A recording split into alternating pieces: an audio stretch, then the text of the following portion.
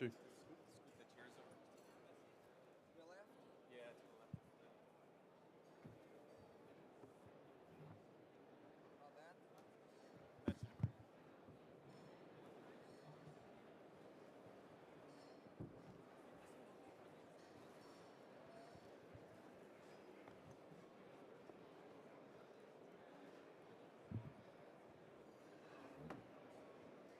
How's that? All right. Yeah, looks good.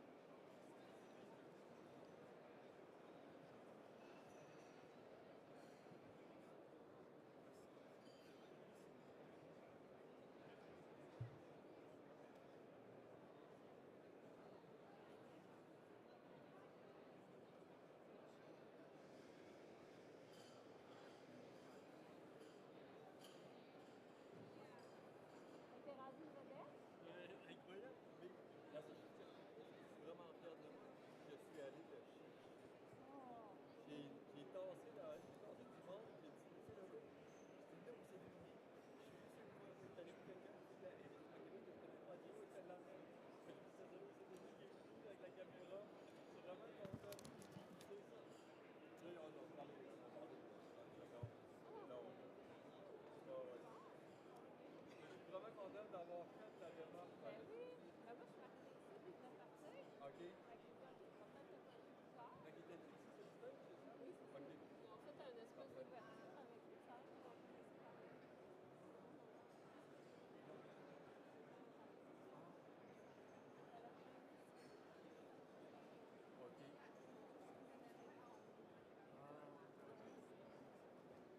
Oh. Alan, il m'a dit qu'il y a un gars. It's live. This is you here. And it's live. You can't turn it Oui, off. Alan, il fait pas de hockey, peut-être. Alright. OK. OK. OK, j'ai tu l'as réussi. OK. Mais c'est un Québécois, c'est ça? OK. Là, ton mot, tu vas faire un petit You can open it French. Oh. peu. Ben, je veux écouter. Je veux savoir. Bonne chance. It's good to go? Yep.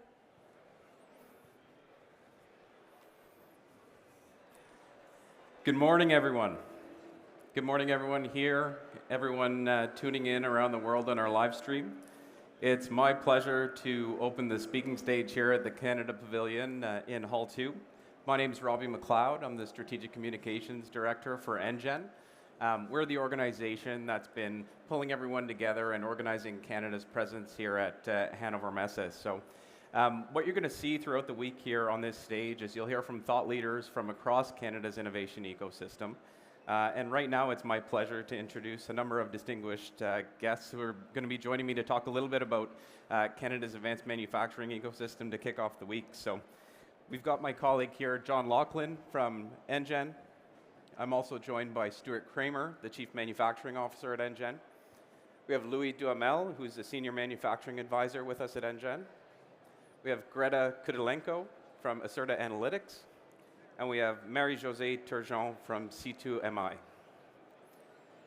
So to kick things off, I'll just provide a little bit of background information about who NGen is. So NGen is Canada's global innovation cluster for advanced manufacturing. We invest in collaborative technology leadership projects.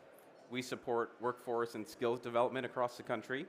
And we promote Canadian advanced manufacturing capabilities around the world at events like this. So to kick things off, I'd like to invite John, who's had a long career in advanced manufacturing around the world, to provide some insights about what makes Canada special. Thanks, Robbie. And as your first chairing of a panel,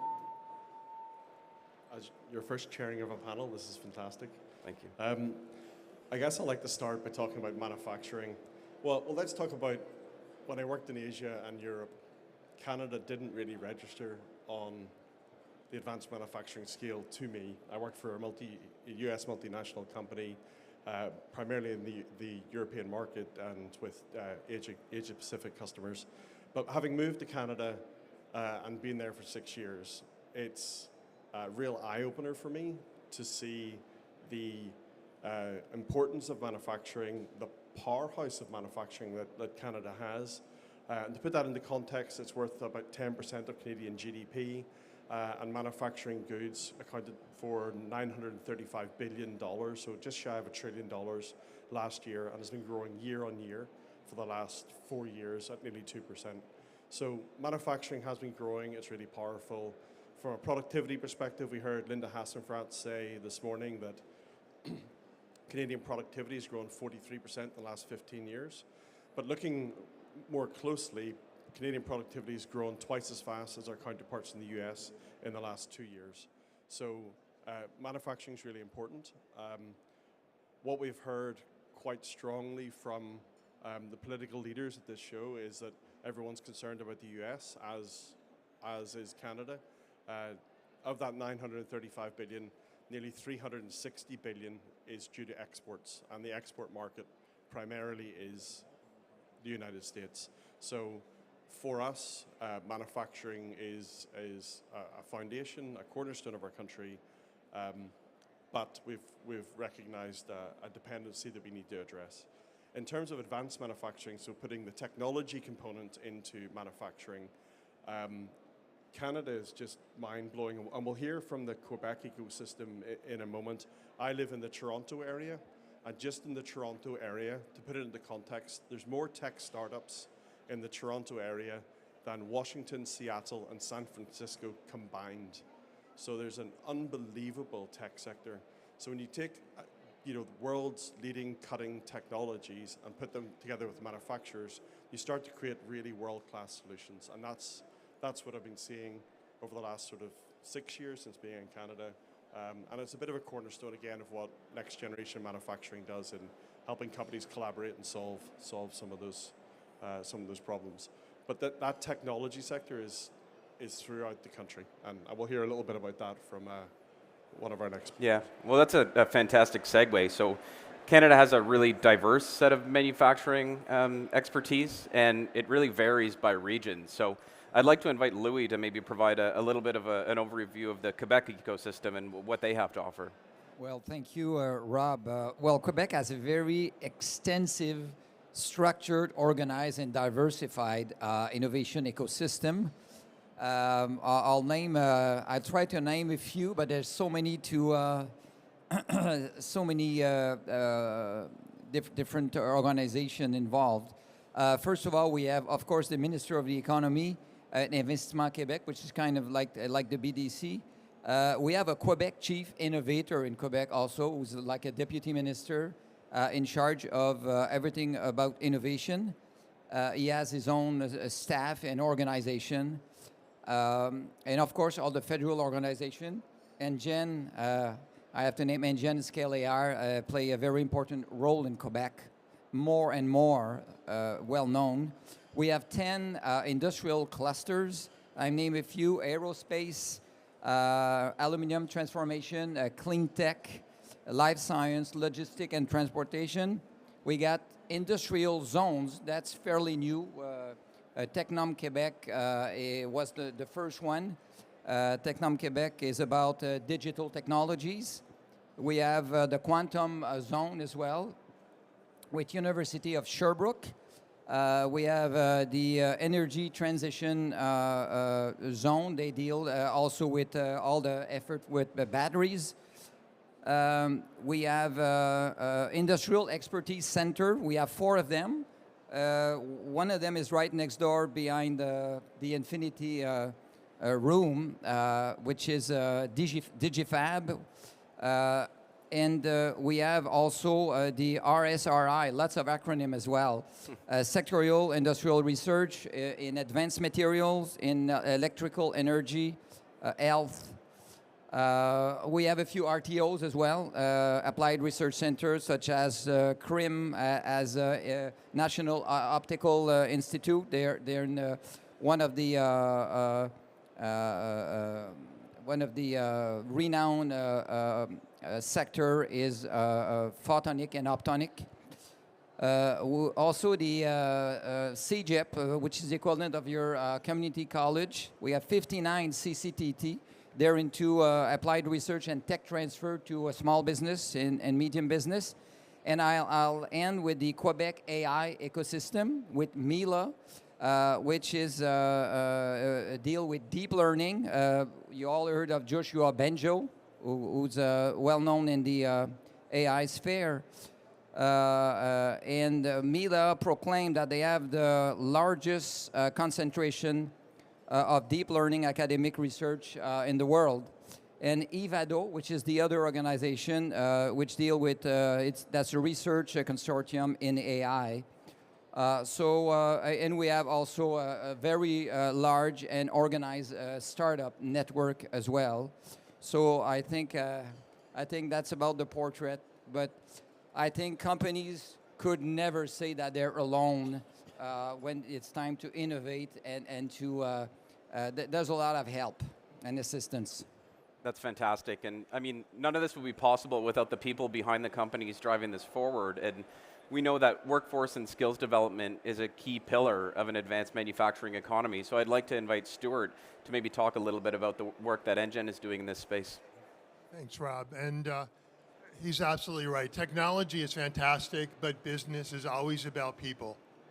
And when you look at our workforce today and you look at the rate of change that we're all experiencing, what you see is that the relationship people of my generation had when we went to school and we got a degree and said, we've now finished our relationship with formal education. We can now work for the next 30, 40 years, and we're well-based. The half-life of a degree today is 3 years or less. And so we need to prepare our workforce to live in a time of change, to be able to adapt and to be flexible. And we can't afford to have people who are so overwhelmed by this that they don't have the skills to redefine themselves, because our kids are going to have to do that over and over again. And so when NGen looks at our workforce and we look at companies, our mission is to build advanced manufacturing companies across Canada, but we want to build world-class businesses, and we want to build businesses that can scale. And so what we need to do then is change the relationship between industry and academia around skills. And so that's really the role that our team has taken, is to say, okay, what are the underlying competencies that the workforce needs? And how do we find ways to impart those competencies into workforce and to workers very, very quickly, and in a way that companies can continue to send people back to get new skills and then come back to work and make them more successful. And so we focused on competencies, and then we've become a bridge between companies and academia to find ways to get those skills into our workforce as quickly as we can. Fantastic, Stuart. And another key pillar at NGen for us is collaboration. And we've had the pleasure of working with the CERTA. And Greta, it would be fantastic if you could give us some examples of what you're working on from a collaborative standpoint, some of those projects. Yeah, for sure. So Acerta, we're a Canadian-based company. We focus on AI applications within manufacturing, especially to bring predictive quality and efficiency into the production floor by leveraging major amounts of data that are starting to become available across manufacturing because of digitalization, introduction of robotic systems, digital systems into production. As we all know, the more data there is, the more efficiencies that could be driven through this information into how manufacturers are approaching work, so that we're moving much more away from manual interventions, manual decision making, into much more data-driven decision making and automation. And so we're kind of at the core of that innovation in manufacturing.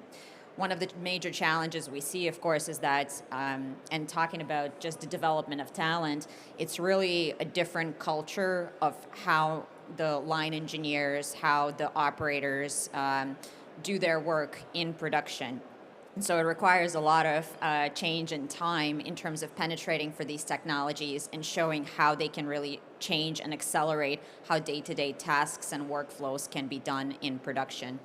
And so NGen and just collaboration through NGen has allowed us to work with some of the major Canadian manufacturers like Linamar, like Ballard, like Woodbridge, to bring this innovation into production and really de-risk some of the initial application and innovation such that it becomes less of a concept and much more an applied technology that's then driven into day-to-day operations for the manufacturer.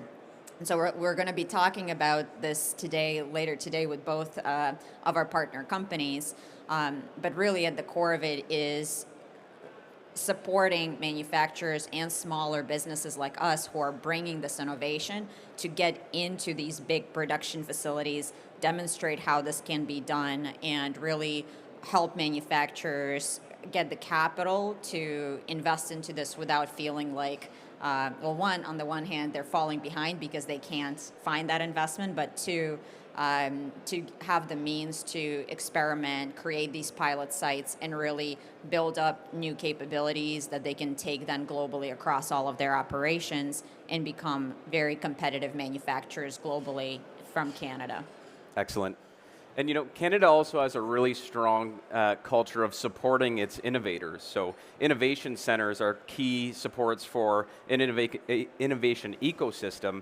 And Marie-Josée, I was wondering if you could talk a little bit about the work that your organization does to support the semiconductor industry in Canada. Yeah, thank you, Robert. So C2MI is a R&D facility. So basically what we do is we translate the good ideas and proof of concept and development work that's being done in the university environment. We translate that into manufacturing processes that can then be produced at high volume in our manufacturer environment that we have in Canada. So as Robert was saying, we're in the semiconductor industry, which is a very research and dollar-intensive industry, but we're part of a value chain through Canada that is very interesting. And I think that's one of the advantages of Canada, is that we can work with universities at a very big R level, research level, from British Columbia all the way to Sherbrooke and then in the Maritimes as well. So we work with all that university environment. We have groups like CMC that will help those academic to do their design, and that design can then be transferred to a tech transfer facility as C2MI or INO in Quebec.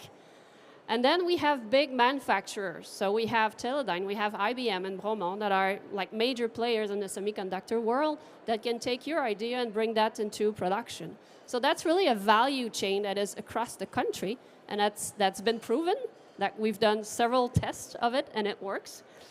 But also, I think what's important is that we need support. And that support, regardless if it's from a talent perspective or investment perspective. So there are organizations like NGen that helps us do those projects. So we have a couple of projects in the quantum world that NGen supports for us. We have other projects with the provincial government. So Quebec provincial government is really focused on innovation. So a lot of programs there. And we also have the innovation zone, as Louis was saying. So we have 4 innovation zones in Quebec, and they're really technological clusters where all the big players are working together. So it's really a collaboration at its best. And so we have the innovation zone in Sherbrooke in quantum technologies. We have one in Bromont in numerical technology, Technom Quebec. There's one for aerospace, and there's also one for the electrical transition in the Trois-Rivières area. So a lot of things are in place, and I think, again, collaboration is the key, and all those entities work very well together. Fantastic. And I think what we've heard from the panelists so far is that Canada has everything it takes to be a strong innovation economy. We have a strong startup ecosystem. We have a great base of research and development. So I want to understand from the panelists, and I'll open this up to everyone, what do you see as some of Canada's biggest opportunities moving forward for its technology companies, manufacturing companies? We have, first of all, we have the most well-educated workforce in the OECD. We have fantastic universities across the country doing world-class research. We also have tech access centers in CEGEPs that allow companies to actually go to colleges and work with equipment and facilities at the colleges so that they can actually try things and develop things before they have to make an investment. And there are a lot of great supports then for our companies, in particular our SMEs, and we are a nation of SMEs, to innovate in a very cost-effective way, but very quickly. We are world-class collaborators in Canada. We have an incredibly collaborative culture, and so doing business with Canada is pretty easy. NGen is fostering more of that collaboration in terms of how we do projects, also the cluster building activities that we do to support other clusters across Canada. So all in all, everything we do at NGen is focused around collaboration. You might talk a little bit about how the project teams are built, because again, the collaboration events we do are fantastic for building tech collaborations. Yeah, thanks, Stuart. So we have been lucky to receive over $500 million from the Canadian federal government to invest in advanced manufacturing capabilities.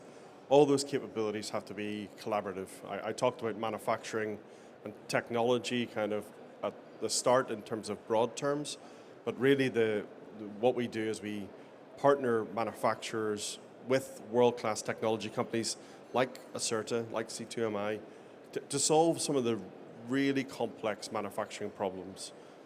In that, the manufacturers get world-class solutions, but the technology companies have created, or do create, new solutions that can be commercialized and scaled. And one of the things, I guess, why we're at this show is looking for opportunities to help those companies scale internationally. The foundation of collaboration, the events that we run, are all about helping those companies scale. And I guess it's not so much talking about technology, because we have world-class technology, but it's how do we scale the businesses themselves. And integrating those technologies across an entire business is critical.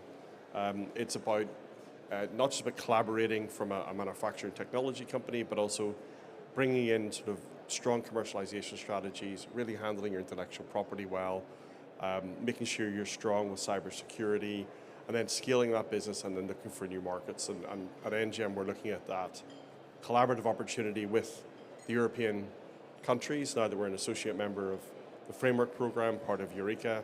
We have troubles with the US, so we need new partners, and that's what we're here for today. I'm kind of obsessed with the productivity gap of corporations in Canada and elsewhere as well. And with the recent event, I think there's nowhere else to go. Companies need to increase their productivity and quickly.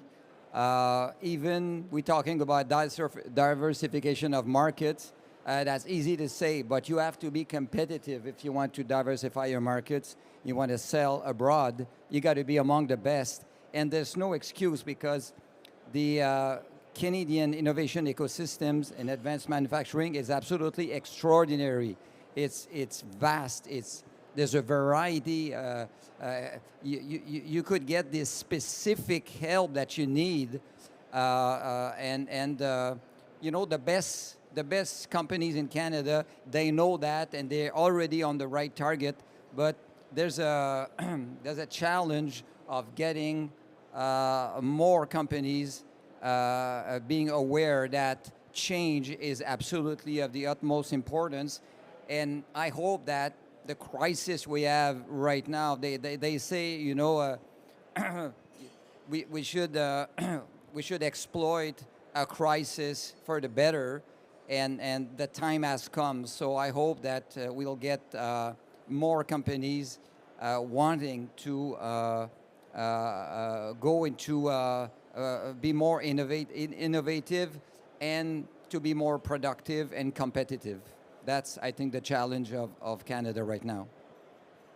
And building up on that, I think capital is really important within Canada, and especially everything we're doing through NGen or other ecosystems and clusters we're forming I think, are very critical in helping Canadian manufacturers and Canadian businesses really be the early adopters and the movers rather than eventually bringing in technology that's been proven everywhere else in the world into their own operations.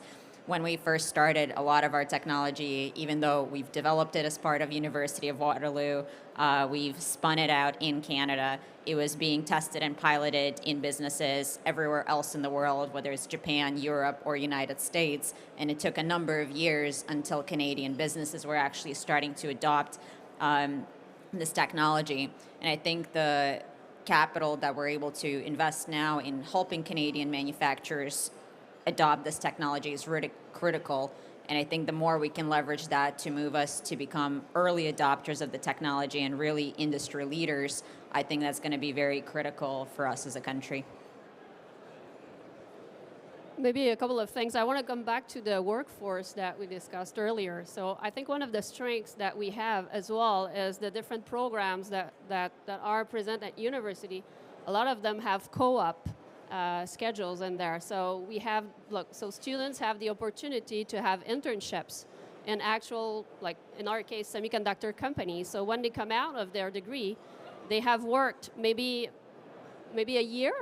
They have close to a year experience, depending on the university and the program, but they have close to a year experience within a manufacturing environment, which is very great. So I think that's a lot of advantage that we have from our universities in Canada as well.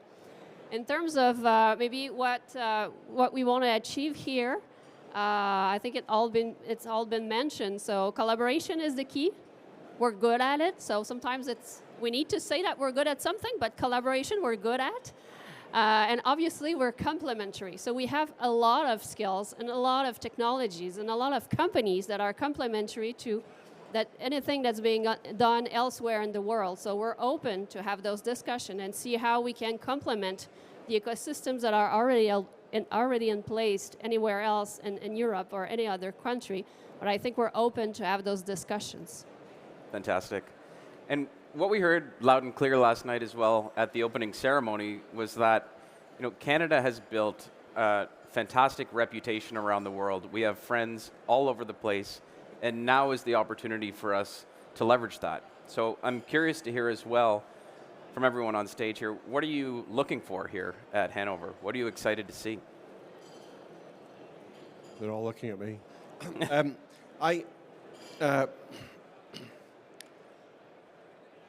I'm looking for what is world class. If you can say Canada's world class in quantum, but what does that mean? I can give you examples of advanced material discovery from OTI, Luminomics, and Nord Quantique. But really, when I look at world class, I would say go see the Perimeter Institute. I want to benchmark Perimeter Institute against what's world class in quantum. I know the many AI companies within Canada. I want to benchmark what's world class in AI. I really want to benchmark Canada. I want to see where we stand. Like I wholeheartedly, because everyone can say they're world class or the best at something, but really nobody can be the best at absolutely everything across the board. So I'm looking for those pockets of truly amazing, and then looking for those partnerships and understanding and learning and seeing, Canada is part of the Horizon program. Can we put together a joint program? Canada has got direct funding to fund with Germany, with Austria, with France, with the UK. So I'm looking for those pockets of opportunities where we can actually bridge real research and technology. At a higher level, I'm trying to do some technology mapping in my head. I'm trying to work out where Canada's strengths are compared to other countries and see whether we can lay those strengths both from a technological perspective but also where we're non-competitive from a market perspective. And can we then look at synergies in terms of where can we complement each other? We can pick buzzwords and say we should collaborate on that, but unless there's a win-win for both countries, I think that's a challenge. So I'm looking for that technology overlay with the market non-competitiveness is what I'm hoping to get out of this show this week. Fantastic. I think I'll state the obvious first.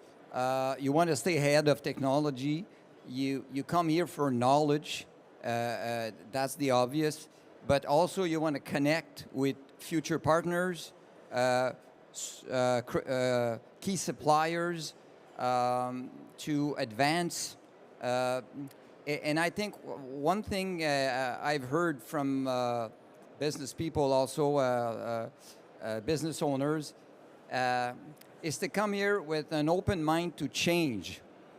This era is about change, and some companies are resisting, thinking that things will be better tomorrow, and things will be back to normal. And no, they won't be back to normal. And change is not an option; it's an obligation. And I think you come here, you're going to be struck. And I think you're going to go back home with a different mind. I think with an open mind. For some companies, it's a reload, and because as it was mentioned before, the assistance, the ecosystem can cover about any angle from any business problems with regards to technology and productivity and so on. So I think you go back home a different person if you come to Hannover.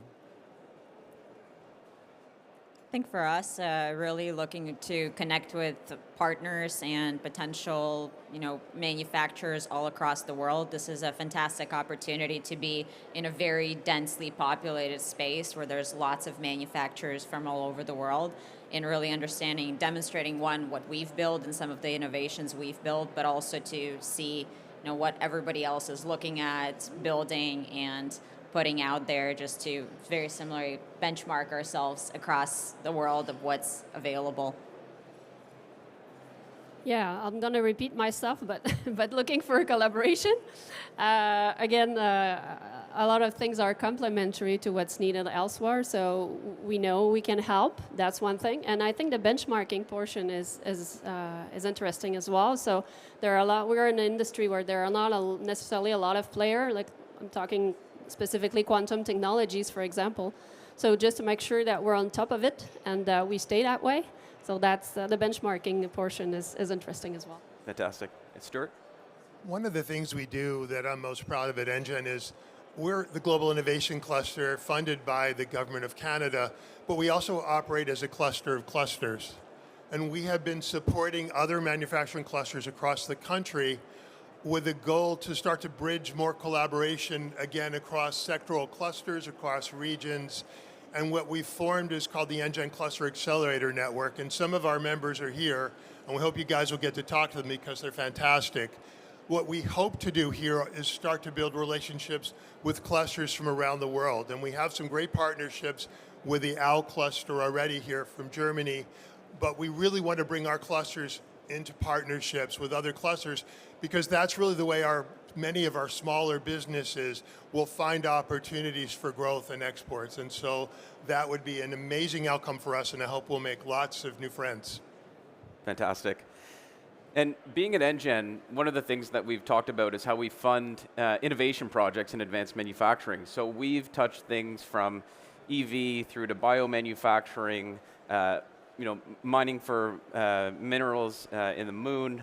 So John, I was wondering if you could give us a bit of a flavor of some of the work that NGen has done, some of the different sectors that we've worked in, and some of the kind of most exciting projects that you've seen come across your desk. Yeah, we've got a bunch of mad programs. I think mining on the moon was we'll start there, will we? So we did a program with the Canadian Space Agency. It's part of the Artemis program about building a lunar base and using the lunar base in order to reach Mars and mine asteroids. It's an international collaboration with many, many countries. The piece that we were looking at was, can you do moon exploration to find minerals, process those minerals, and manufacture on the moon? Sounds a bit mad, right? Of course. But within the constraints of there's no atmosphere, lack of energy. You don't have a lot of water. To purify regolith into water is really quite complex. Lack of chemicals.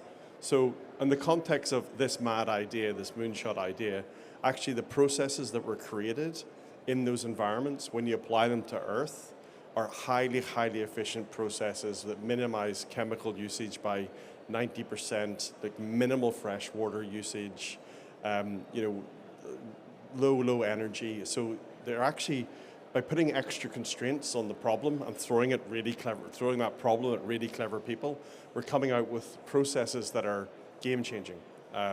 So it was a bit of a mad one for us. A bit more down to earth is looking at home building, accelerating home building, doubling, which everyone's struggling with this, but in Canada, cost of homes are high. We're not building them fast enough.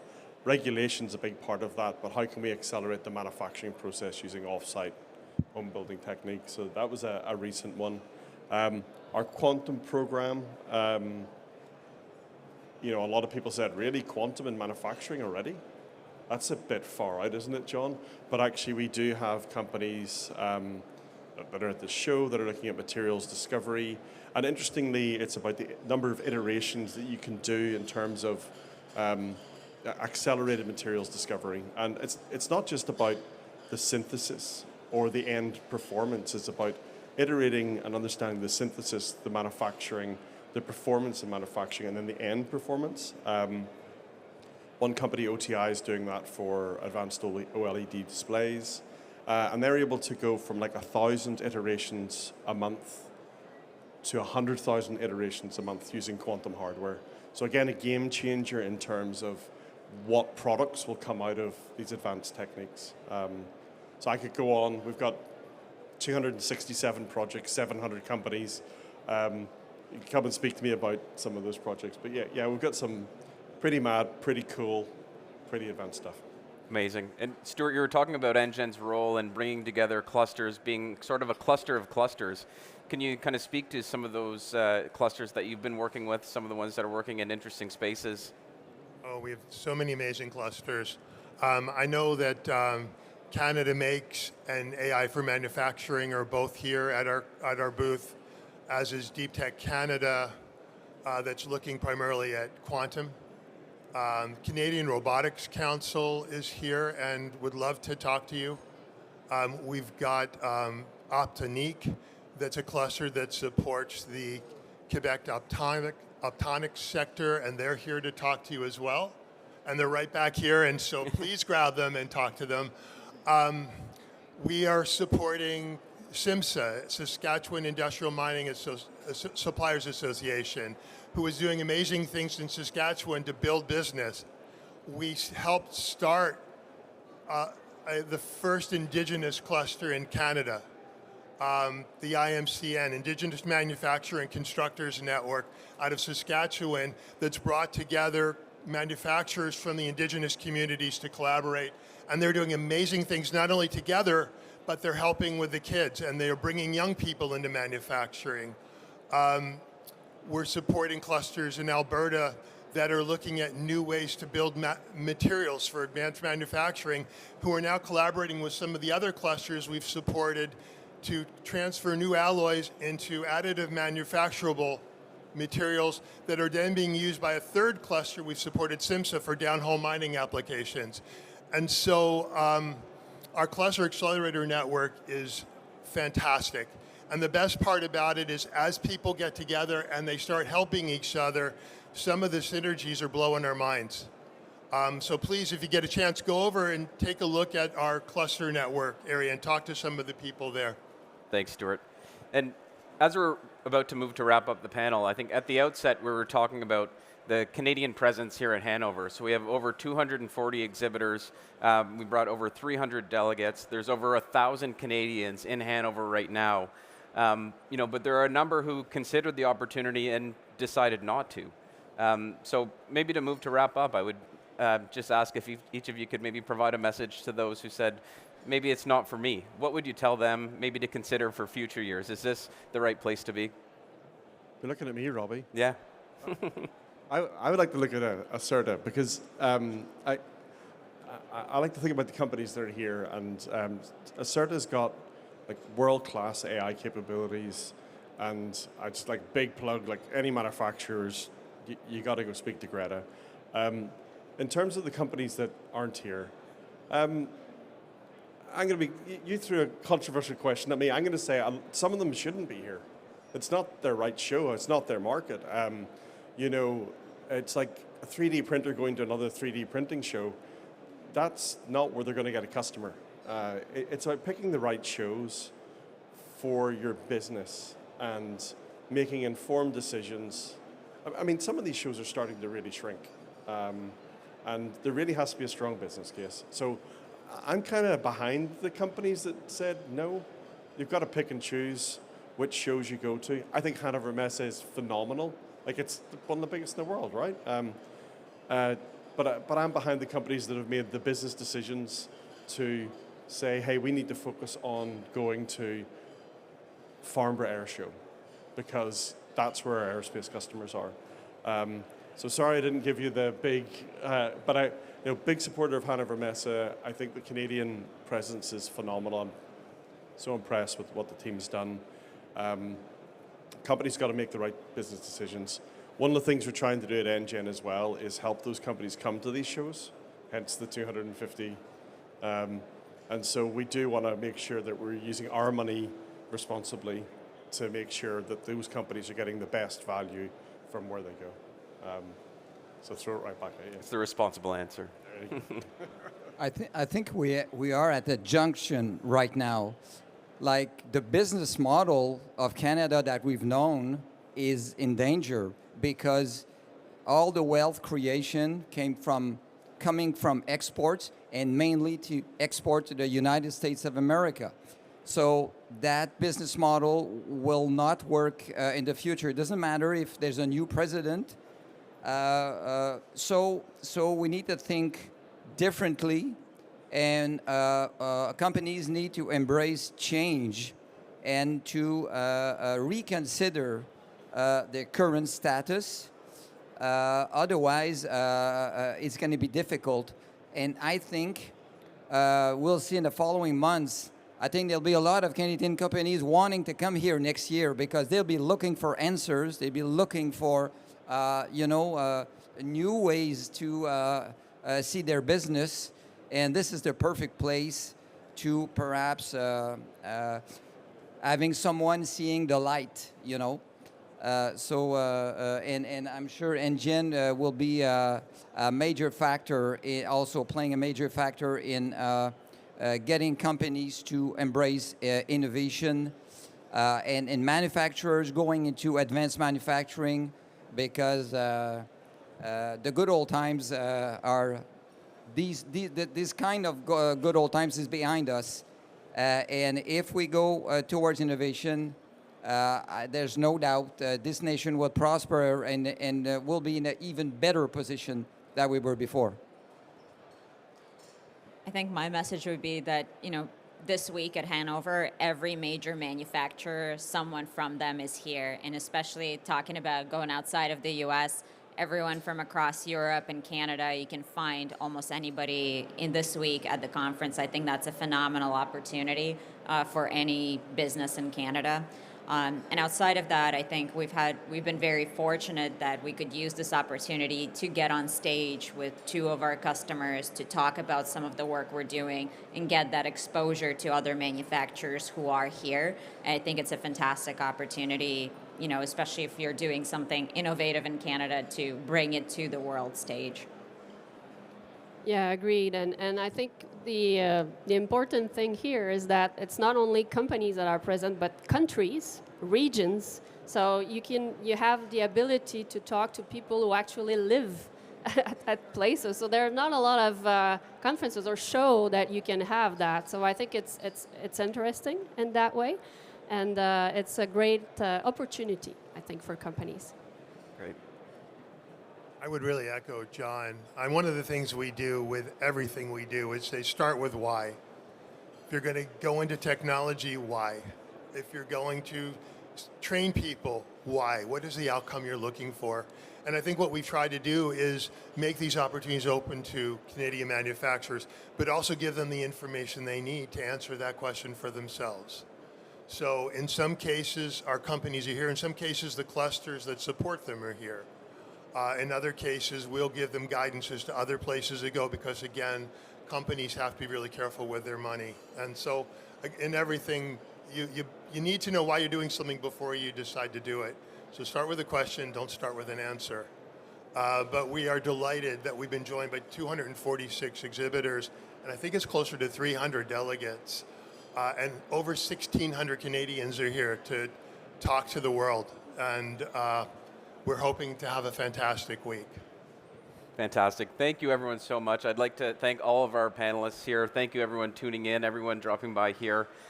We hope you have nothing but success at Hannover Messe, and we look forward to hosting you throughout the week at some of our exciting receptions. Thank you very much.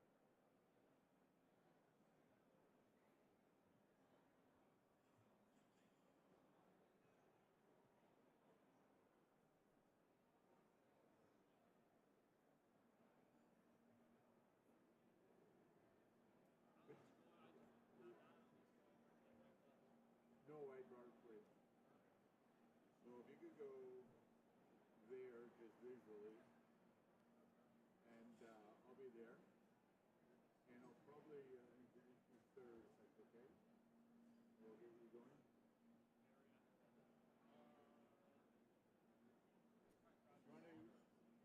Want to grab the third spot here? Thank you. What do you want me to sit down? Right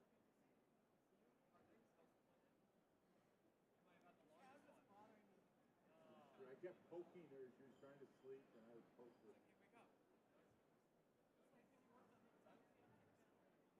Yeah, but you're a good size for those things. You look real comfy. I'm like, man.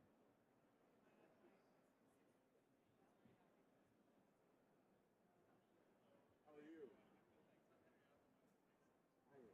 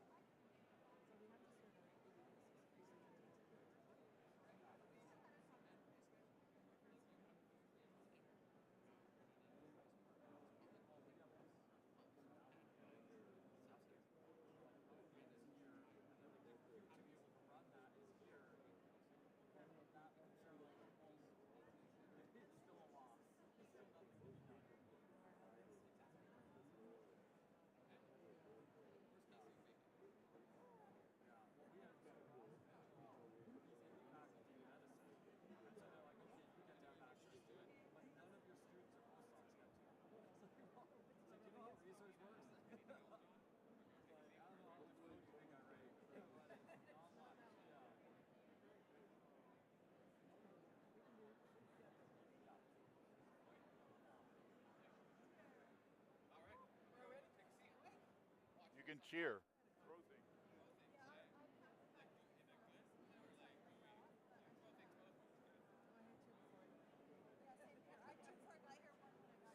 Thank you. Thank you. Thank you.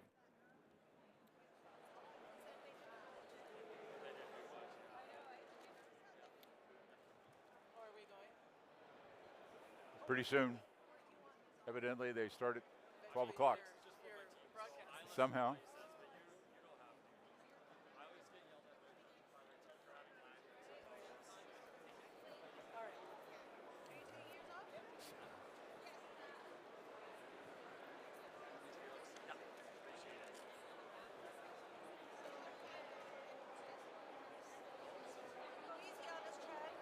No, you got.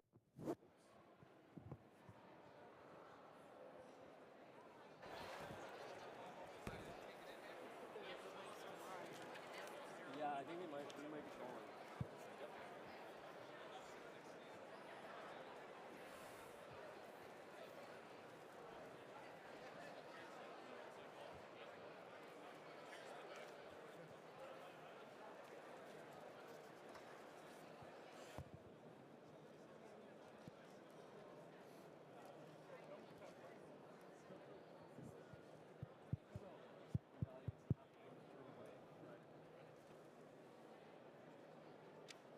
Hello, everyone. Thanks, everyone. This is our second panel of the day in Hall 2. We have a distinguished panel, which is Driving Innovation, the Role of Leading Research Universities in Canada's Innovation Ecosystem. I'm glad to introduce Dr. Gaffield, who will moderate this panel. He's the CEO of U15 Canada, which represents 15 of the country's leading research universities. Dr. Gaffield, over to you. Thank you very much and welcome. It's wonderful to see you all here. Bonjour à tous et toutes, soit ici en Allemagne ou à travers le monde. I really appreciate the opportunity to engage with it today, and we're delighted to have three wonderful panelists. Our topic today, I think, is really at the heart of our 21st century. How can we bring together those vertical structures that we created during the 19th and 20th century, businesses, universities, communities? How can we horizontally connect all that and bring it together to really make the kind of better future that we all want? One of the things that's interesting is that across countries, how universities and campuses, how universities and businesses, how all that works together is different. It's got various characteristics of it. But today, you know that we need much more in terms of those synergies, much more effective collaboration. And I think that's our topic today, is to talk about how is Canada doing this as opposed to some other countries, what's similar, what's distinct, and how can we do it better? Because the urgency of it all. Last night, our special envoy, Stéphane Dion, talked about how Canada and Germany, for example, have been friends in the past and have worked well. We like each other, but now we need each other. Now we really have to ratchet that up, scale that up. And I think it's the same thing with businesses and universities. We've liked each other, we've had engagements, and we've done certain things, but now we have to ratchet that up. We have to really intensify it and really bring it to a new level for our 21st century. So today, I'd just like to quickly introduce our panelists, and we'll get going. It's a real thrill to invite them here. Let me turn first to Gail Murphy, who, as you know, is a computer scientist in Canada. She works in software engineering, and also a topic that's really very, very central today, the whole notion of knowledge worker productivity. She's also co-founder and chief scientist of Tastock Technologies, and we can talk a little bit about that today. And she's vice president of research and international at one of Canada's leading research universities, the University of British Columbia, where she's been there in that role since 2017. I'm also very pleased to welcome Amina Robinson-Fayette, who's a professor of civil engineering at the University of Alberta, where she is also the Vice President of Research and Innovation at one of Canada's leading research universities. Her own work is in fuzzy logic and fuzzy hybrid modeling techniques as a Canada Research Chair and also an NSERC Senior Industrial Research Chair focused on kind of strategic construction modeling and delivery, and so very much at the heart of our discussion today. And finally, pleased to welcome Cam Link, who's the CEO of Alberta Machine Intelligence Institute, or AMI, as known across Canada and internationally, software entrepreneur and developer. And today we'll talk about some of his work in terms of creating the space in which startups can thrive, in which those synergies can really take place, and also the notion of that human-machine interaction. His role as CEO of TouchMetric, which helps in terms of the surveying people, including the kind of at your door, combining the physical presence with digital tools. So we're well served, different perspectives, and I think we'll have a great discussion. So let me open by asking about that. In the Canadian context, what does collaboration across businesses, across universities, connecting to the larger society, how are we doing on that? Where are we? What's perhaps distinct about the Canadian context, and what are some of the successes that you've seen so far? Gail, can I ask you first to discuss that a bit? Yeah, sure. Thanks, thanks, Chad. And it's really great to be here in Hanover, connecting with so many of our partners that are in Germany and across Europe. Collaboration in Canada is really interesting because we have such a geographically large footprint with relatively small population along the border. And yet collaboration happens all the time within the country. So in particular, there's been a lot of investment in infrastructure across the country. And we see groups that are working across that infrastructure. So our Quantum Matter group works very closely with Waterloo, with Sherbrooke, to make sure that that infrastructure is available to companies that are starting up. And we see that connect through to the companies that are also working together with the researchers. The Canadian government has had a long history of incentivizing work between Canadian researchers and Canadian industry, and is now expanding more to international industry. And that's brought together a lot of really interesting relationships over the years. I can speak for my own research area. My first collaboration as a young professor was Siemens, and so it's great to kind of be coming full circle and be back here in Germany. Great, thank you. Amina, how do you see this in your context? Yeah, thank you. I really echo what Gail said. We have very good models that are funded both provincially and federally to formalize that collaboration. So we have partnership models that bring together industry, academia, government, and community members. And a lot of that's through matching programs where industry involvement and industry funding are matched federally and provincially to do so. And it allows us to create these centers of expertise that are very much industry-led, but working very closely with academia and government. We're all part of that innovation ecosystem and chain, and so we have to work together rather than in silos. We have programs also such as MyTax funding, which allow us to train the next generation of leaders.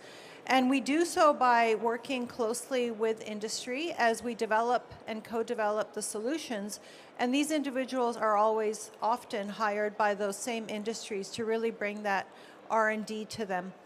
The other thing is we're very good at supporting commercialization. All of the major universities have technology transfer offices. As Gail said, we're well connected. We work together. We also have really good inventor-friendly IP policies in Canada. And there's also some federal funding programs such as Lab to Market that support market validation, licensing, and really help some of these research ventures get off the ground, similar to, I'm sure, Gail's experience. Thank you. Thank you. Cam. Yeah, thanks. The research ecosystem in Canada is really interesting because there's already a culture of collaboration. We have researchers collaborating across universities and have been doing so for years. And so that culture already exists. And as you're seeing, more and more, especially in our field, in AI, more and more things getting progressed by people who are bilingual. And I don't mean, because it's Canada, I don't mean English and French, but people who speak a domain and speak AI at the same time, you're seeing that be the vital kind of lingua franca to be able to move things forward. And so that that collaboration with industry is something that we're really well prepped to do already, because the culture of collaborating across research areas and across researchers has been there from the start. And so there's great programs, there's great researchers, there's great opportunities, but really the culture is there to really drive this forward, and I think that's a really special thing about Canada. That's such an important point, because one of the things that I think we've become increasingly aware of in Canada is the importance of talent. Those highly qualified people, and you were referring to that kind of really essential component of the whole innovation process. And one of the things that I think is an advantage in the Canadian context of having a university kind of centered research and innovation ecosystem is that having the graduate students involved, having the back and forth and so on. And I wonder if you could just reflect a bit about how in the Canadian context we try to integrate the development of talent into the whole innovation process, and often leading to recruitment on the business side, following activities, research initiatives, and so on. Can you talk a bit about how our programs and funding and the government policies and university policies and so on, how we're trying to really cultivate that talent piece of the innovation puzzle? I guess I'm going first again. So, I think Amina already referenced the MyTax programs, which allow graduate students to be able to spend some time in industry with an industry partner. We see a lot of uptake of those programs. And it's not just having the government program there, it's what the students want. The students want to gain that really hands-on experience of what the problems are in industry. So to Cam's point, being able to talk not just AI, but talk a domain with AI. But we see students going into multiple different kinds of industries, whether it's agriculture, manufacturing, working with aerospace, and doing that mostly in Canada, but also going abroad through programs that are available to spend some of their time doing more joint PhD kind of work, collaborating in other labs. And that's just a fundamental part of innovation overall, because you can have great minds, but if those great minds aren't interacting with other people, that have other different experiences, you really don't get to a great outcome overall. So having the great people, get them into industry, get them interacting with people, but also in working with labs across the world. Cam, do you want to follow up on quickly? You got us down this path of talent. Yeah, when it comes to technology advancement, I always say it's more about talent transfer than technology transfer. Technology is done through people, and advancing things are done through people. And so to me, again, the really special thing about Canada is these incredible universities are just producing this absolutely amazing talent. And the ability to work with that talent to be able to advance a specific technology area, I just think is incredibly special. And again, there's a number of programs to be able to do that. But maybe more important than that, you just have an incredibly engaged set of grad students and undergraduate students coming out that are really excited about solving big problems. And so the ability to have that talent transfer is huge in Canada. Amina, could you pursue this a bit in terms of the developing the kind of mindset, the kind of highly qualified talent we would need, for example, in terms of the fuzzy logic, that decision making. It's a new way of thinking, right? It's a new way of conceptualizing the kind of innovation we need. How have you tackled that in your case? So thanks for asking that question. Fuzzy logic is actually one of the family of the artificial intelligence techniques. And the way we did it is when I started working in this discipline, AI and construction did not go together, and thankfully now they do.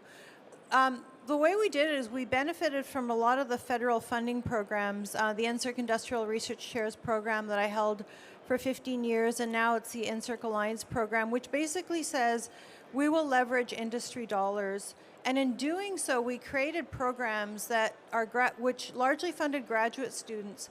They had to work with industry in order to develop their project proposals and theses. In doing so, it achieved two things. We trained industry so that became part of their terminology and acceptance of the tools, the software tools we were developing. At the same time, we trained the students who were then hired by the industry partners and brought these advanced techniques to them in practice. So part of it was ensuring that we worked side by side with those that would ultimately benefit from these tools, which were largely software systems. And so this model of collaboration with industry is not unique to me. Most of my colleagues in the engineering domain do that, but also at the University of Alberta, our provincial government is focused on work-integrated learning. So 98% of our programs at the University of Alberta have a work-integrated learning component. So that's just one example, and many of my colleagues have built similar programs in doing so. The key is to ensure, though, that there's incentives for industry to partner with universities, and government plays a critical role in ensuring those incentives are there. Cam, can you kind of focus on this a bit in terms of your notion of creating a space where physically people can come together and kind of make the connections that might not otherwise happen. So can you talk a little bit about the initiative that you've had great success with, and now it's how many thousand square feet you occupy in Edmonton? Yeah, so I mean, kind of throughout my career, I've created a couple. Nobody like my answer. Okay, yeah. Okay, I won't talk about that. No, yeah, I've had the opportunity to create a couple spaces, bringing together entrepreneurs, bringing together researchers. As much as I like physical spaces, the opportunity to create collisions, to me, it really does come back to people. And as much as you can create a space and hope people end up talking to each other, to me, the special thing in Canada and the special opportunity is actually bringing together researchers, bringing together like groups focused on a specific area, interdisciplinary people, to be able to tackle specific problems. And more than any physical space, as great as those things are, it's what comes out of those that end up being what drive forward really interesting projects and interesting opportunities. So as much as I do like physical space, it's more at the end of the day, they're all nice. But it's the people that are in them that are what really matter. Does that resonate with your experience in terms of trying to cultivate those synergies? Yeah, I think so. We've had a lot of success bringing together interdisciplinary teams by putting out challenges and saying, come to us with what you want to solve, whether it's an economic problem or a social problem.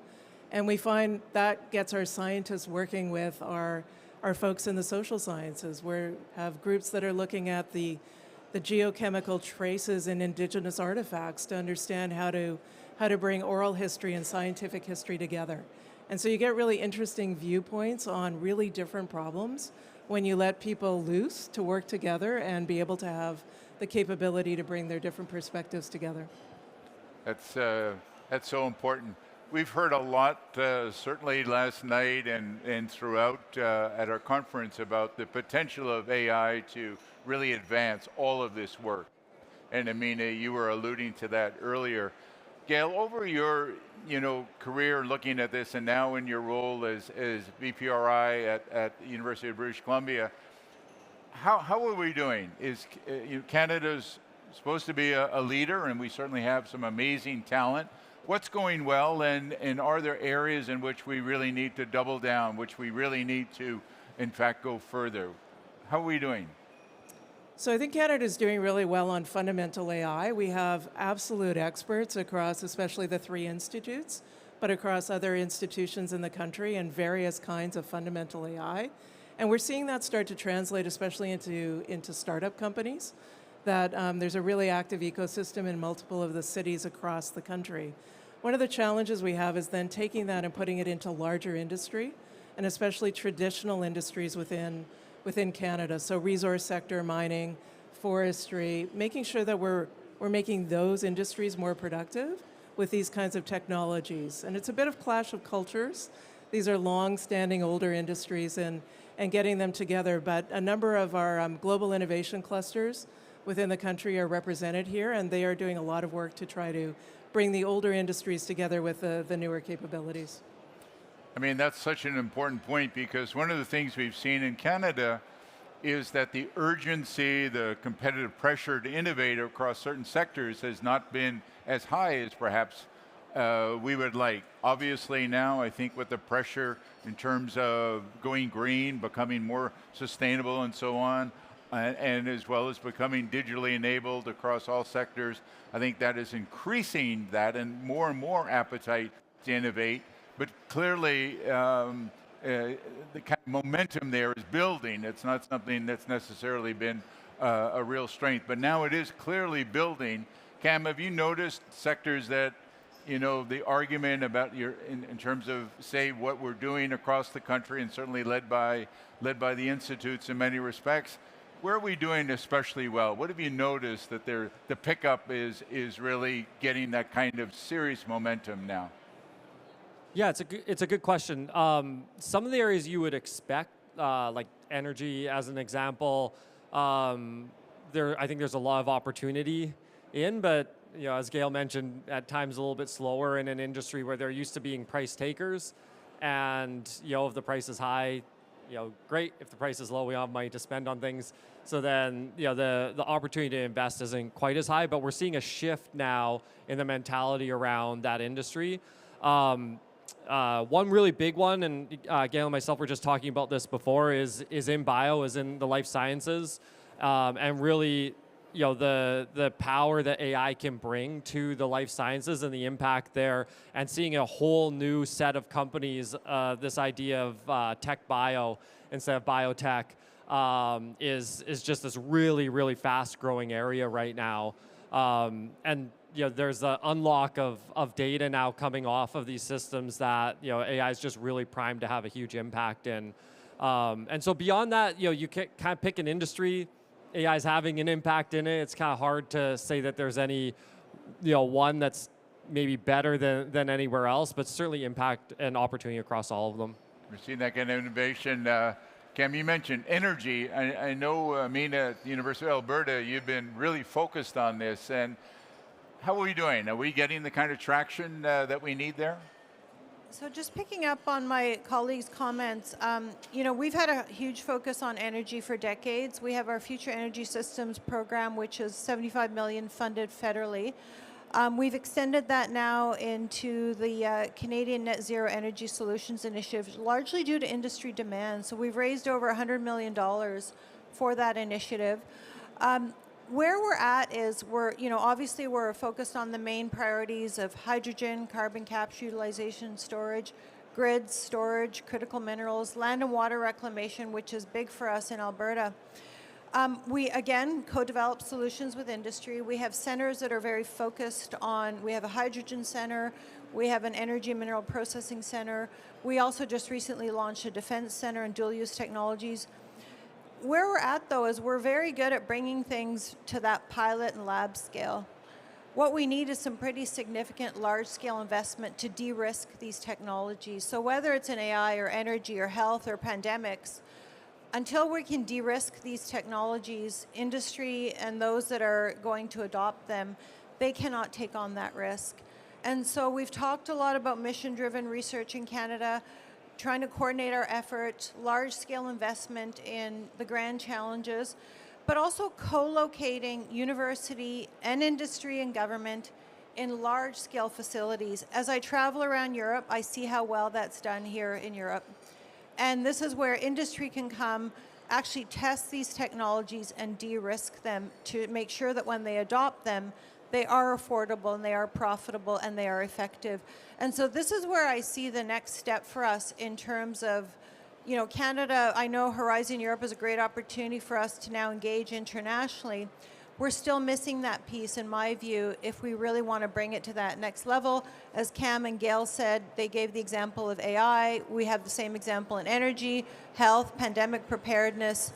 So I think that's really our next opportunity in Canada and, quite honestly, internationally as well. That's great. You alluded to the kind of international collaboration aspect of this that I want to move to in a minute, but first I want to talk a little more about the extent to which the kind of interactions that we need are really context specific. And in other words, one of the things that we've been, I think, more aware of is that geopolitical borders matter a lot. I think, there was so much talk in the 1990s about, globalization was here and we have all these intertwined networks and so on. And, in the Canadian context, Marshall McLuhan's notion of the global village, we thought, well, that's where we're going to go. We're going to have a really kind of a seamless globe. Well, that turned out to be quite wrong, and we now have, it's been made crystal clear, and certainly during the pandemic, geopolitical borders matter a lot. If you have the kind of domestic capacity, that's going to be really the underpinning of success. How are we doing in terms of building a kind of Canada that can connect, the communities around universities, whether it's like at UBC or Alberta and across the country, that we can do that in a way? And I think the institutes, Cam, maybe we can talk a little bit about that. How do you combine the strengths of the specific context you're in with that kind of pan-Canadian collaboration such that it really raises the level of the whole initiative? Yeah, it's a good question. I guess borders matter a lot, but at the same time, technology doesn't care. And so, technology moves very fast across borders, especially in AI.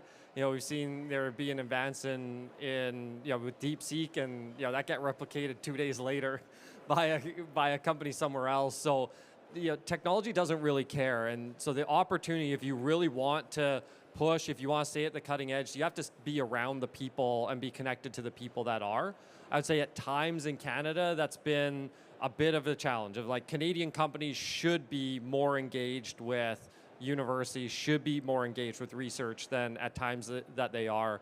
And so this is an opportunity, I think, now for us to push that gas pedal even harder as Canada.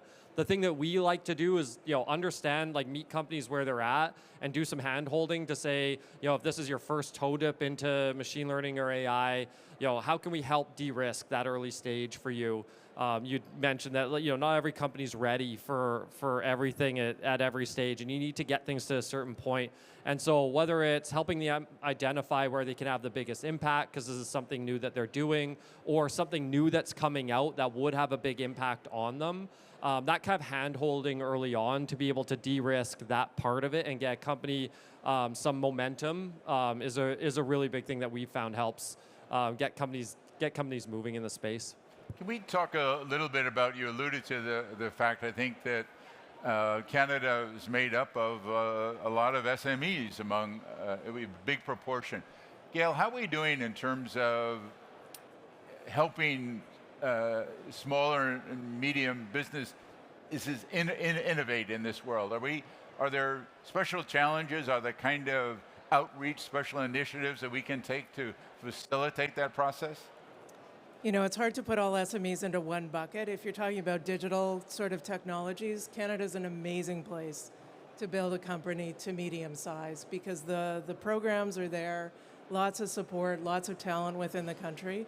If you're talking about more of the engineering-based manufacturing, it gets a little harder because we don't have as many of the scale plants to be able to look at chemical processes and scaling them up. That being said, we have an amazing opportunity in Canada, given our critical resource capabilities, to scale those kinds of companies within Canada. I'm going to take a little issue with looking too nationalistic, though, because Canada is too small of a market to make a company of any size. And so immediately, you need to collaborate beyond the borders. And the companies that figure that out, they thrive. And if you don't figure that out, it's going to be hard to make it. And that's such a good segue into this question of international, because obviously Canada is one of the most internationally engaged countries. Certainly our universities are really, really engaged. If you look at, the extent of co-publication between authors in Canada and researchers elsewhere and so on, we do really, really well. So in terms of, can we talk a little bit about how that's changed a bit in recent years? In other words, last night, again, we were emphasizing the extent to which the trusted partners, we need each other globally now. We need each other in ways that perhaps we haven't in the past, and how can we leverage some of those history of collaboration, but then scale that up given the urgency of doing all this. maybe Gail, can we go back to you and talk about this more? How has a university like UBC, or how are we doing in terms of really embracing the local, but then taking it global at the same time? How are we doing? So I think Canada's participation as an associated country in Horizon Europe is an amazing opportunity. And we're seeing the collaborations that are already formed between our universities in Canada, UBC, for instance, and whether it's Max Planck or whether it's the CNRS, different institutes or places in the UK, we're seeing people jump on these opportunities. And it's an interesting opportunity because we're looking at Pillar 2 type projects which really bring together industry, various universities, and different capabilities around missions or challenges. And so we're hoping that Canada will lean in, continue to participate as we can with our Horizon Europe countries. We're seeing researchers be willing to do it, and we'd like to see sort of sustained capabilities and the Canadian government lean in and really contribute to the calls so that we have places where Canadian researchers and Canadian industry can collaborate across the borders and really shine. Cam, have you sensing this as well, that the urgency to kind of combine the local engagement with global connections is more intense than ever? Yeah, I mean, we're smaller in population than California, so as a country. As a country. Right. So yeah, we really need to collaborate internationally in order to be successful. And I think that mentality has always existed to an extent in Canada. But really, as things are going on now, it's something that's being pushed even more. Amina, in your context, whether it's energy or any of the topics that we've been talking about today, are you trying to enhance those connections, work at the local level in your context, but then also really leverage that global interrelationships?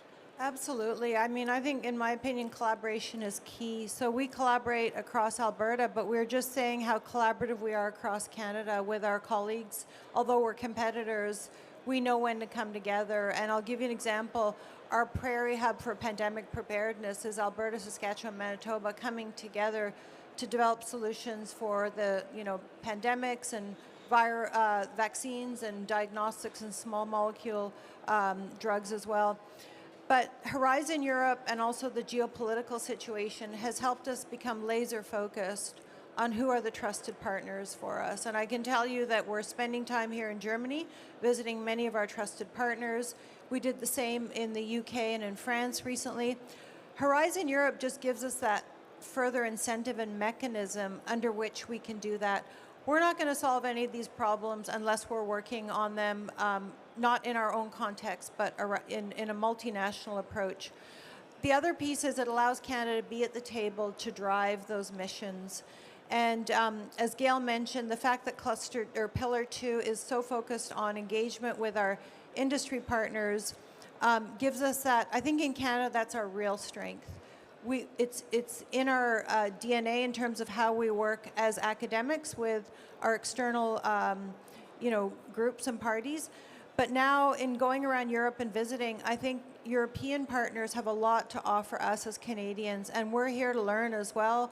We're doing a lot of missions to these institutions that have a long history with the Horizon Europe and other European funding to try and understand how we can become better partners and have ourselves a seat at the table. So I'm really appreciative that Canada has joined. I would encourage us to continue down that road, and hopefully we can help shape the next work program as well. Thank you. Yes, and indeed we're working that already. As you know, our partner here in Germany is called the German U15, and with Canada's U15, our university presidents have had several meetings now. In fact, we were all here just in January meeting, and one of our topics was how can we ensure that the potential here can really become part of the new platform that is being discussed. And I think viewing that as a real opportunity to scale up. But we've used this phrase a few times now, trusted partners and so on. It wasn't that long ago when open science, our whole mission was everything was going to be open and life was grand. But in the last number of years, we've realized that and the phrase we use now is open as possible, as secure as necessary. So we do know that there are malign actors in the world, and certainly across the sectors we've been talking about. I think Canada has focused on this. How can we make research security just a regular part of our responsible conduct of research? How can we routinize this in ways? And so where are we in terms of this global engagement, but doing it in a way that, yes, is as open as possible, but at the same time is as secure as necessary in terms of our businesses, in terms of our governments, in terms of our universities? Gail, can we talk a bit about how we're doing? You know, there's two ways to look at how we're doing. One is from the researcher perspective, and I think from a researcher perspective, we're on a journey. I think it's a real change for people to go from thinking about making everything available to thinking about I have to pause sometimes and think about who I'm working with. On the Canadian government side, the government has been out ahead of many of the G7 in forming research security policies. And that's a great thing as long as you don't get too far ahead. You definitely want to be on the same path as the partners you most want to work with. So I think we have one of the things the government might most pay attention to is making sure that we're continuing to align with our allies that we want to work with the most so that we make it easy for researchers, that it's not something they really have to think about because their partners are there, they're working under the same kind of framework, and there's not extra administrative burdens that are put on them to determine how they can do work, if they can do it in a particular way, but to really make it easy by aligning policies at the government level so that the collaborations just flow as they've always flown. Cam, in your world, the question of research security has certainly been alive. How have you been managing that? Yeah, I guess you said maybe life isn't as grand. I think life's still pretty grand. It's worth taking a step back and saying, like, I understand that there's kind of more noise, but there's absolutely incredibly exciting things that are happening. And I mean, you can look at Abcelera, like fastest group to get to an antibody using machine learning, and spin out of UBC. You can look at Entos, and I think they were like the first group to have a shelf-stable DNA vaccine for COVID. Like, just incredible things being done, and that is bringing more attention to the space. And with that, Kate, not everybody's going to act the best. So it's meaning that we're having to think that through maybe a little bit more than we did in the past. But this is just kind of a natural evolution of things continuing to progress. And it's the best thing we can do is continue to be at things like this and continue to build really great, trusted partners. Continue to evolve the things that we're doing on the security front. But I do also think it's worth taking a step back and saying, like, life's still pretty grand. We're still doing some pretty amazing things. And let's just make sure that we kind of cover our bases along the way. Great. Amina, in your context, how are we doing in terms of as open as possible, as secure as necessary?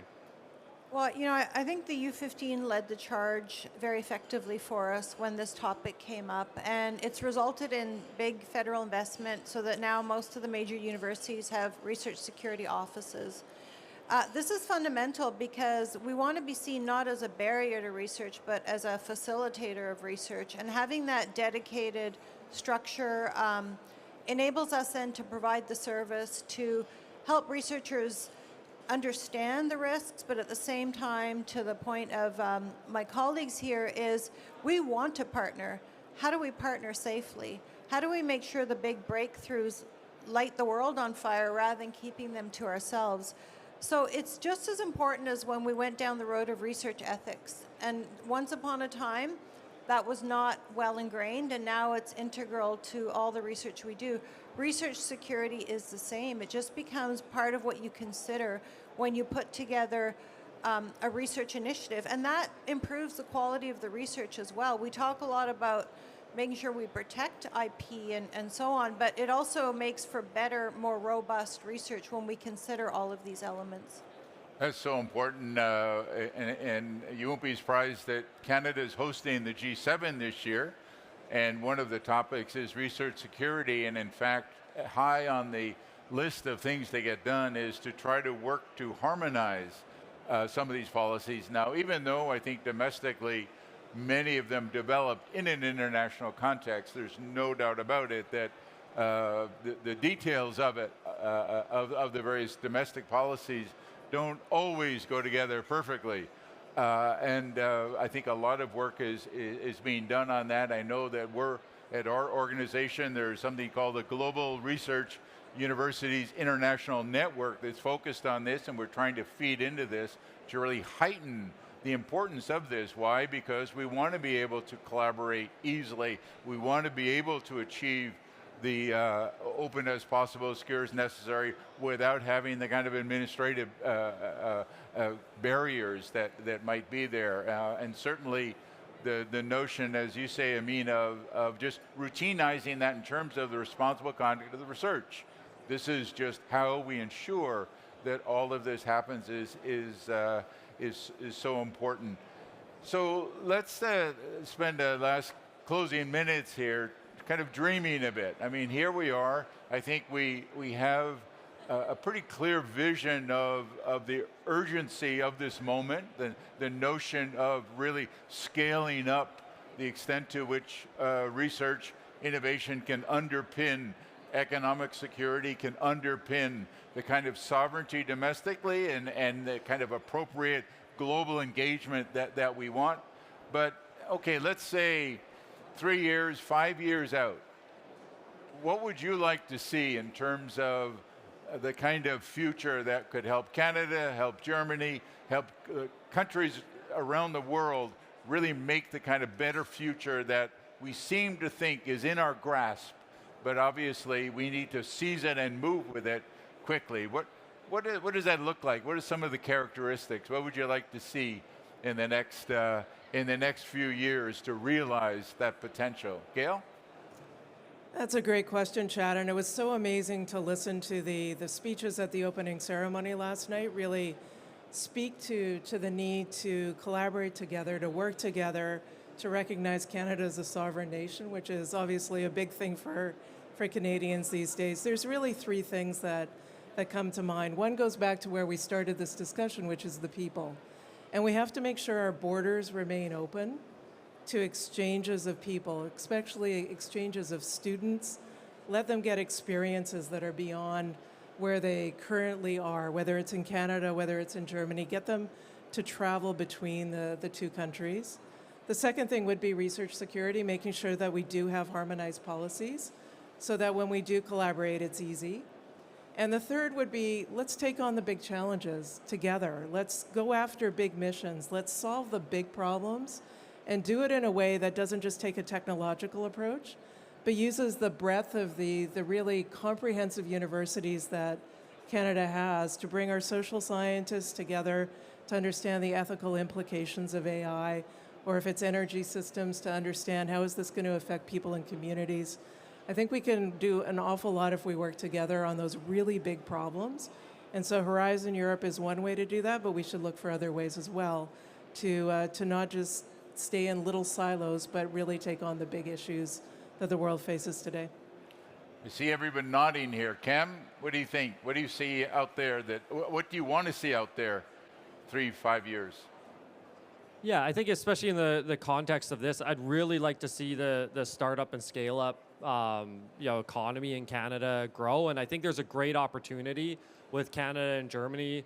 In that regard, you have places with a lot of traditional industry, incredibly educated workforce, maybe not as many startups and maybe not the amount of venture per capita as it should be for the talent and the industry that we have. And so I think there's a really big opportunity between the two countries there to see investment flow back and forth and opportunities for problems that are solved in one industry in one country be scaled in that same industry or adjacent industry in another.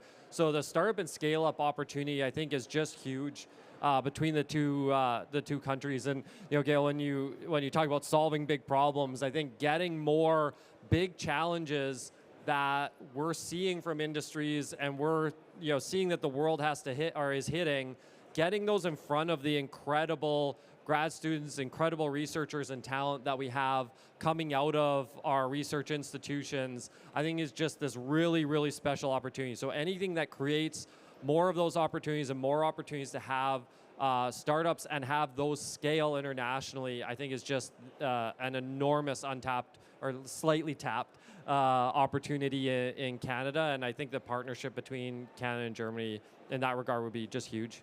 That's great. Amina, We can't keep doing things the way we've been doing them. Otherwise, we're going to keep having this conversation. So we really need to start thinking differently. I fully echo Gail's comments about interdisciplinarity. That's often what limits the technology for becoming effective, and we saw that, on numerous occasions. I want to talk about scale up, and I'm thinking more of the scale up of our technologies, and I'll go back to what I said earlier on these test beds. We need to co-locate all those who are involved in solving this problem, and we need to make those test beds and facilities open to not only one company or one group or one university, but widely open. Yes, we are competitors, companies are competitors, but if we're going to solve the big challenges, we need to have some of that being circulated amongst all of those groups to benefit groups at large, industries at large. And so right now we have great programs. We tend to be somewhat fragmented. We need to start thinking much more holistically about how we're going to achieve this. And we've got this great concept out there about mission-driven research. How do we make that a reality? And that applies not only towards different sectors or different industries, but how do we bring the different groups together in a setting so that we can solve the big challenges? these comments are all so wonderful in terms of emphasizing to us, but again, this kind of central challenge of the 21st century. Can we combine the wonders of the vertical, whether it's in terms of specialization or context and so on, with the horizontal, connecting that, making it not just additive, but embracing the interactive piece of it, embracing the kind of interdisciplinary, or I like to say discipline-based interdisciplinary, embracing the importance of context with global, recognizing that global challenges have local articulations. How can we leverage that specificity, but also that commonness? I think we're on quite a journey, but I think we're taking some important steps in Canada. I think we're very hopeful that we'll do that with even greater intensity with a longtime partner like Germany and internationally. Our session must come to a close, but I want to just emphasize that our speakers all are at booths at the University of Alberta. Amy has a booth, University of British Columbia. At U15 Canada, we have a booth. My colleague Michael Rowell and Mike Matheson are there with some very cool digital tools that emphasize the extent to which the Canadian research and innovation ecosystem has great integration. Our leading universities are connected coast to coast across communities and so on in ways that I think really offer a promising approach to many of our challenges in the 21st century. We invite you to come by, all of you. Thanks for engaging with us today. Special thanks to our speakers, and all the best for a continuing successful Hannover Messe. Thank you.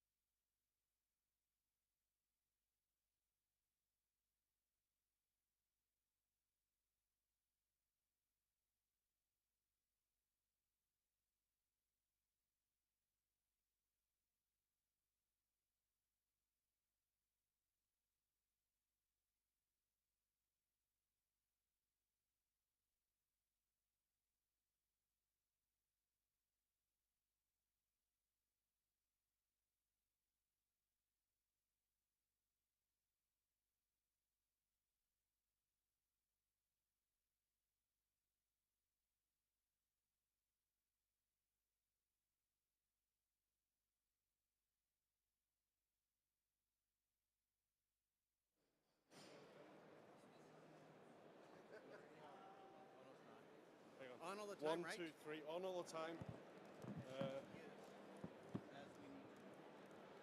3, 4.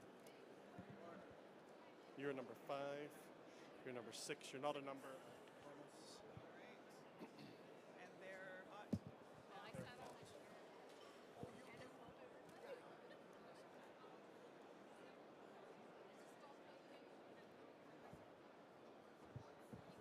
Hello. Hello, everyone. We've got our next panel, which is with our esteemed colleges and polytechnics from Canada. We would like to, well, actually, I'll ask everyone to introduce. I'm a last-minute moderator, so I'm going to do my best. This should be fun because they have no idea what questions I'm going to ask. So we're gonna wing this one, and we're gonna have a lot of fun. So this panel is about how do colleges and polytechnics support advanced manufacturing. And I'd just like to start with my new colleague to the right to introduce herself and a few words about your institution. Thank you very much, John. My name is Debbie McKee-Demchik, and I'm the Associate Vice President, Research and Innovation at Durham College. And I'm really excited to be here today. I'm representing our Corporate Training Services Division, which is responsible for workforce development, and our Office of Research Services, Innovation, and Entrepreneurship. And we operate 3 tech-focused research and development centers focused on artificial intelligence, cybersecurity, and mixed reality capture. Okay, I'm Andrea Frisk from the British Columbia Institute of Technology that's in the Metro Vancouver area in British Columbia.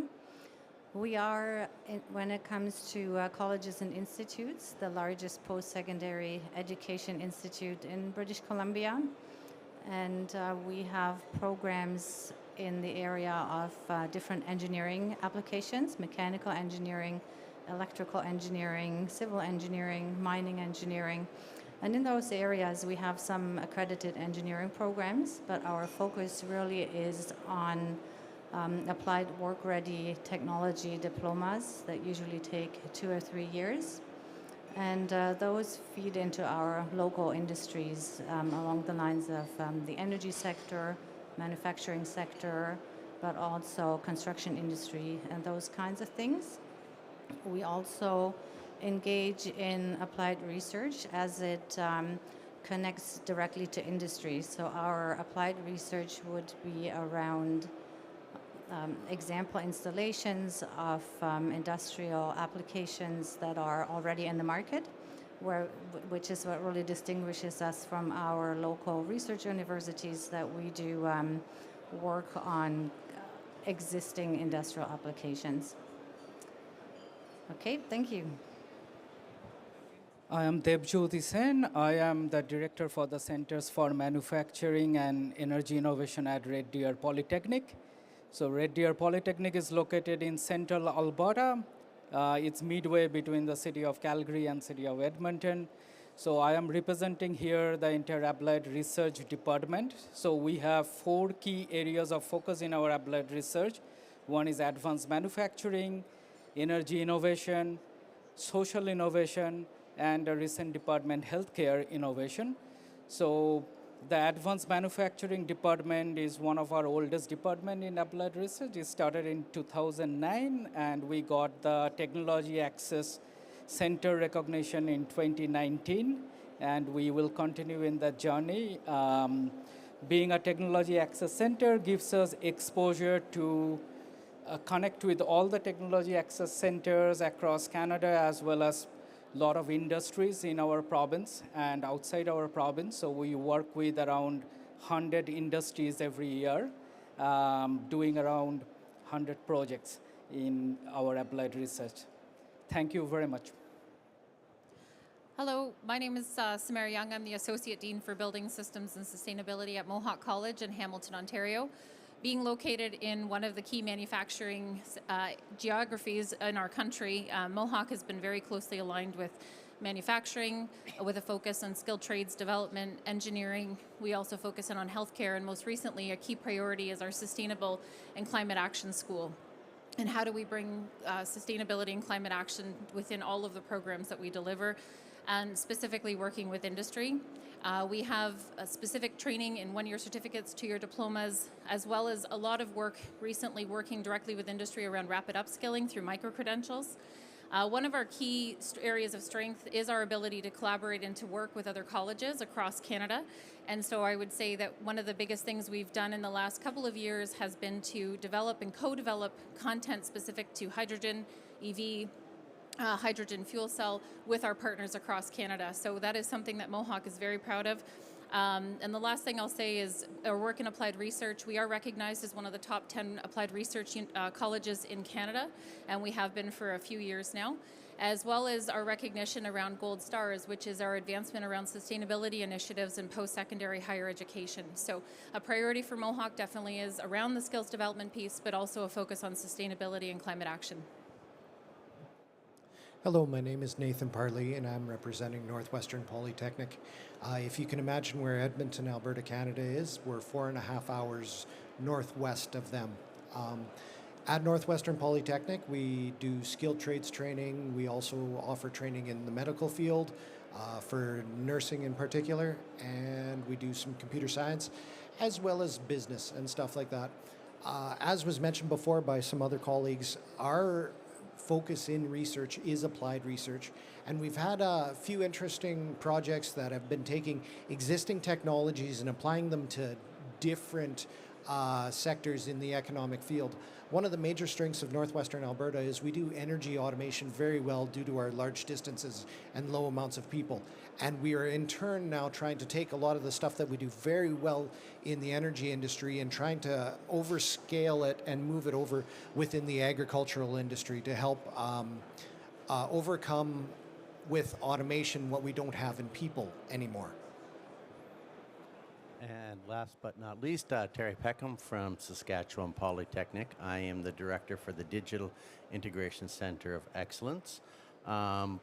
We work with industry partners from across Canada, and our job is to basically help them take the wonderful research that's done in these universities and bring it into the real world as fast as humanly possible.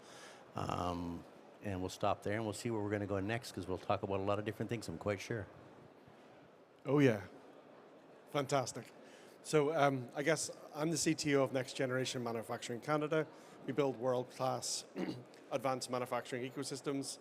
So my first question, because I'm going to where I know, is from each of you, how do you work within the advanced manufacturing space, and how do you work with industry and help translate the knowledge that you've got with industry to sort of strengthen Canadian manufacturing more generally? And from the premise that it's been mentioned, but Canada is the most educated population in the OECD. I think 79% of Canadians have tertiary education. It's phenomenal. So there's a fundamental research base within Canada that's just somewhat unknown and unparalleled across much of the world. So it'd be really good to understand how you translate that knowledge into supporting industry. I'm sorry. I'm going to pick on Samara. Thanks, John. Because I can see your name badge.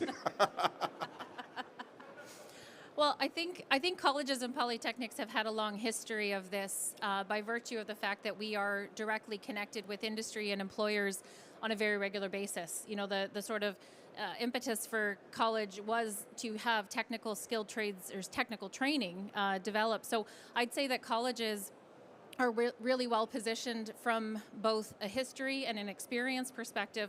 But I think it was Nathan who said it earlier, Canada's also really responsive to innovation. And we don't have to necessarily have all the answers, but we're willing to work with industry and employers to try things, to solve things. Applied research in its very sort of nature allows industry to work with our subject matter expertise being our faculty, but also with our students. And students bring a layer of innovation that I think industry is looking for. It's moving very quickly. But I think that we have an opportunity to demonstrate, yes, we have subject matter expertise, but we have the ability to help them problem solve and do it in a timely way. We also have a mechanism, and I won't get into it because my colleagues probably have more detail on it, is even the funding that is potentially available to these industry partners through working in an applied research space. And I think that's one of the key strengths we offer as a college system. Yeah, I can go next. So The way I think about innovation is putting myself in the shoe of an entrepreneur and what goes on in their mind. It's very important to understand the struggles of an entrepreneur and where the applied research and the polytechnic fits in. So I was an entrepreneur for last 8 years before joining Red Deer Polytechnic, so I understand. One of the thing that is a barrier to an entrepreneur is they have amazing idea, they can make a prototype if they have the knowledge in the field, but how to take that prototype to the market. And where polytechnics and applied research help is to navigate the entrepreneur through stage-gated approach to go from technology readiness level early on to higher technology level, because we polytechnics, we have all the equipments, the talent, the manpower, and the education to guide an entrepreneur to that stage. So we fill up that gap and get them ready to a funding stage where they can go to an investor and raise Series A, Series B, and go through the whole funding cycle, because that's how I feel the applied research department can help an entrepreneur or a company to proceed to the next stage. So perhaps I can just add to that a little bit. I think a key piece of what Ontario and Canadian colleges do is work very closely with our communities. So when we think about the types of programs that we offer, they are programs that our employers need in terms of talent. And so we develop very close relationships with our local employer base. Those employers then identify needs to us. And so when we think about applied research is often focused on a market pull model. In other words, the market pulls us into their business. And so we're able to respond to the needs of our local employers. And I think that's a really key piece of what colleges and polytechnics in Canada do, that relationship that we have with the industrial base, the needs that are recognized, and our ability to respond very quickly to those needs. And we do that by utilizing our expert faculty and by providing experiences for our students.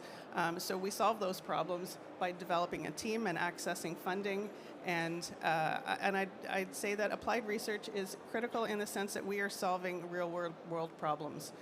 Anytime we approach an applied research project, we are looking for positive outcomes, whether they're economic outcomes, social, health, etc. That's why we do applied research. Yeah, I would add to that as you said, our applied research and innovation role is to support industry as they are rolling out their new products. So we're not so much there to develop the new products, but when new products come in the market, they need demonstration installations. That would be where our applied research is. But they also need educated personnel who are used to their new equipment, who know how to roll it out in industry. So that's really where our role is, to work with companies for their innovations to be successful in the market, because people know how to use it and because people can see these new applications, sometimes on our campus in applied research, or we help them to put this into their new installations. I would like to speak about two circumstances that we found out in our institution to illustrate what we've all been talking about. Is polytechnics exist to also break down barriers that exist between the academic world and our industry world. The first case that I'll talk about is we do a lot of livestock in our agricultural area, and there was a new electric fencing system, but they'd never been able to test it. So they didn't know how much better or worse their system worked against any of the competitors. So we were able then to run a summer program, check charging times, check just the electrical performance of the fencer. And then it was a local manufactured product in Western Canada that then received validation and verification of the performance of their equipment. So that was industry coming to us for information, research, and innovation. And the other thing on how polytechnics end up helping overcome barriers is we received a grant to do some automation stuff, and I had the privilege of supervising a computer science student who had never been introduced to industrial programming languages on a Schneider platform. So now we'll have, and by the way, he's our first ever computer sciences graduate, and I'm very proud of him. But he's been equipped with hands-on skills to help him find employment in the local area on an industry standard platform. And so that's just how the polytechnics live and break down barriers and establish a very action-based research. And I guess I get to bring up the tail end again here. With respect to where we work, I think sometimes there's the look that we're working with smaller organizations, which we do. But there's a reason why we're here at Hannover. We've worked with companies such as Mercedes-Benz and trying to streamline some of their optimizations within their assembly lines. We work with companies such as BHP Billiton in the mining sector, looking at how they do that mining process and that manufacture, well, not directly manufacturing, but that's sort of the automation process that exists there, and there's a lot of direct carryover. What you will see with us is that we're able to take what we learn in a lot of different sectors, and that information rapidly trans across to the manufacturing industry space quite nicely. And so we're able to learn from one sector in a different area and move that across to others. And we play with both big and small organizations, so we work in a lot of different spaces from that perspective. That's awesome. And I think a great opportunity for us to talk about why you're here. I think you touched on it. This is the biggest international industrial show in the world. It's the biggest industrial show in the world, but also international. If we play on the international angle, what are you looking to get out of this show? And what are the international sort of objectives that each of your institutions have? Maybe you can start at the end and work backwards. I'm happy to start since I opened the can of worms. We did. Okay, so one of our major goals to come here is to find both academic partners. We're interested in partnering with various academic institutions from around the world. And we're also interested in partnering with some of the various manufacturers. Some of them here are small. There's some of the companies I work with here that are present. We brought them over from Canada.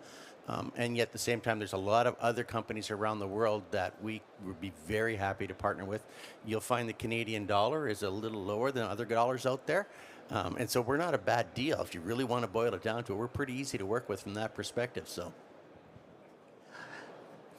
yeah, you find Canadians fairly amicable and somewhat easy to work with. As I say, this is an industrial show, and we need skilled people to fix industrial machines.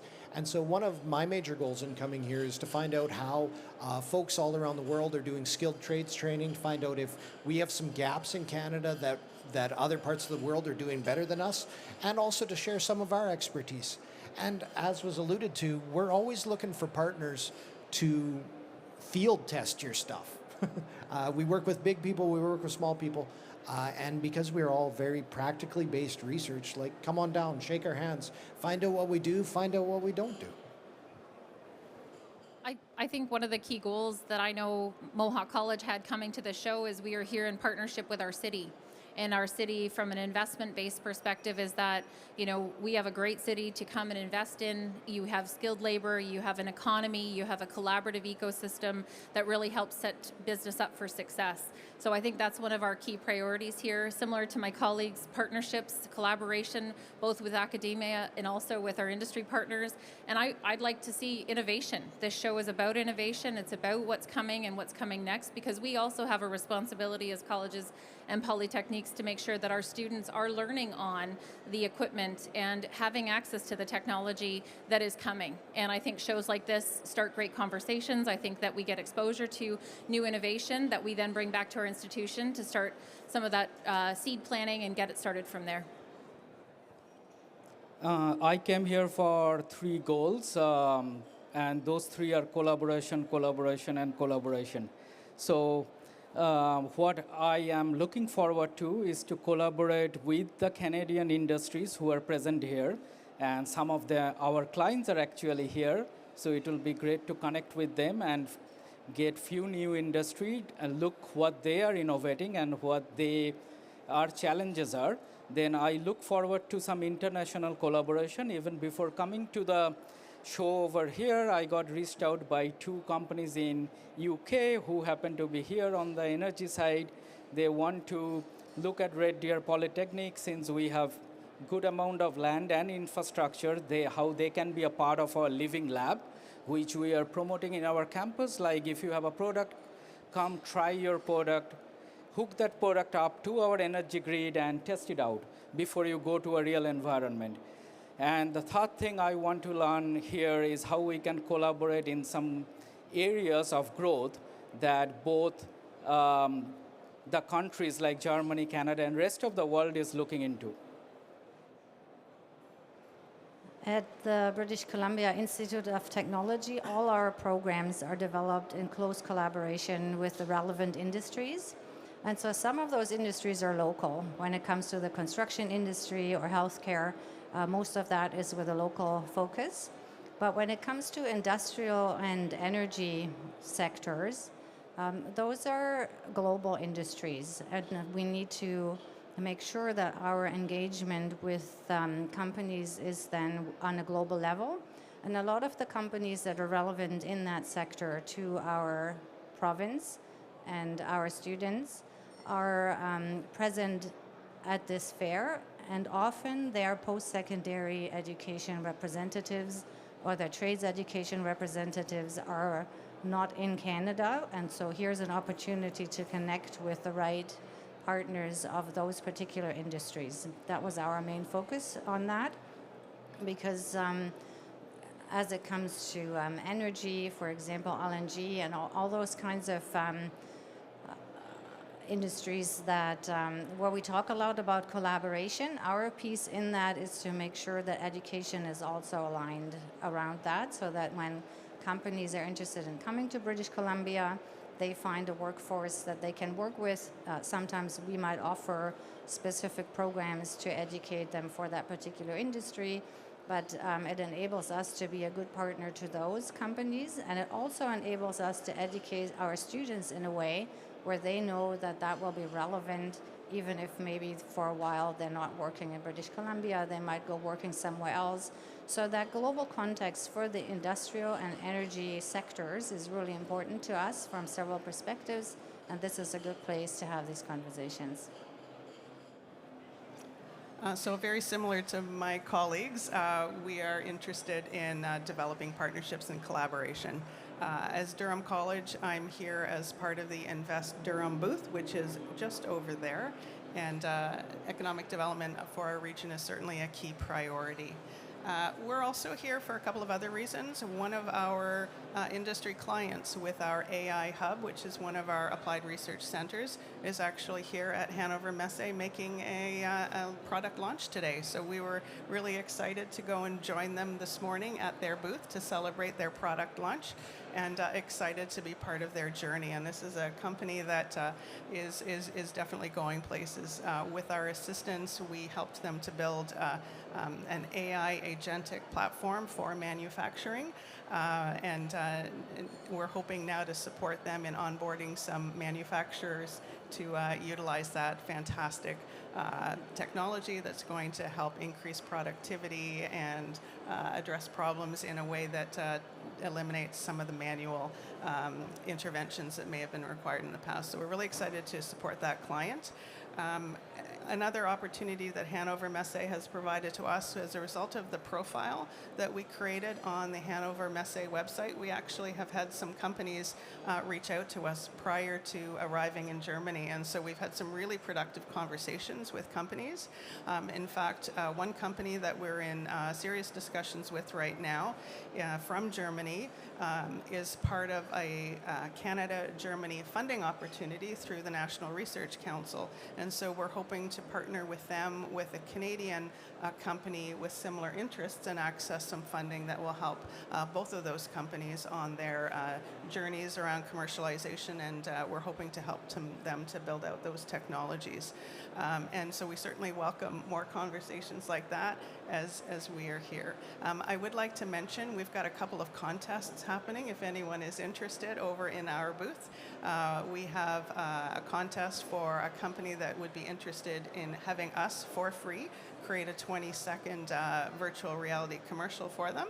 And we have another contest for free tuition for a course that we are offering on how to start up a business in Canada. So if you're interested in that, just drop off your business card and we'd be happy to chat with you more about that. That's awesome, and I'm so glad you mentioned that because it's given me an idea for another question, which is around AI. I will say that also we've got a contest in Hall 7. So we've got 3 teams, Canadian students, doing a robotics challenge in Hall 7 against 1 German team. I'm not sure if it's stacked or not, whether 3 against 1's fair. It's all in collaboration, but it does appear that the German team has worked on and are apprentices of Festo, and they're all working on Festo technology. So I think it's going to be very competitive over the week. So I would go check out Hall 7. There's also a robot goalie, if anyone plays hockey, to have a go there. My question, you started mentioning AI hubs. Last night, the CEO of Siemens said the companies that will embrace AI and don't embrace AI will be separated. I can't remember his exact words, but there'll be a big separation coming, and that we need to sort of reject the old operating model that we've been using in manufacturing for the past decades, and we need to rewrite that model and insert it in. I get the Siemens angle from that. They've just won an innovation award on their new AI-enabled platform. But what does that mean from a skills perspective? The pace of change, like my degree is obsolete. Like what I did at university in engineering and what I did as an automotive engineer, I'll have to reskill and reskill and reskill. And I feel that's happening more and more. How are you preparing that next generation, thinking in terms of what's coming with AI and what we're seeing in quantum?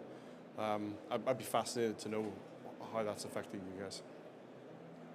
Well, certainly from an academic programming perspective, as colleges and polytechnics, we're able to offer new programs fairly nimbly through our credentialing system, but also through custom training that is available to anyone, whether it's a young person, someone who is mid-career, someone who's looking at reskilling. So our ability to create those sorts of programs is something that we're very, very good at.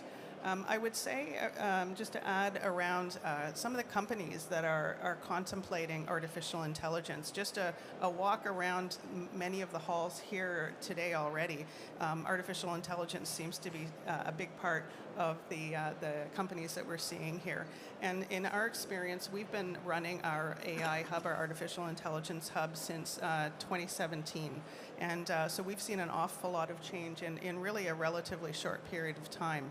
And the way we look at some of the experiences of our clients is a fear of missing out, but also a fear of messing up. And so one of the first things that we do with any of our clients is we help them to understand that. We start by providing some advisory services. So we help them understand what are the potential use cases for your business, what makes sense to you.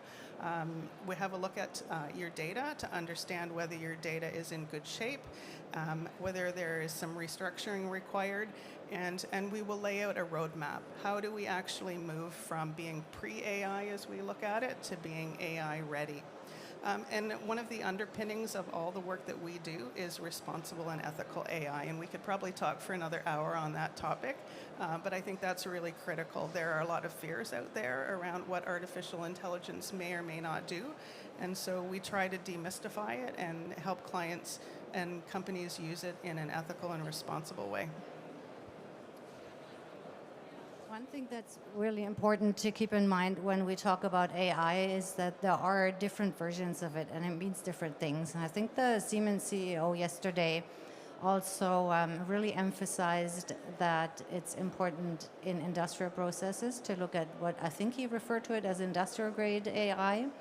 And so that's something where we need to understand that as we educate in industry and energy processes where failure is something different from maybe in the context of making a literature document or so, that we really understand what we're talking about and that there are many very different applications. And as it comes to advanced manufacturing, that we need to use different artificial intelligence, different digital tools than we use for more general applications.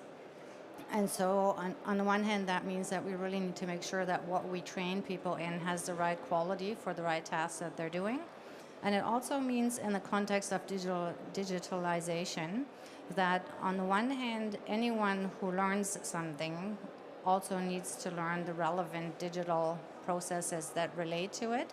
And on the other hand, it's so complex that you have to have specialized education pathways where somebody focuses on learning about AI or another digital tool.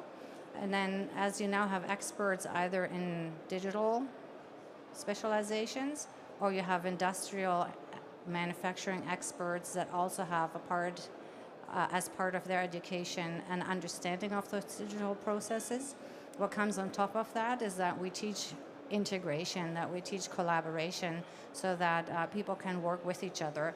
That goes across disciplines, but it also goes along the lines of different levels of applied work. So what does AI mean for a tradesperson who has to apply these processes but might not be responsible for the cybersecurity of it and so on. So that complex landscape is something that we're trying to address and give opportunities to students to get the right kind of AI or digital application education for what they're aiming to do. We also have here Roger Gale, who was the program head for cybersecurity at the British Columbia Institute of Technology in the Electrical Engineering and Technology Department. So we have a center that's focused on upskilling for people who come from industry, but also other kind of lateral moves. So we have a annual program for veterans who learn, who get a cybersecurity certificate and so on. So all to say that it's a complex landscape. We need to make sure that we don't just make a program or a couple of programs, but that we are aware of the specifics that need to be learned and at what level. Hello. Yeah. So at Red Deer Polytechnic, we are encouraging and fostering AI in many different ways. One of the thing in terms of delivering education, we will be having AI courses. These courses differ a little bit from the graduate level or university courses. So the university or graduate level or even the undergrad courses at university focuses on more towards development of AI algorithms, like what are the maths that goes behind it, whereas being a polytechnic, we are more applied. We will be teaching our student how to apply and package AI system and agentic agents. So I believe that's the future, someone who knows how to package AI agent in their workflow, whatever field you are in, that could give you an edge. So I do 100% agree with the CEO of Siemens, what he said yesterday, that there could be two classes of industry who embraces AI and who doesn't. In terms of applied research, what we are doing is we are having AI models which will be training some of our new material development. So what AI does in terms of material development is it increases the speed of innovation. So earlier you have to conduct a lot of experiments before you reach to a conclusion, and sometimes these experiments went over 100 years.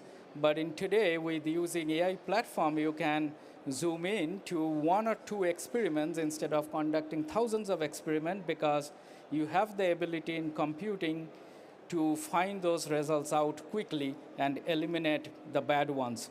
So that's an area we are focusing on. In our energy system, we have a lot of clients who are working on grid integration, and AI plays a big part of it in terms of how to integrate different energy systems based on that. Red Deer Polytechnic's applied research recently got awarded the NSERC Mobilize grant. So we are actually installing a data analytics chair in our department to lead some of the AI across manufacturing, healthcare, energy innovation, and social innovation. In terms of student training, we train our students who work in our applied research department how to use AI models, not only for manufacturing innovation or healthcare innovation, but also in their daily life. So I encourage my team to install ChatGPT and other AI agent. I got into a little bit of trouble from our IT, but I still encourage them to do it so that they can know how to make their work process faster so that they can free up their time and focus on the things they are good at. So these are some of the areas we are working on. I think that the AI conversation is really interesting because from a colleges and polytechniques perspective, we train the future workforce, but we also need to upskill the existing workforce. And with how rapidly things are changing, the notion and the concept around micro-credentials, so rapid upskilling that is short-term, it's modular in nature, you can take it anywhere, both nationally here or in Canada or internationally, but it's also about the change management that likely needs to go with that and the resistance that technology like this can be faced with, especially in skilled occupations. And a very quick example, we're working currently with a robotics company who can create 1,800 square feet of a home, walls, modular delivery, and they hire only Red Seal carpenters to complete the work. Those Red Seal carpenters are trained in programming, robotics, and that's an innovation that the employer took on and said, you know, we've done it with our small workforce. How do you bring that on a larger scale? So I think colleges have an opportunity, colleges and polytechniques have an opportunity to work with industry around where they're finding some of those challenges and getting the existing workforce up to speed and comfortable with the technology, and that there is a sphere that it's taking away from jobs, but as our colleagues have talked, it's about efficiencies and it's about finding different ways to do that. So the training and the upskilling is one part of it, but I think that colleges also play an important role in helping the change management that goes with this. Otherwise, we'll have a lot of resistance in our workforce, which it's about educating them. In thinking about AI, especially the Siemens platform that was talked about last night that won the award, I'll step out on and be brave. Within the next 5 years, our graduates from the polytechnics will be dealing with that Siemens product on an industrial scale. And almost guaranteed they'll come back to their polytechnics where they got their training and say, I ran into this problem, I ran into this problem. And all of us as polytechnics, it then behooves us to be ready to help them find those answers as industry debugs this, as Siemens rolls forward with that, as Emerson probably rolls out with it, as all these big companies roll out with these industrial grade AIs, our graduates will be right on the sharp end dealing with the implementation of it. And that's pretty daunting, but also pretty cool stuff to be a part of. Fair amount of experience incorporating AI into a lot of different scenarios. Favorite quote of mine, AI is not going to take your job. Somebody who knows AI is going to take your job. And I think that's a very true reality. We are changing very, very quickly. There isn't an AI system that I haven't built that's been put into operation and production yet that actually has taken a job. It doesn't take a job. It forces the people in those jobs to reskill and do things differently. So that is definitely a component that does take place, but it's not really taking jobs. And the Siemens platform is a wonderful platform. We've had that full platform for just about 2 years now, just as they were starting to roll it out. And we've been working with industry partners and helping them roll that out into different areas, and new areas that even Siemens hasn't gotten into yet. So, it's moving fast. It's moving very quickly. Matter of fact, if you were to take a look around here right now, AI is probably the predominantly large one, but what you're starting to see right now is a smattering of quantum. And probably in the next 5 to 10 years, you're going to see a lot of quantum sensors now starting to move into manufacturing in the QA, QC aspects of quantum capabilities that you can't get right now with some of your other technologies that are out there. They're able to do a bit more with respect to what they can do in verifying your product and what you've finished at the end. So this conference is really kind of that starting point to realize AI is big right now. It's growing. We're trying to catch up to that, but the truth is quantum is hot on its heels, and that's going to further change things real quick as well. That that's actually where we have to end, but I'd love to have that conversation next time. A phenomenal panel, great insights. I really appreciate it. I appreciate me attempting to get the best out of you, but you're all amazing. I'd like to give a round of applause for this panel.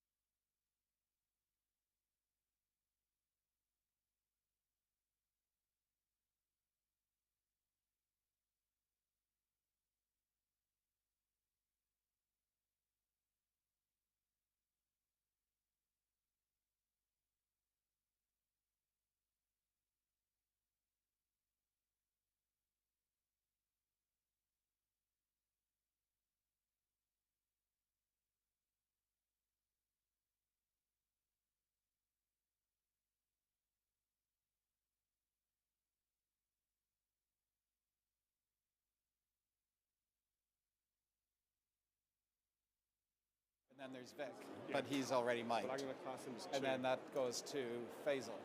Faisal is... I'm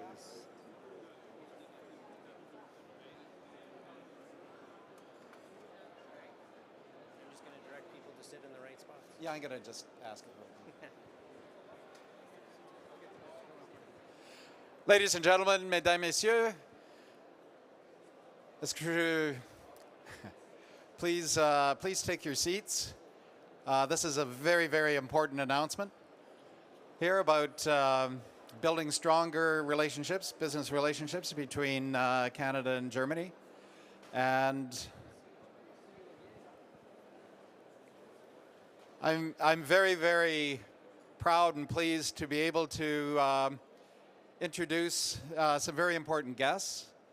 Premièrement, l'envoi spécial du Premier ministre, Monsieur Stéphane Dion. Stéphane, you want to come up here? Minister of Economy from the province of Ontario, Vic Fedeli, the Honorable Vic Fedeli. And of course, the President and Chief Executive Officer of Siemens Canada, Faisal Kazid. So, gentlemen, my name's Jay Myers. I'm, for those of you who haven't met me yet, I'm the CEO of Next Generation Manufacturing Canada. Our business is to build collaboration, here to build the best advanced manufacturing solutions in Canada for the world. And talking about building collaboration, this announcement is all about exactly that. So I'm going to pass the floor, first of all, to Vic Fedeli, Minister of Economy for the province of Ontario. Vic. Well, thank you very, very much. And what a great conference it's been so far. It's been absolutely spectacular. Thank you, everybody, for being here. Good afternoon to everybody. On behalf of Premier Ford and the Government of Ontario, it's a pleasure to be back in Germany alongside our colleagues from Invest Ontario. And we're deeply honored to have the Honorable Stéphane Dion here with us today, and so many of our province's exhibitors to celebrate yet another very incredible success story for Ontario's automotive sector. To Faisal, who is CEO of Siemens Canada, and to all of the incredible team at Siemens Canada and to Siemens who are here today, we extend our thanks to you for choosing Ontario. As a leading technology company, Siemens has played an important role in Ontario's research and development network, lending their experience and their expertise in AI and cybersecurity to projects spanning from healthcare to mobility.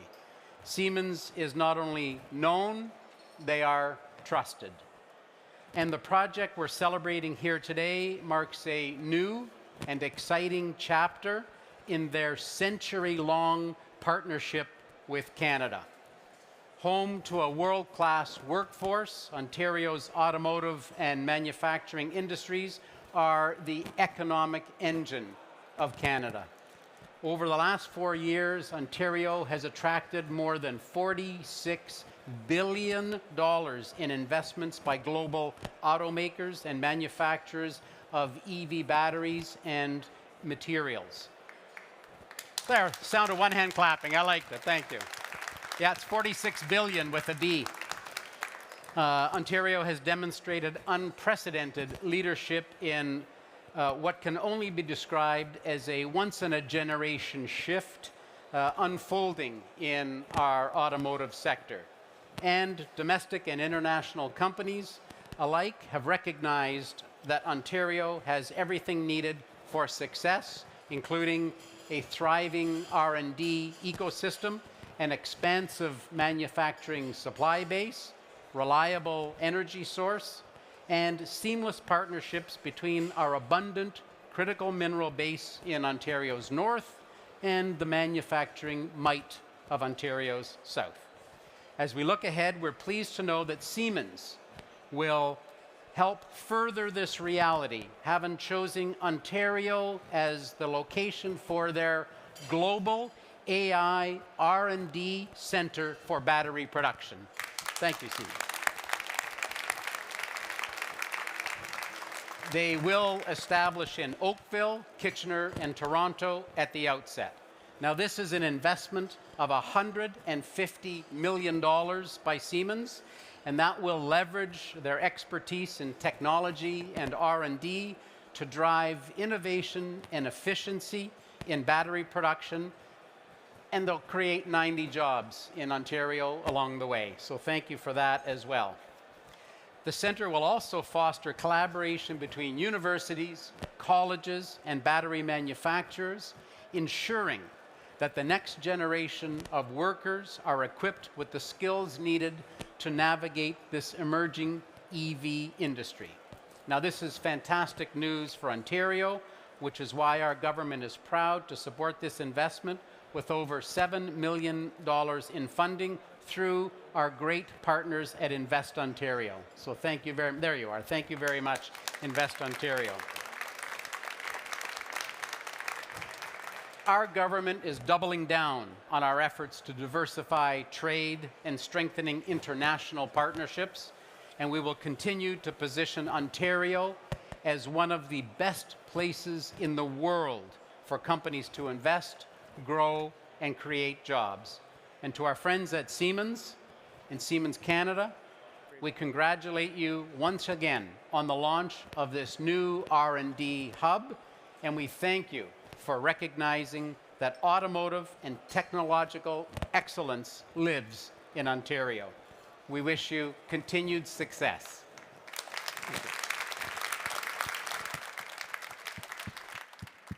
Thank you, Faisal. Yes, thank you, Mr. Fedeli. I'd like to start by welcoming Honorable Stefan Dion, who's the Special Envoy of Canada to the European Union. Thank you for, Stefan, joining. And also thank you for your very nice speech yesterday. It made an impression to all our colleagues here. So it's a big day for Siemens Canada, but I think also for Canada, as Siemens has chosen Canada as the location for our AI Manufacturing Technologies Research and Development Center for battery manufacturing. So the reason for this choice has been the availability of highly qualified talent in Canada, the diverse and inclusive environment where our technology specialists from all over the world feel comfortable coming in, the amazing AI ecosystem of more than 1,000 AI startups and 50 R&D hubs, and very, very importantly, the support we have received from the federal government, from SIF, Ontario government, Invest Ontario. So I think it's a great time for me to sincerely thank you on behalf of Siemens for your great support and collaboration. Thank you.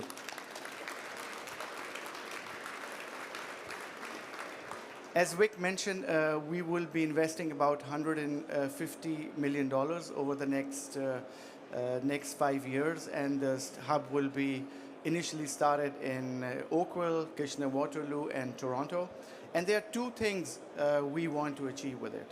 So the first thing is we want to create in Canada state-of-the-art technologies using artificial intelligence, using digital twinning, using edge computing to optimize the battery manufacturing processes. You may know that battery manufacturing today has one of the highest scrap rates. It goes between 15 to 30%, and we would like to reduce this using technology, allowing the industry to do more with less. The second goal of this project is to build capacity in Canada, manufacturing and AI and technology capacity in Canada. So at least 80 million of this 150 million investment will go to capacity building, where we will work together with small and medium enterprises, with universities to build this capacity. So the vision is to increase Canada's competitiveness when it comes to battery manufacturing, to of course also make Siemens a global leader when it comes to battery manufacturing, and actually to make Canada the place when it comes to the knowledge about battery manufacturing.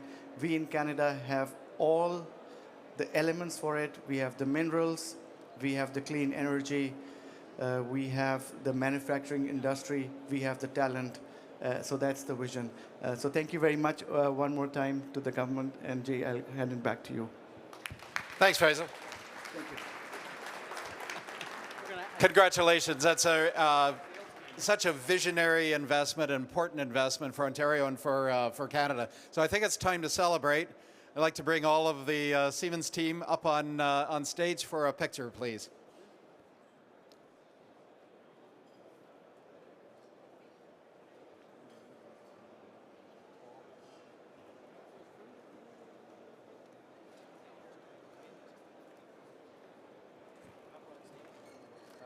Yeah. Great job. Yeah. We'll introduce you to them in a second. You want to get in there?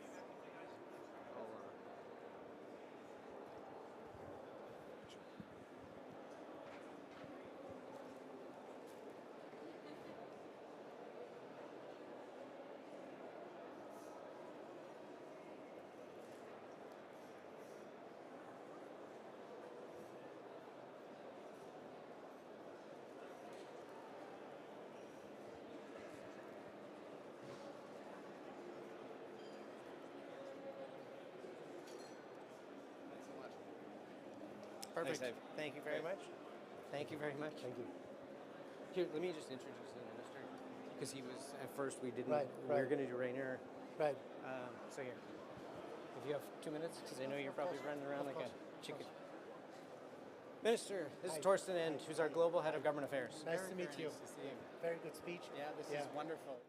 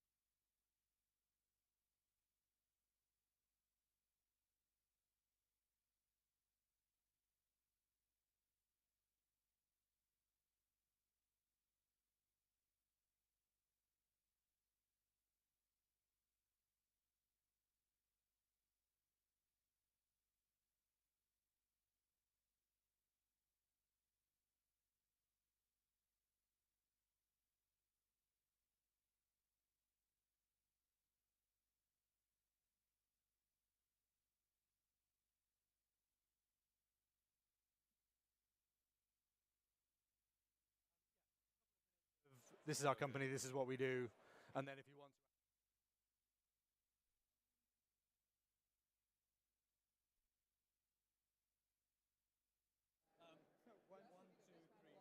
So one starts on one. So podium. I'm 1, 2, 3, 4. Got it. And you're 1 because we'll switch. Okay. Rupert, you want us sitting down ahead of time? Yeah, let's all be up at the beginning. Why not? If you're okay with that. Because then, Fine with that? Yeah. The speak between us will be max 10 minutes. If that. When we introduce ourselves, do you want us to come up to the podium or just sit in the seat? It's just stay. Once I'm back at the podium, so meet podium, then Fazil, then me again. Once I'm back, I'll stay, and I'll just speak. I'll question from the podium. So you all get seats and you can chat. Sounds good. It's a bit more chatty that way. Rupert's moderating. He's good to go. He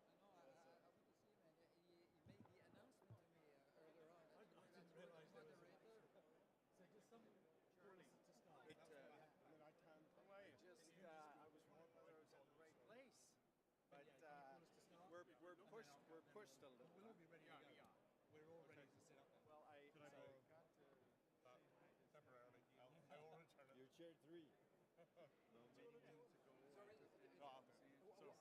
You mean a moderation? This is Just saying welcome everyone to the BC panel. Hello, everyone. Hello, everyone.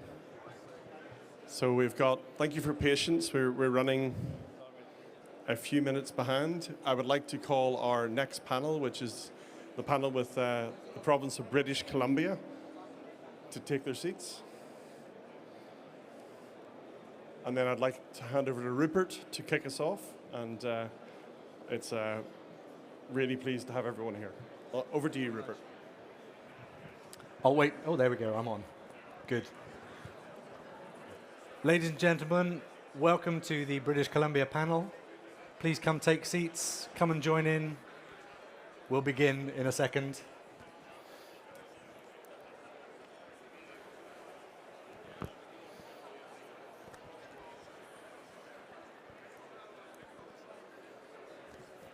Okay.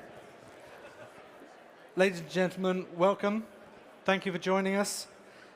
I'd like to open, before we get into some of the discussion, with the happy scene, the context, the global economy facing serious headwinds with the 2008 financial crash, the 2020 pandemic, Russia's invasion of Ukraine, energy insecurity and inflation, rising government debt and squeezed business margins.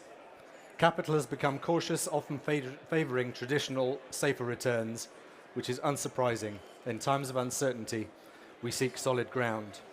All this, and I haven't mentioned T words, tariffs or transition or turmoil, yet businesses are not only expected to deliver for their customers and investors, they are also expected to dedicate time, energy and capital in pursuit of innovation.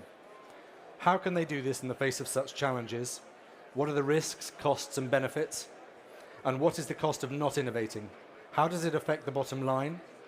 These are some of the questions we'll be exploring with our remarkable panel, all of whom have faced and continue to face these challenges. Before I introduce our lineup, I should introduce myself as MC. My name's Rupert Potter, and I have the pleasure of being British Columbia's Trade and Investment Representative for Europe. Our role is to support BC companies in the European market, many great examples of which you'll see in the halls of this enormous site. We also support investment into BC, so if you're interested in knowing more, please get in touch. You'll find my excellent colleagues Lucas and Jimena on the BC Pavilion just along here.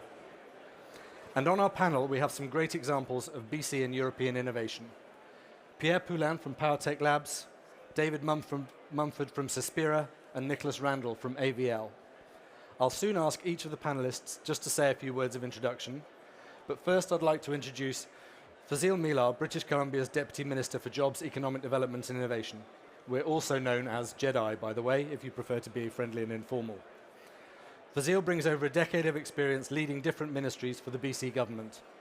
Before this, at the Vancouver Sun, he was twice nominated for National Newspaper Award for Best Editorial Writing in Canada, and before that, managed Royal Bank Financial Group's Public Affairs Department for BC and the Yukon, was also Director of Regulatory and Labour Market Studies at the Fraser Institute, and has studied at Simon Fraser University, Carleton University, the Chartered Institute of Marketing in London, and Harvard, as well as being co-author of various reports. I'm not sure how he finds the time. But there we go. Thank you very much. Deputy Minister, welcome.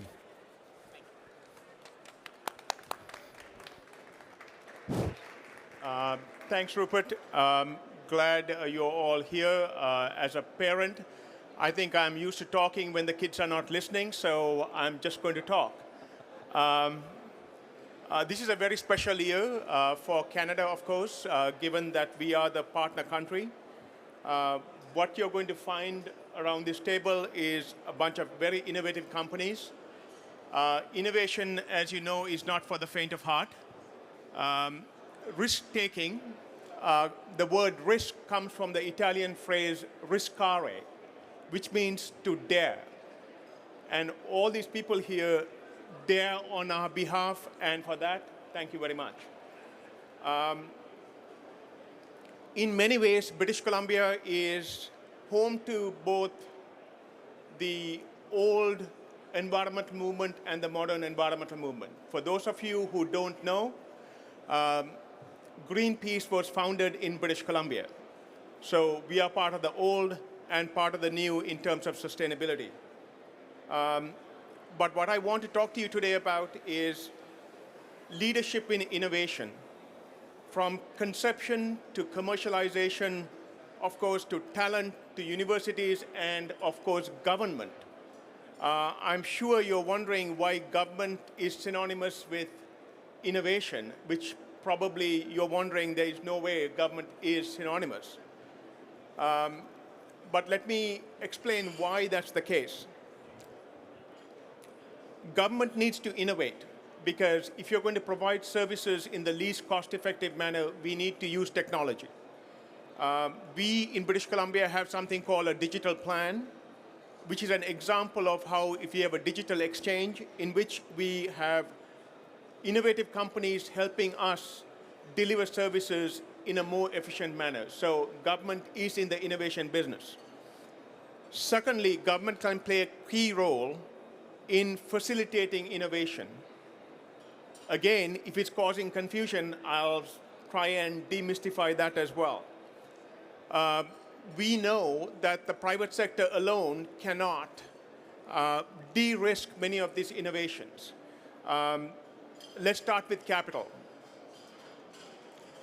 From the onset, when you're innovative companies, I'm sure the panelists can talk to this, there is always risks and there is the valley of death. So how do you avoid the valley of death? And that's where government comes in. We can't provide all the answers, but we can provide R&D money earlier on. In Canada, we are blessed with SHRED credits, which allow you to de-risk your projects earlier on.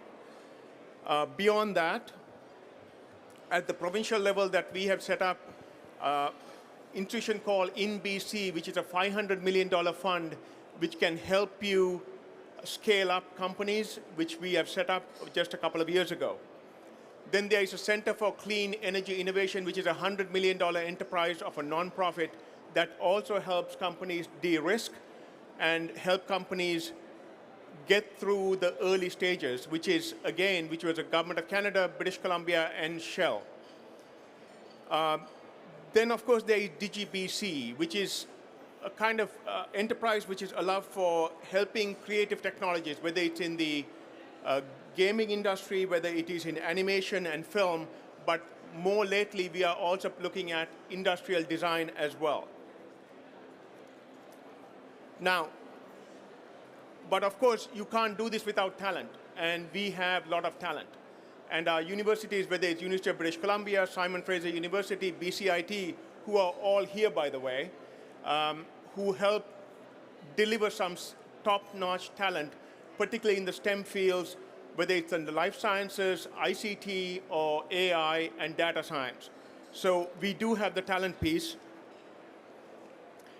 And finally, the West Coast has an entrepreneurial mindset because we are the Silicon Valley with certain amount of reality. We have better valuations of our companies. we are committed, and also, more importantly, we are collaborative. So technological innovation requires collaboration, and we have a collaborative environment. So with that, I'll turn it back. We have got 3 examples of companies who have benefited from our help and at the same time who are succeeding in the marketplace. So let me turn back to Rupert. Thank you. Oh, keep the microphone. Thank you. This is now where I take the risk of hopefully playing a video, and if not, moving smoothly on.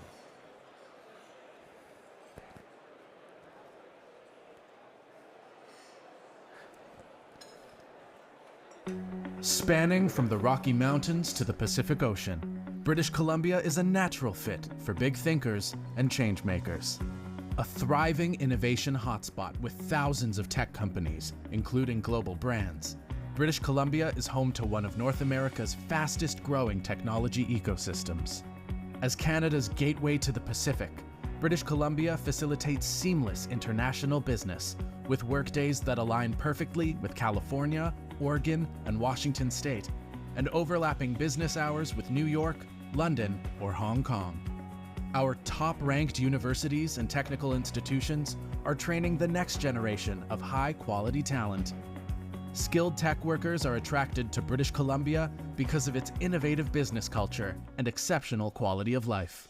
The province has the fastest-growing life sciences sector in Canada and is renowned for its work, including HIV/AIDS, oncology, genomics, and COVID-19 vaccines.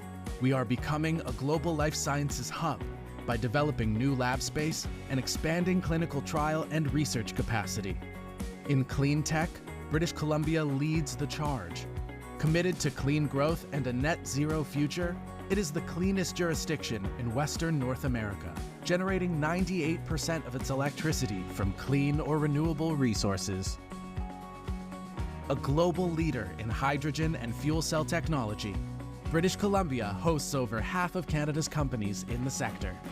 British Columbia is home to a progressive and dynamic information and communications technology industry, pursuing advances in software, cloud computing, information technology, telecommunications, and electronics manufacturing. As Canada's creative powerhouse, commonly referred to as Hollywood North, British Columbia houses a vibrant mix of digital media, film, television, visual effects, gaming, animation, and post-production companies. It's no surprise that Vancouver has the second largest virtual and augmented reality sector in the world. When it comes to artificial intelligence and machine learning, British Columbia leads in applied and commercialized AI, drawing in big global tech players that are reshaping industries such as natural resources and healthcare. In agritech, British Columbia companies are pioneering technology to address global challenges in food safety, production, and sustainability. With Canada's most diverse agriculture, seafood, and food processing industry, British Columbia is driving technological advancements for food supply chains. We foster a creative tech culture, attracting startups and anchor companies alike. With strong research infrastructure, competitive business costs, government support, and global ties, British Columbia is a prime location for tech investment and growth. We are Canada's West Coast capital of opportunity. Learn why British Columbia is a natural fit for your business.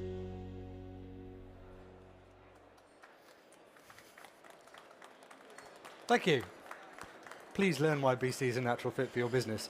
So what we'll do now, very quickly, is introduce our wonderful panel who are going to speak to the subject of that very issue. So if we could just go along, maybe David, starting with yourself, and then move through, and then we'll get into a bit of a conversation. Thank you. Sounds good. Hopefully you can hear me. My name is David Mumford. I'm from Suspira. We are a startup company originally out of the University of British Columbia. So I'm going to give you a quick bit of history on us and a bit about what we do. Suspira, it grew out of two companies, Westport and Volvo. Westport itself is the University of British Columbia spin-off, and we began from an idea of running natural gas engines at the same efficiency levels as diesel. There's a professor called Phil Hill that developed the idea, and the company itself spun out in '95, so 30 years ago. I myself joined in '99 as we moved from UBC into his premises off on Marine Drive in Vancouver. At this point, we are partnered with Volvo Trucks on a natural gas fuel system, which is on all of the Volvo natural gas trucks used in Europe. There are about just over 8,000 trucks now on the road, and more recently we have been investigating hydrogen. This is where the relationship, or Cispira, the joint venture between the two companies started, and right now we're moving forward looking to turn that technology into the next generation fuel system on the road. I'll hold there. Thank you. Thanks very much. Yeah. Yeah, good afternoon, everyone. I'm Pierre Poulin, President CEO of PowerTech Labs. We're an organization that's been 35 years in business. We're a commercial subsidiary of BC Hydro, and we work in the area of electric power system and also hydrogen. From that perspective, we've got about 250 employees. We work in over 72 countries. About 60% of our business is outside Canada, and 40 in Canada. So we see a lot of equipment manufacture, testing, all kinds of innovation within our own company. And also within PowerTech, we create our own innovation, mainly in hydrogen infrastructure, so fueling solution and transport solution for the transportation industry in hydrogen, where we have about 90% of the installed station in Canada come from PowerTech technology. And we also provide power control software that we sell in about 42 countries. And interestingly enough, small company out of Surrey, we control about 90% of the South Korean grid. So that's some of the things that we're doing here at PowerTech. Thank you very much. And Nick, yeah. Hello, everyone. My name is Nicholas Randall. I'm a project manager with AVL Fuel Cell Canada. AVL Group is an international company based in Graz, Austria. It is the world's largest independent developer, largest independent company for the development, simulation, and testing technologies for the automotive sector, as well as other sectors. There are three main parts of the company. There's engineering services portion, instrumentation and test equipment, and then simulations technologies. AVL Fuel Cell Canada is located in Burnaby, British Columbia, and we are AVL's global center of excellence for PEM fuel cell, PEM and AEM electrolyzer stack development. Thank you very much. What I love about the panel, aside from the fact that it's both BC and international, is it comes at different angles to what is the same sorts of issues around innovation, whether that's government, testing, development, production. So, Nick, if you're all right, we'll start with you and work back along the panel. Very general opening question, just to sort of kick us off. In terms of the benefits of innovation, how you see those, particularly given what I mentioned at the opening about the fact that it's a cost up front, usually considered a cost up front. How has AVL and Greenlight you work with tackled that? So for myself, I'm actually a project manager for most of our internal projects at AVL Fuel Cell Canada.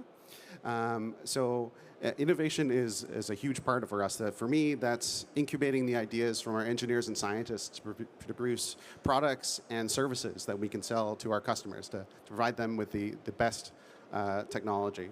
So that is essentially our business. If we don't innovate, we don't have a product.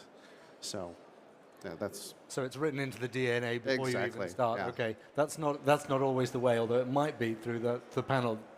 Pierre, would you like to, or David, to add to that? Yeah, from a PowerTech perspective, so we really facilitate innovation for a lot of our customer, and that's where we primarily make our revenue out of, and we're pretty good at it. So it allows us to reinvest some of our money within our own innovation for our own product, and it takes time. It's expensive. We work in a very mature market with the electric power industry, and very mature market with hydrogen, and the rate of return is very different based on the maturity of the industry that you're working on. But really, for the success of any company, it's critical to create innovation at the core.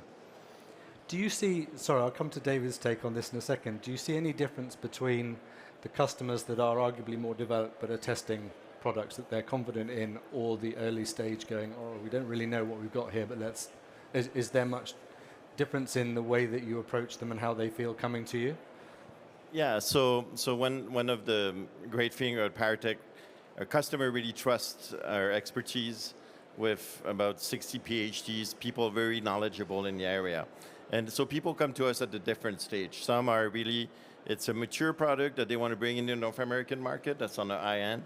And we have companies that just come up with a first version of a product and they work with us to say, okay, how can we test that is going to become a successful product in the market. So we provide that expertise too, and the two are very different, yes. Okay, interesting. Sorry, yeah, David, if you want to come in or... Sure. I'll talk first. We began life as an innovative company. We grew out of an idea at UBC that nobody had really tried in on-road trucking, and it required patenting around in a fuel injector that for the first 20 years was a core of what we did. That injector remains the heart of our technology. That alone was innovative, but as we went forward, we discovered we had to innovate in every single area.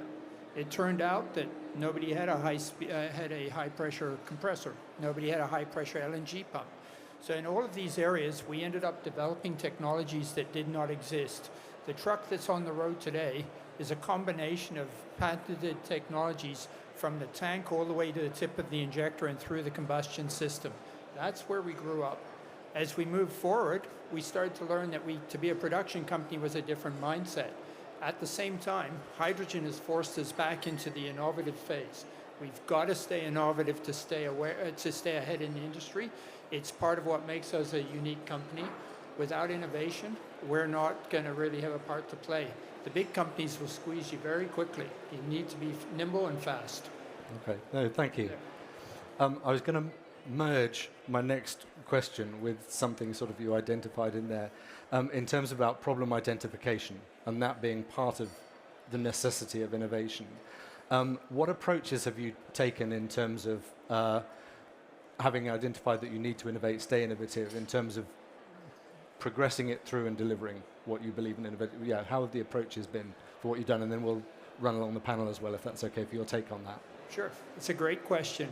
Of course, government funding was a very big part of where we started, and the other part that helped us was we went to the market and became a publicly traded company back in the days of what was then Westport. That funding was vital, but then as we moved forward, we started to generate revenue. We also had to learn to be a production company. So a big part of us is process now. That process is what allowed us to do a repeatable product that could be put on the road. At the same time, I mentioned innovation needs to be in your DNA. It's part of the spectrum. So we always start with, what's the new idea? What do we need? And hydrogen, as we came up on it, and as the entire world in many ways, started to look at hydrogen, that became a key piece of what do we need to do with hydrogen? And one of the questions was, how do we use what we've got and improve it to use with hydrogen? So under the current regime, we're able to use a very flexible fuel system that we actually can develop for both fuels. And as we look forward, we found other fuels now that we can do that. So that innovation led to more innovative thought. So we've gone from hydrogen and started looking at methanol and ethanol and other fuels, all with the same fuel system, all addressing some of the green issues we're facing in the world today. Interesting, this piece of innovation that's then gone, okay, we can go outwards. Sorry, Pierre, I'd like to come in on that too. Yeah, in terms of having identified the need or being part of that innovation, the process or approaches that you've taken then to take it forward and realize it to sort of fulfillment rather than going, oh, well, that's clearly necessary and stepping away. Yeah, so it is a process, and it first require the funding to be able to do that, and of course the knowledge to be able to do that. So both are challenging from the start.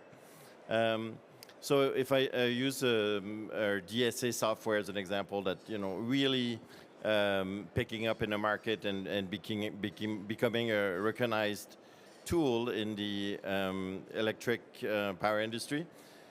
It took us 20 years to get there, and with very large investment.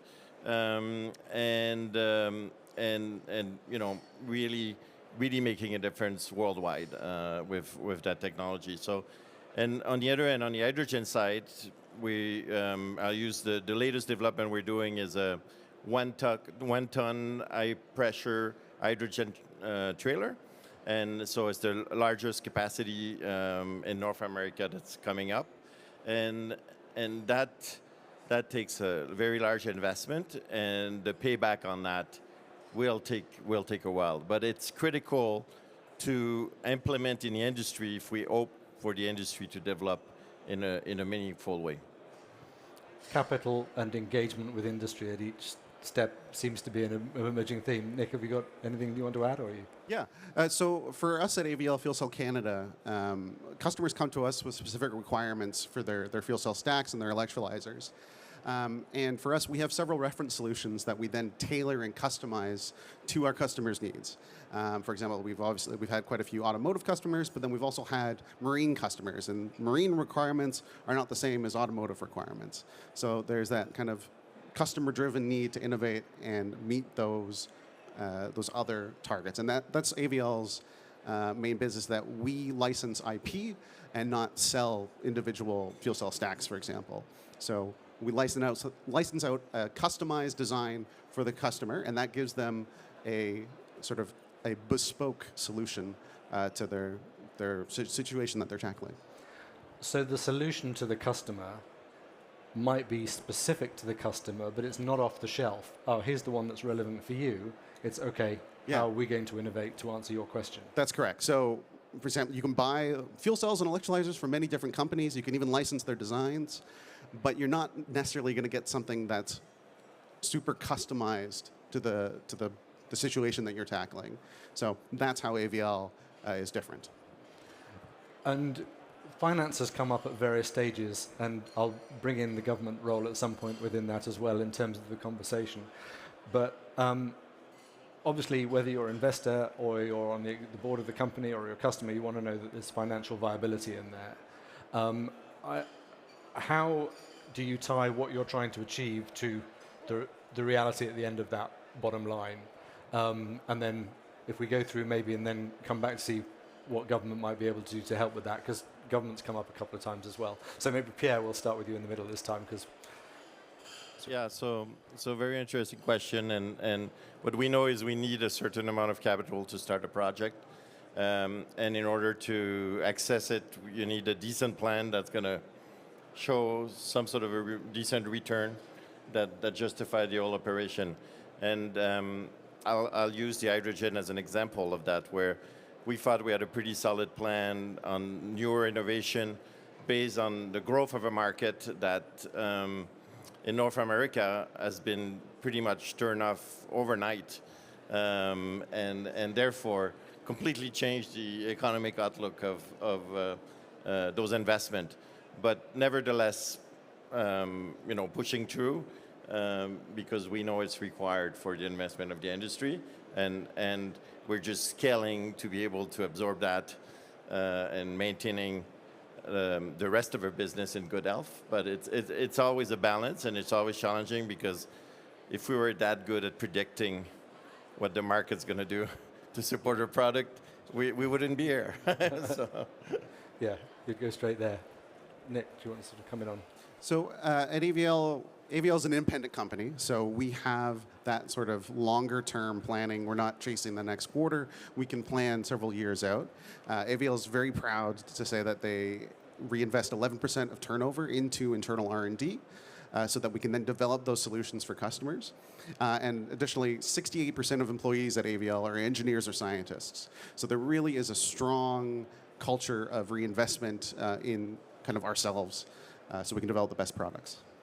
Yeah, it's interesting that, and this has come through a lot of what's been discussed, becomes part of the culture. There's a culture of, okay, in whatever form, we need to be able to go with this and stick with it, and so on. So yeah, sorry, David, you want to come in? So when we started, way back in time with the first generation hardware, we didn't really think as much about it. We just wanted to try something out. We hadn't really sorted out the market yet. One of the things that's happened is as we've innovated, as we've developed a product, we've really grown to understand that market more.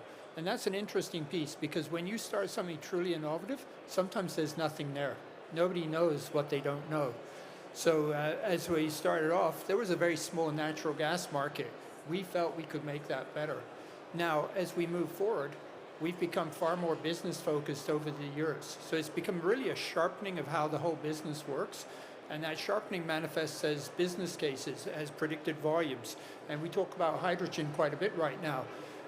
About 2 years ago, we were talking tens of thousands of trucks. That's slowed down a little bit. That impacts the business case, and we start to make different decisions.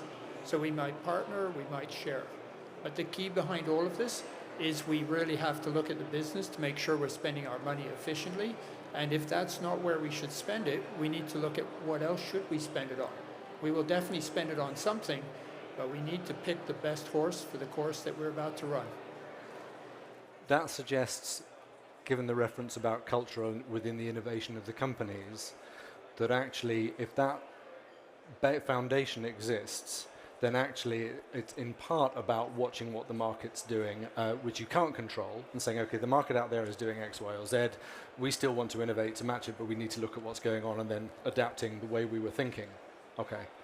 Can I bring in potential sort of government support, the relationship, and how that has worked in terms of financing and underpinning?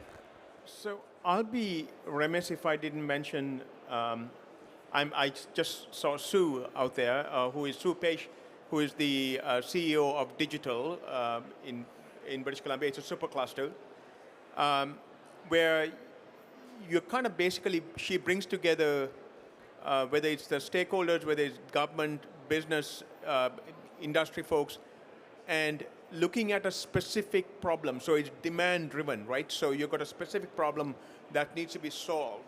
So you bring all these people together, which you can solve with a whole bunch of people around the table as opposed to one individually. So that has been a very successful model. There are multiple things that Sue can talk to. We can put a lot of money into research and development, which we do, SHRED credits, venture capital tax credits. We have got clean BC funds. We have got money into manufacturing jobs funds. We have a whole series of funds which allow for R&D, right? A lot of money into R&D. I think our challenge is how do you commercialize these and keep the IP in British Columbia or Canada and grow and scale up the companies. So which is precisely why we created InBC, in order to allow for that commercialization and scaling up of companies which can do that in Canada, create jobs, and create a product that can be exported. So that's our biggest challenge. So I would say on the R&D side, I think we are doing a lot for the innovative space, but we need to spend time doing on the commercialization, scaling up, and export. So that's where we want to spend the money, because at the end of the day, what's the return for the taxpayer, right? So I think we would want to spend a lot more attention on that part of the scale, not on this end anymore, because we are spending, for example, we have Knowledge Development Fund, which we provide universities with money. We provide money to Michael Smith Foundation. We provide money to Genome BC, but we want to see a return to the taxpayer. So again, commercialization. Yeah, that commercialization and tracking the innovation and seeing it through to realization rather than just, here's a clever idea. And the funding that can support that, really valuable. The other bit that struck me in there was convening power, which I think government particularly and agencies and independent associations can really help with that. Okay, it's not going to come just out of one person. It might, but come out of one person thinking a bright thought, but often it's people coming together. What I'd like to just move on to is any sort of specific examples. It's sort of come through some of what you've said in terms of the things that you've either done yourselves or seen, but where there's what I'd say is a sort of favorite moment of innovation, whether it was the sort of spark of an idea or a total adaptation of something that existed or a piece of process, however you want to frame it. And if it's yours, great, use the chance to have a pitch. If it's something else that you saw, whether it's through a customer or something, I'd be interested in that. And then, yeah, maybe we can start with David and work back through. Sure. There's been many moments of innovation, to be very honest with you, over my career, particularly with Suspira and Westport. Probably a standout one was when we started to look at the fuel system and realized that we could run so many different fuels through it with minimal change, and yet with keeping what is effectively a known solution in place, or now a known solution. When we started, that was the innovation. That innovation now allows us to open a multiplicity of doors, and that allows us into more and more transportation fields. So to me, that was quite fascinating to see. Yeah, interesting. Thank you. Pierre, would you like to cover anything on that? Yeah, so yeah, on that I can talk a little more about on the electric power industry, where people don't often realize that electricity represents only between 20 and 25% of the total energy used in our life, and with electrification, there's a large demand which requires large investment to be able to grow the industry, and so there's a real focus on innovation in efficiencies, ways to do more with the power that we have, and an example that we're working on in smart home panel, where you can, for a lot less amperage, you can supply an entire home, and the house itself manage the draw on power. So that type of innovation is really critical moving forward, and of course we're emerged in that industry, so we're seeing that happening, and it's very exciting. Yeah. Yeah, it's when things happen, like as you say, the discovery of we could apply this more broadly, or we can. This is happening. There's a buzz to it, which is nice to see coming through. Nick, do you want anything to add from AVL side? Yeah, absolutely. So from the name of the company, you can kind of tell, because it's Fuel Cell Canada, you can kind of tell that we weren't thinking about electrolyzers when the company started. So in the last couple of years, we've seen the electrolyzer industry really grow a lot. And at a pure chemistry level, the chemical equation for a fuel cell and electrolyzer are very similar. It's kind of just in the opposite direction.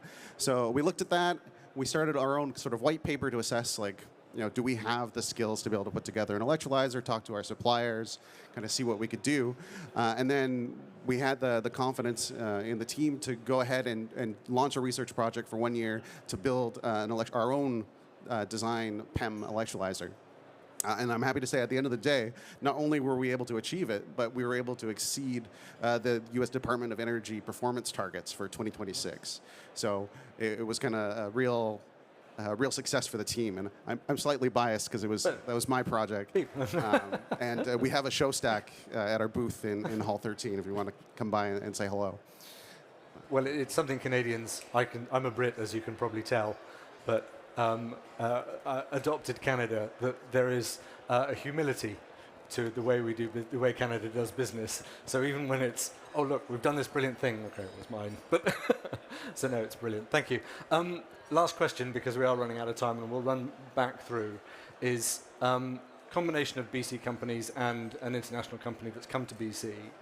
Just be interested in your take on the context, the ecosystem of why you either came to BC or why you think what you've achieved has grown out of where you are. That connectivity between innovation and place, obviously, that's why we're here, so that would be fantastic. Yeah, it's a bit cliche to say, but the short answer, it's the people.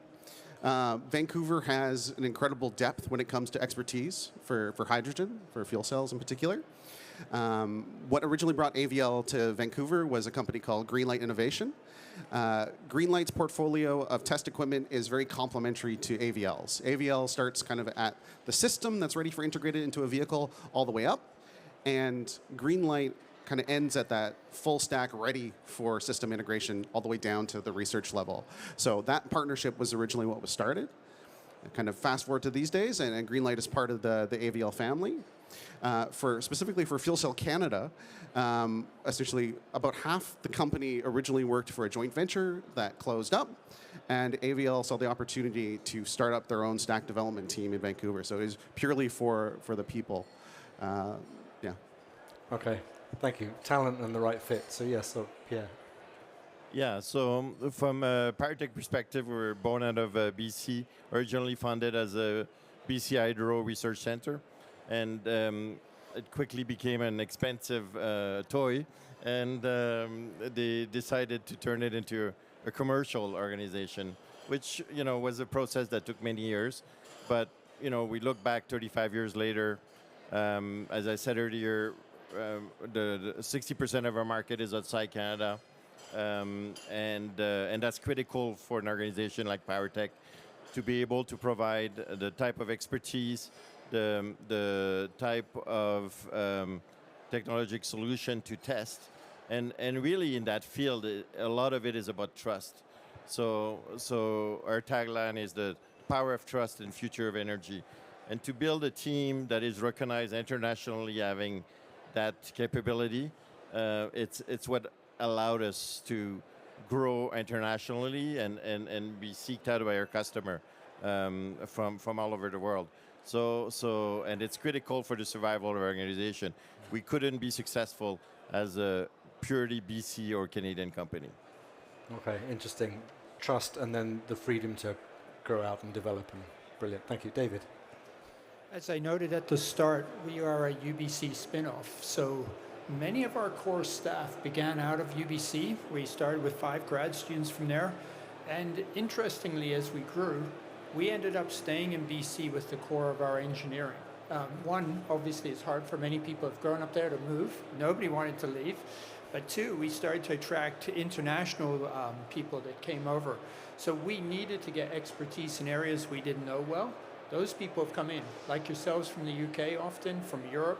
So we've got a fairly international team in Vancouver, with the core still remaining a group of, let's call them Vancouverites. But the company, as a result, now is very strongly rooted into Vancouver.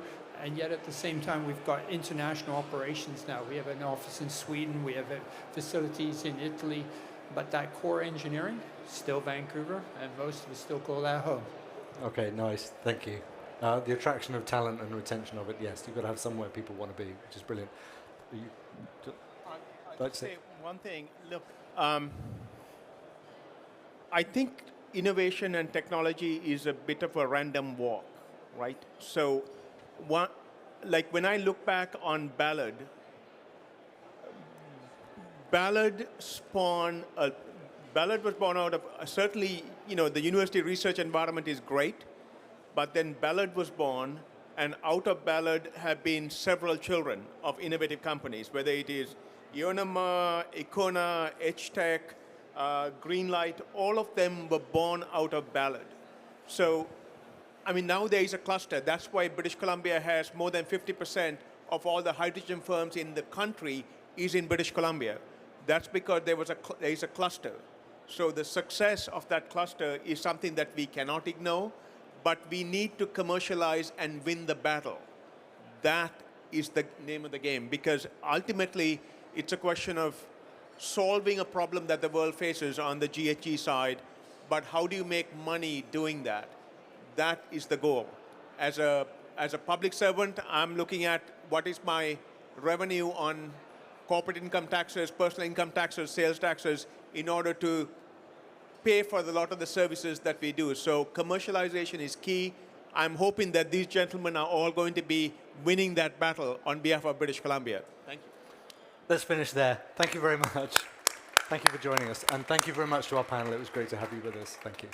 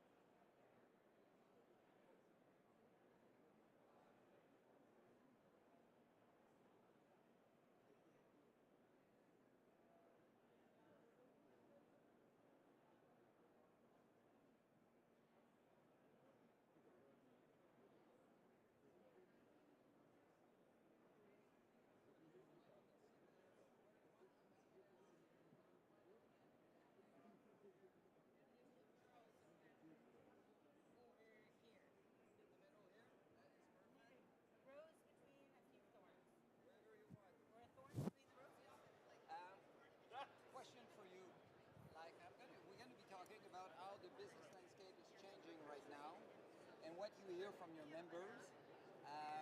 Is there a person in particular, and then we're going to talk about the landscape, but also your offering, how it will evolve according to that. So is it like I can ask anyone any of these questions? Yeah, you don't have to ask us all the same questions. Yeah, that's right? it. Yeah. Like, I'm just going to do a brief summary of the summit, 3 to 5 minutes of what I was asked to do. And then, each one of them can pick up on sort of their thing. Okay, You've got three different verticals here. So you've got AI, right? You've got mining, and you've got technology, machines, anyways. You've got digital. My questions are more wide topic than that. Yeah. But if you want to talk about your special, from our perspective, feel free to expand as you want. We will. I don't think any of us are shy.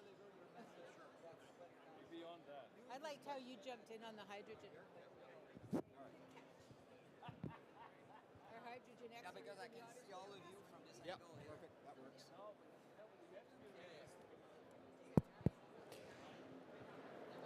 We're going to be starting very soon. If you can have a seat, please. A lot of things are big things, but hype has turned to real things. Oh, it will.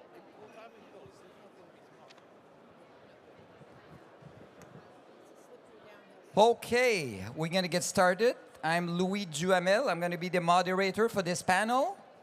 The title of the panel is Innovation Challenges and Opportunities for Transatlantic Relation with the Business Council of Canada. First of all, I'll ask the participants to introduce themselves one by one. Good afternoon. Goldie Hyder, the President and CEO of the Business Council of Canada. Diane Gucciu with CGI. I'm a Vice President leading our global AI research. I'm Joe Lombard, Vice Chairman of Hatch, a global engineering company specializing in mining and metals. I'm Faisal Qazi, President and CEO of Siemens Canada. Go ahead. Well, my job is to just summarize. We had a business summit this morning, which included participation by both Premiers Mo and Premiers Legault, and all of our panelists here, as well as some other panelists. I've been asked to kind of summarize the highlights of what happened in that summit this morning. I think the most common thread of everything these days is things are changing, that America's changing, and when America's changing, it means the rest of us are changing. And so trying to figure out how do we adjust to that change was a big part of the summit. I will say we are a group of optimists who feel very much in the half-glass full view, which might surprise some people. But it requires us to take control of our own destiny. It requires us to make sure that we play to our strengths in our economies, and it requires our policies. If there's one thing that I think was consistent in all the different subject areas, whether it was in artificial intelligence or technology, digital more broadly, or mining, we need good public policy. Good public policy is what's necessary for capital to form, for capital to do so with confidence, and I think a lot of us are looking for far more harmonization of regulations, a more competitive tax structure, the execution of being able to build the infrastructure that we're going to need to be able to diversify and to be able to compete. For Canada, we acknowledge that we're not divorcing the United States of America. Our strategy has to be US plus. We are going to have to stabilize the relationship when it comes to having a new trade agreement with North America, ideally. And at the same time, we have to figure out how are we going to diversify. Europe is one part of the world. We've got the Indo-Pacific, we've got South America, Latin America, Africa. It's a big world out there. Can't do it all. How do you focus? How do you prioritize? And so part of the understanding here is why Europe? What is it about Europe that creates opportunities for Canada? And what is it about Canada that creates opportunities for Europeans to come there as well? So last but not least, what today is also about is sharing. Sharing our best practices, sharing how it is that we're managing the adversity and the opportunities. And so I look forward to that discussion. Thank you. Could you say a few words about the organization, purpose, mission? Sure. The Business Council of Canada is partnered with BDI here in Germany. We have 170 CEOs for multi-sectoral, multinational, in most cases very global in their operations. All members here on the stage with me. as well. We have about 2 million employees directly, and another probably 6 or 8 million indirectly, 50% of the Toronto Stock Exchange, and several $1 trillion of value in our GDP. Very good. I'll start with you. What is the actually the importance of innovation in light of the changing geoeconomics relationships of Canada, recent events? So how do you see innovation being a focus of Canadian business in the upcoming year? Yes? Yeah, absolutely. I think we are experiencing unprecedented time. Something, even if you take out the geopolitics, but even without that, there is a huge change which we have not seen in the last century. The energy transition, the electrification of a complete transportation sector, and especially the technology changing, the artificial intelligence and all these technologies changing rapidly. So I feel there is a huge opportunity to improve the productivity in Canada using these technologies. It's a really great opportunity. When you ask about the geopolitical situation, I do personally feel that we have been a little complacent, and this has triggered something in us as a country in Canada to fast track the adoption of technologies. And for this, I personally feel one of the most important things is collaboration. Collaboration at all levels, from the government to public sector, private sector, research institutions, etc. So we can take these technologies and make an impact, enhance our productivity into our country. So that's what I see is required. Anyone would like to add to this? Yeah, I'll add just a word. I think one of the things that makes the Canada-Germany relationship so strong is our differences. We don't want to innovate with everyone being in the room. If, as Goldie said, diversifying, bringing in different expertise, different strengths is what's making our relationship stronger. Also, a lot of what's going on, we have set ourselves, in our economy, in our world, we've set ourselves up very well. Canada and Germany have had a long relationship in academics, in cross-sector collaboration. CGI, for example, we've had our business unit in Germany since 2012. So now we're in a really good position moving forward, which is what makes us optimistic. A lot of the change I feel we need for innovation, for collaboration, for shared approaches to tough problems, we're already started. So I think we're in a very good place moving forward. Very good. And so, from our point of view, as being very deeply entrenched in mining globally, I'm very happy that politicians have found a new word, and that's critical minerals. So that will make mining, become cool again, as we said earlier this morning, and I've said many times on other conferences again. But then especially in our context, as a Canadian headquartered organization, Germany was our last frontiers. We took our time to get here. Now's the opportune time.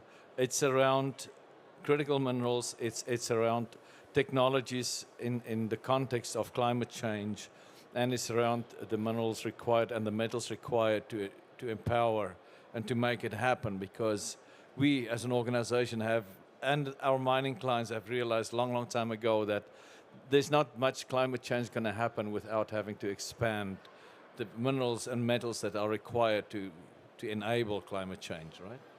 I just want to pick up on what Joel just said, and that is that for the last decade or so, it felt like all the oxygen was being given to the climate change debate. And in many ways, the facts of how to deal with it were being suppressed.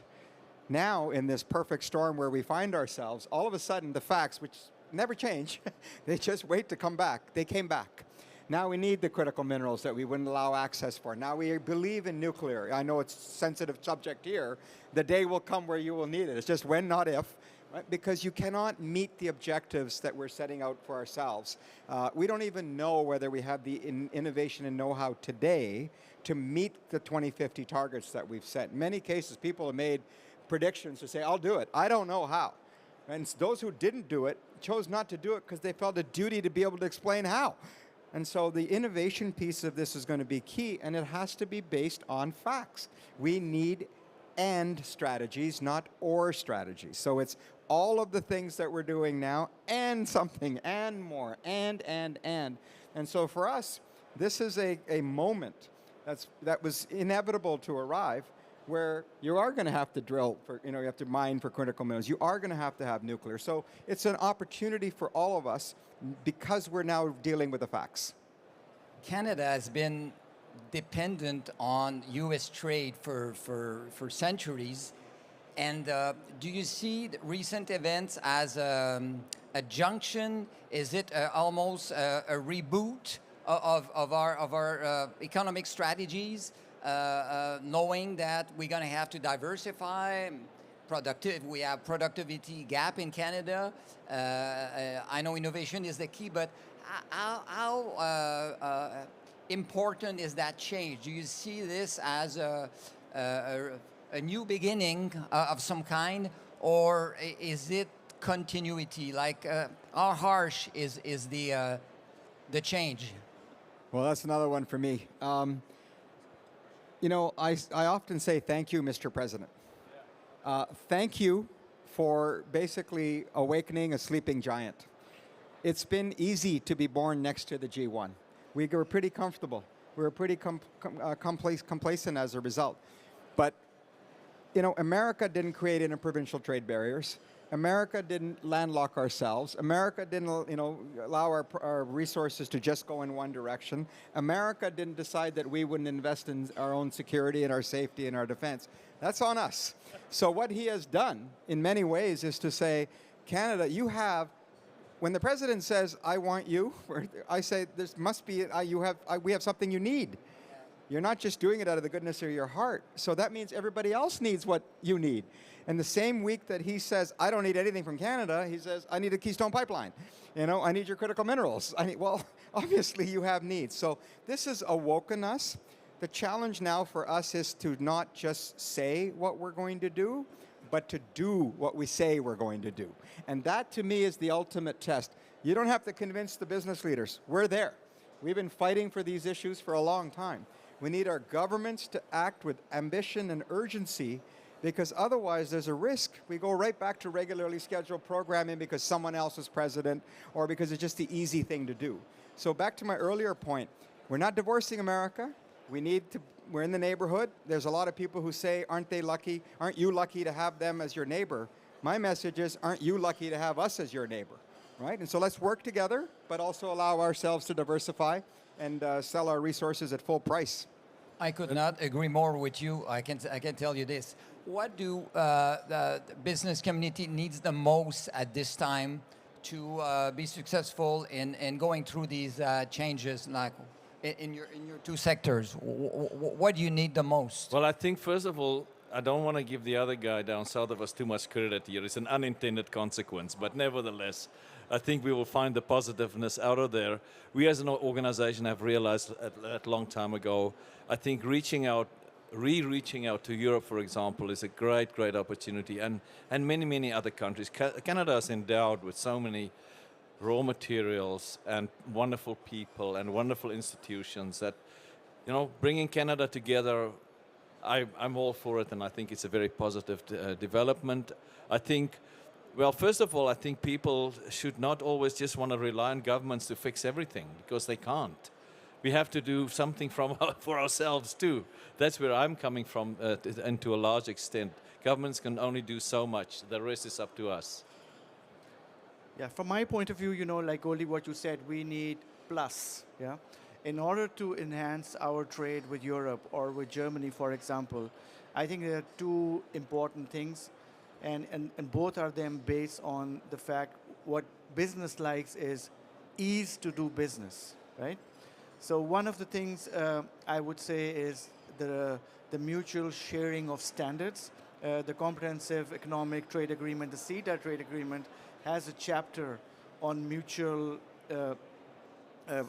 norm sharing, like IEC standard, and we have not been using it. So this would be my first ask from the government point of view, or for all of us, to make that ease. If I have a German product to bring to Canada and vice versa, if the standards are the same, then things will flow very, very fast.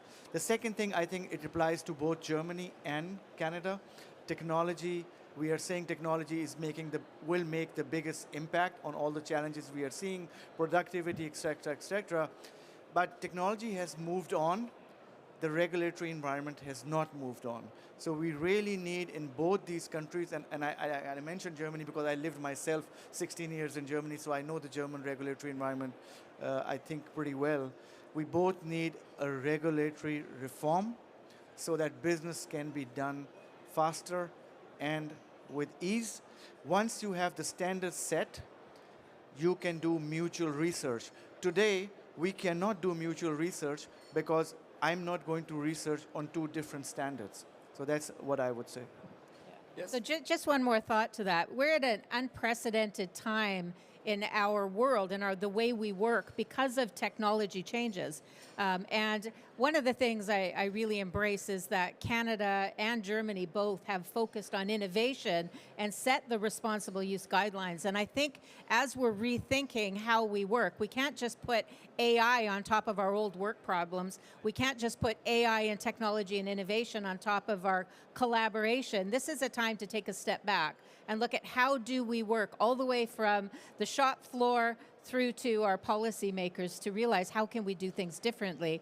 We said this morning we have an aging population. We're about to hit a crisis of 25 to 40% of our population will be retiring in 10 years. So once again, in doing that, we now have the opportunity to rethink our partnerships, our collaboration, as well as how we deliver services to those of us who hope to retire and receive those services.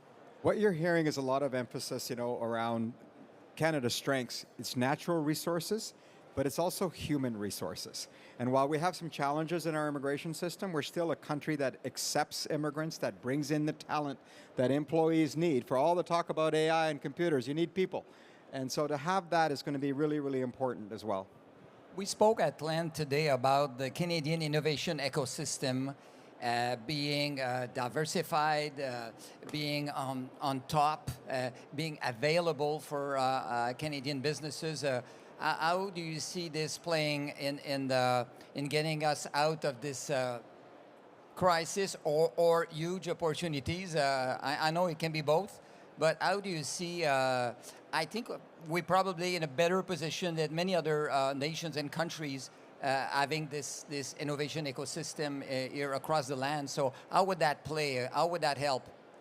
So Canada business has always collaborated with universities in research and innovation. We've invested in universities both for the findings, the innovative experiments, the new approaches, as well as in the next generation of our workforce. So I think in continuing to do that, we're going to be able to enhance. The other thing that's really changed is a lot of these technologies now are becoming more accessible to lots of diverse industries. In AI specifically, we're not just looking for computer scientists, we're looking for finance people, for informatics, for change management, for user experience, which is opening the door for more diverse workforces in designing these solutions that are going to be helping us. And in many cases, I think Canada is a great example of how I'm always referring back to mining. That's my world. So again, here, I just picked the commodities. We have centers of excellence that promote not only the mining of whatever commodities they are mining, but also education around, and then innovation around technologies, manufacturing, and creating other ecosystems around that core of the commodity, whether it's potash, it's uranium, it's aluminum, it's lithium, it's battery space. All of those are just 5 clusters I mentioned here where Canada is in the forefront, and on all those clusters there's a whole myriad of things that they create, kind of like little Silicon Valleys if you want, around those commodities, which is very powerful because it's very practical, it's applicable, yes, and of course the universities are also included in all of that research. But it goes beyond, and it also affects the communities in a very positive way. So great examples of many instances like that. I'd like to add on this. I think we have a really unique opportunity when I see how the governments, both at provincial and federal level support innovation. And we just announced this morning $150 million investment in an R&D center. And I can tell you it wouldn't have been possible without the support of SIF, Invest Ontario, Invest in Canada. So that is, I think, a big strength. I'd like to go back to one of other points which you mentioned, and that we, even when we have the technology, we have to do things differently. So I'll just share with what Siemens is doing, and I'll give you an example of a country where things are moving really fast. And so traditional way of building a factory is you design a factory, you build it, and after it's built, it is optimized. We built our first native digital twin factory in Nanjing, China. And that means we designed the whole factory in the virtual world. We tested it, we optimized it, all done before ground was broken. And this factory is 30% more productive. It has 40% more space efficient, and its quality is far exceeds similar factories. So this, thinking totally out of the box, and this is what I invite everyone to come at booth 9, Hall 9, where the Siemens stall is, where you can see how we are creating the industrial metaverse, where you can solve real-world problems in the virtual world. So the common thread here is sharing and the importance of best practices. But one of the things that we learned from Germany, or trying to learn, we had a meeting here in Munich in 2018, January. And the whole purpose was to help understand, for as Canadians, how is it that Germany set out to develop an industrial policy that was very deliberate, very intentional in wanting to occupy a certain part of the global economy, and having done it so well. Because our challenge in Canada is we won the geographic lottery. As I said earlier, it's a blessing and a curse. We didn't need an industrial policy. We just survived on selling stuff to Americans. Okay? Clearly, that's not going to get us from where we are to where we need to go. So now the question is, what do we want to be when we grow up? You were talking about all the things we're doing innovation. I see my friend Sue Payshare, who runs our digital supercluster. One of the things that Canada tried to do is create, and has done so, 5 superclusters in 5 specific areas. Now, 5 may be too many for me. I would like to see it more like 3 really strong as we get going forward. But it's a chance to decide, what do you want to be when you grow up? You can't be 5 things or 10 things. What do you want to do? And so we're learning from Germany how it is that you make some of those choices, because you picked a lane and you're winning in that lane. So we need to do the same. Do you think we need to find some kind of settlement with the United States and try to keep as much as possible as our exports over there versus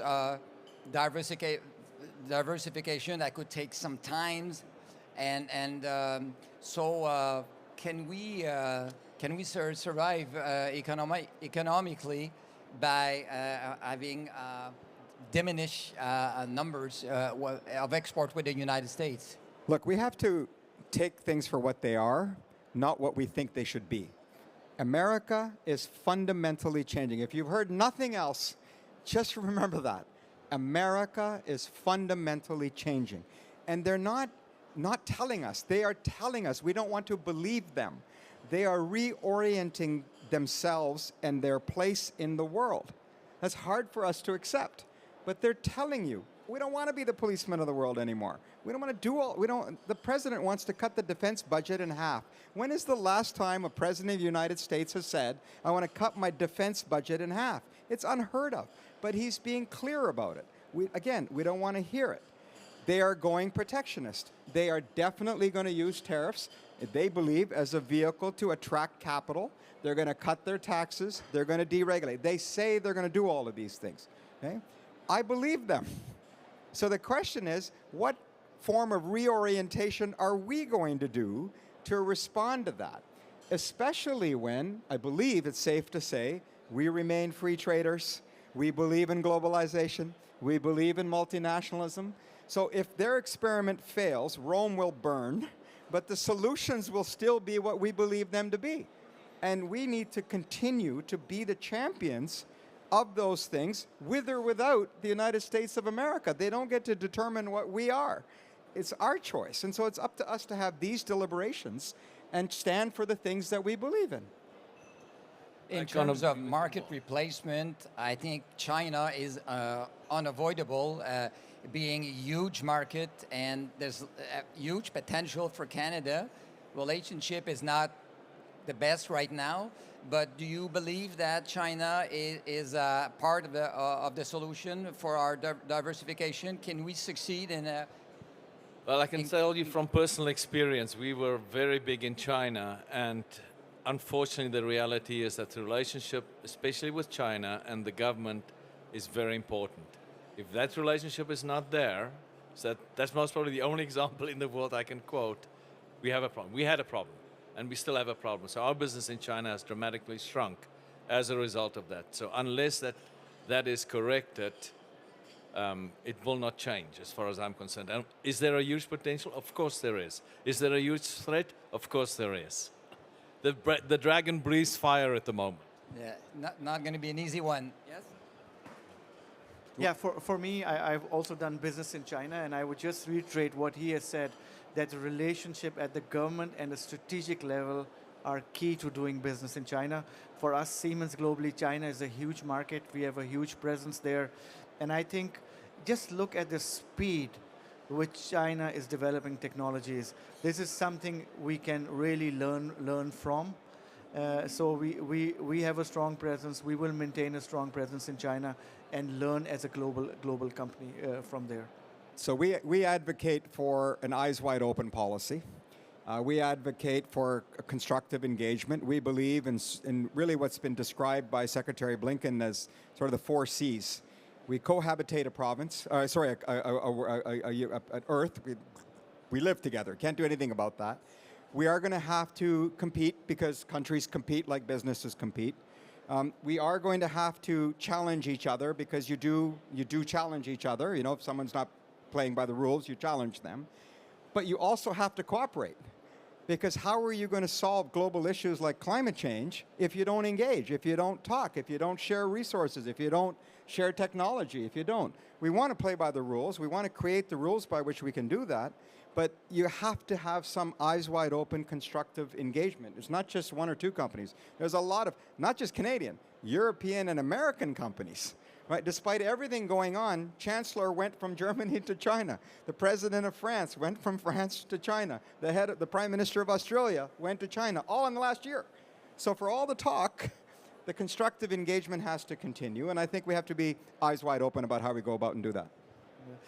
Yeah, I would just like to add, I think it's best to talk to people than talk about people, and that's exactly what we need to do. Well said, well said. We have high expectations for government, from the government, but public finance are in disarray. At the federal level, at the provincial level, in many provinces, what do? We go on investing, spending. We need to have new priorities, perhaps, and so. What can we hope from government in the current situation? I'll go. You know, I think, and I'm going to steal your phrase, you can't let any crisis go wasted. Yeah. You know, every challenge is an opportunity. And as you've heard here, all that's going on in the world right now is waking Canada up. You know, we've been very comfortable, and being uncomfortable is not a bad thing.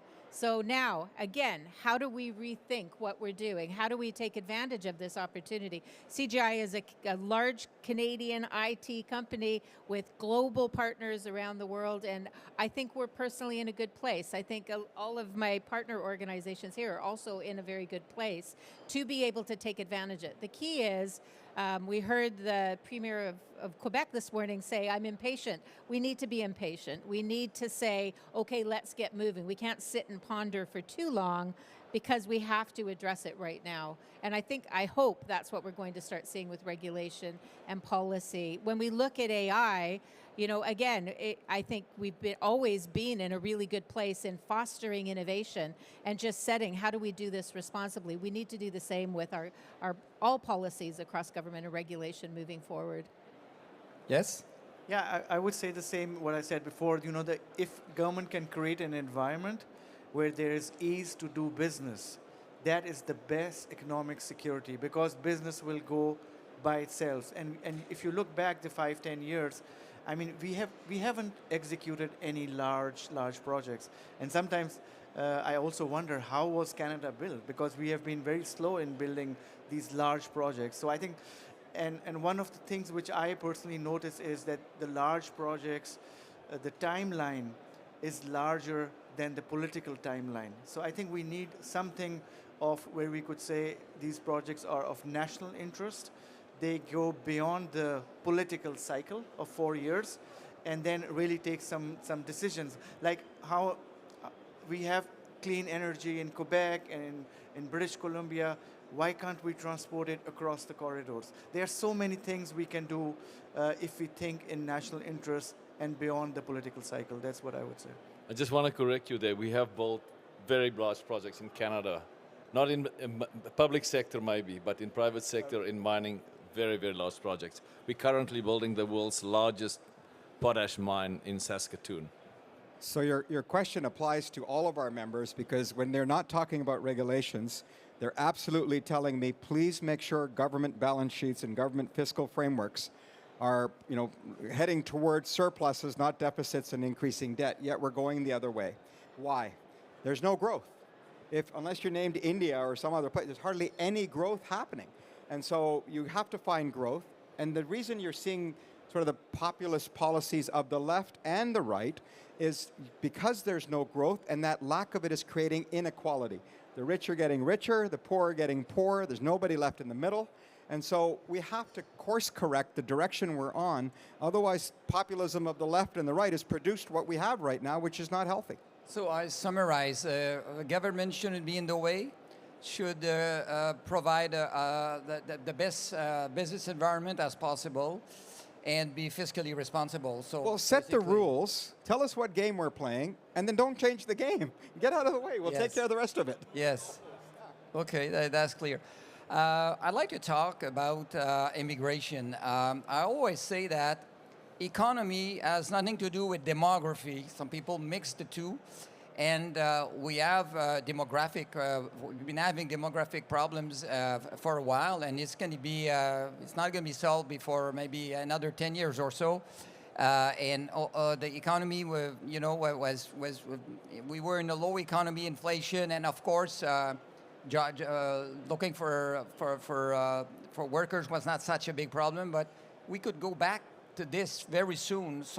So what about, are we taking the right decisions right now about immigration? Here are the facts. Canada's birth rate, 1.3. Okay? Any GDP growth in Canada is population-based. It's the only reason we're having GDP growth. Unfortunately, we're in a challenging environment for losing the consensus of immigration, but that means you're going to create no growth again. And so it's a vicious cycle. We have to remind Canadians that our prosperity has been built largely in the last 50 years, 60 years, if not longer, around population and population growth. But it has to be done in a disciplined way to ensure that you have the infrastructure, the housing, the roads and so forth. You need the plans to do that. And when we talk about immigration, we look at it as sort of a uniform. There's different schemes, the different categories, right? We want more economic migrants in the business community. Our ask is increase economic migrants who come and work for 30, 40 years. But you also have to have humanitarian, you also have to have refugees, you also have to have temporary foreign workers, you also have to have foreign students, right? So you have to figure out what the right balance is and ensure that the population, the Canadian population supports it. But let's be clear. One of the great strengths of Canada is our immigration, but it's also a place now where if we don't get that consensus back, your economy won't grow. Exactly. You want to add something? Yeah, I think similar, that we need to invest in the infrastructure, like healthcare system, etc., which can take that immigration, which we really need. I was just going to say, as an IT services firm, our asset is people. And looking for people that can fill the space, perform the work that we need is critical. So bringing people together regardless of where they're from, that have the right skills, that have the desire to innovate and learn and advance is really critical to us, and something that I think we've done really quite successfully. So I agree completely. Immigration is very important, but thoughtful immigration and making sure we have the services, infrastructure, and resources to support it. Sounds good. Yes. Anybody wants to add on this? Okay. The last topic is interprovincial trade. I know that everybody means well, and it's don't have to be a genius to you know, like a large percentage of at least I am from Quebec, and large percentage of our GDP comes from interprovincial trade and selling to other provinces and everything, but lots of barriers, and it's not easy. You know, there are some philosophy in from one province to another, something that they feel strong about, and they're not willing to make too many compromises. So do you think the problem we have right now, or this huge opportunity that we have right now, is big enough, strong enough to finally break the mold, and we united, and we gotta trade and work together, and these barriers will go down? Do you think we're there right now? Well, as I said earlier, thank you, Mr. President. I mean, the wake-up call that you've delivered us has allowed us to deal with issues that are legacy issues going back 40, 50 years that were acted on within 4 weeks. The same premiers who fought us on the interprovincial trade barriers were at the front of the parade saying, we got to get rid of these things. Yeah. The same ones who said we don't want to build infrastructure like pipelines said, we need to do this faster. So it is a gift for us. What we need to do is make sure that there is a plan, that it's strategic, that what we're trying to do achieves the outcomes that we want, and that we don't fall back into the comfort of taking the time to do it. This is a moment for ambition and action, and it requires leadership, working together at all levels of government, with business, with labor, with academia and others. And I'm optimistic about that, that we're going to be able to do that. Very good. So just a shootout, each one of you, what you think is the utmost priorities for the next 5 years for Canada to prosper in this new environment, in this new world we're in? I'll start with you. Yeah. So for me would be adoption of technology, because you have seen that we have been lagging behind on competitiveness. Technologies are there to improve this technology, so the faster we adopt them, the better for us. I think there are many, many opportunities. Canada, I'm an immigrant to Canada. Canada is a wonderful country. It's got a lot of potential. I think now that we, got the elbows out, we're gonna fight the battle, and we're gonna win, and we're gonna come out stronger out of this opportunity. No question in my mind. Yeah, I think the important thing is to start with the problem, not with the technology. It's to decide what is it we're going to resolve, and then apply technology and say, do we have that new tool that's going to help us find the patterns, find the answers to questions? So I believe we need to really focus on how do we do this responsibly, set one guideline for the country, and then really promote innovation so that we can then say, how are we going to solve all of these problems? And we have the data to answer the question. Last word. So my answer is actually attitude. For too long, Canada's had the brand of being nice. We're not so nice on the ice. We get our elbows up and we compete, and we go in the corner and we come back with the puck. We need that same attitude of competitiveness and drive and desire to win in our economy, in our role in the world, and there's no stopping us. I don't know about you, but I'm much more optimistic now than I was 40 minutes ago. So let's have a nice round of applause for our panel. Bravo. Great moderator, terrific job. Thank you so much. Very kind of you. Thank you. Thank you. Fabulous. Covered a lot of ground.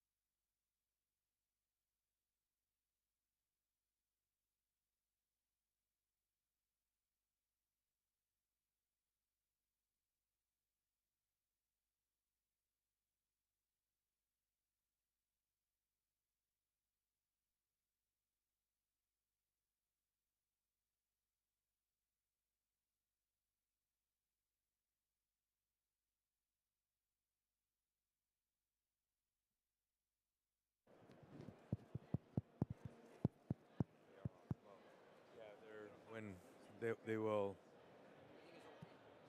because they will turn it on. Hello.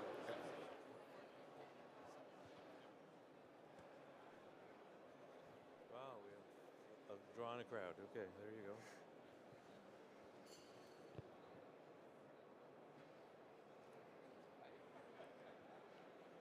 So we're going to begin this next panel. The panel is Driving Business Innovation and Competitiveness, the transformative role of research and technology organizations in the era of disruptive technologies.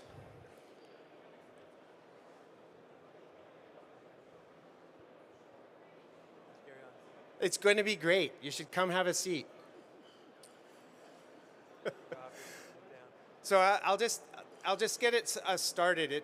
Everybody who's here at Deutsche Messe knows that we can come up with creative solutions to real problems and then have that create a sustainable, economically viable business.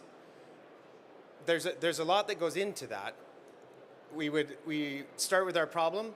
We do some research to come up with some possible solutions. Those solutions that work, we're going to do further development, further investment on that innovation to the point where we're going to commercialize.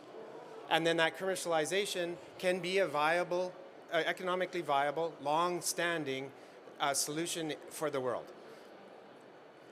In both of our countries, Germany and Canada, we have very complex ecosystems that allow for this innovation.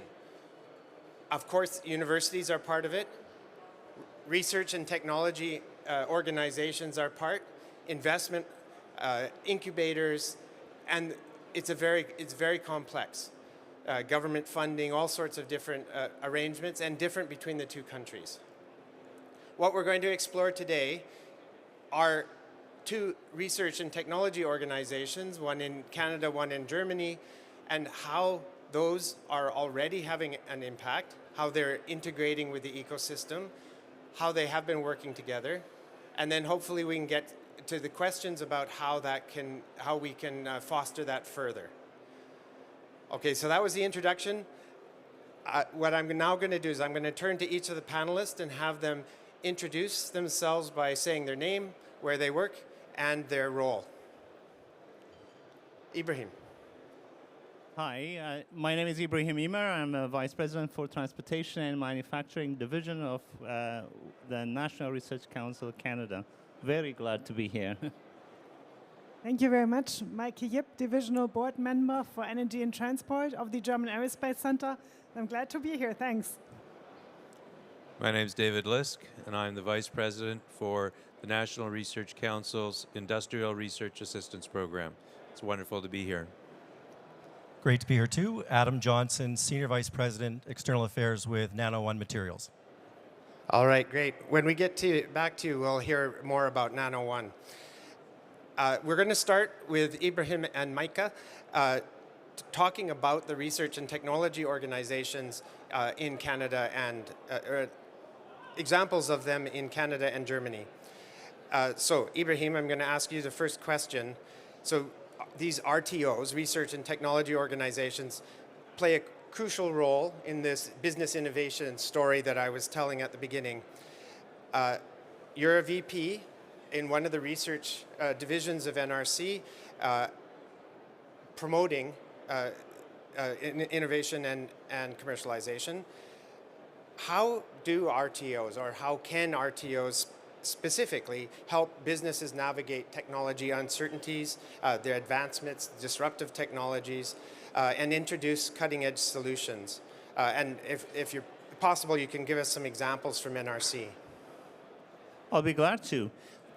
So what's an RTO? A research and technology organization. We do believe, I think RTOs play a very critical role in the innovation ecosystem. What they do, essentially, RTOs do is bring in technical expertise and deep technical expertise in one area and help support companies, startups, small and medium enterprises, even large companies, turn those ideas into real-world solutions, basically products and services. And how do we do that? Essentially combine that deep technical expertise with very unique facilities. In the engineering world, you do need facilities that are usually very complex to operate, complex to maintain and really operate in general. And RTOs are generally very good at that in bringing in both the technical expertise and the actual capabilities and turn them and support again companies solve real world problems.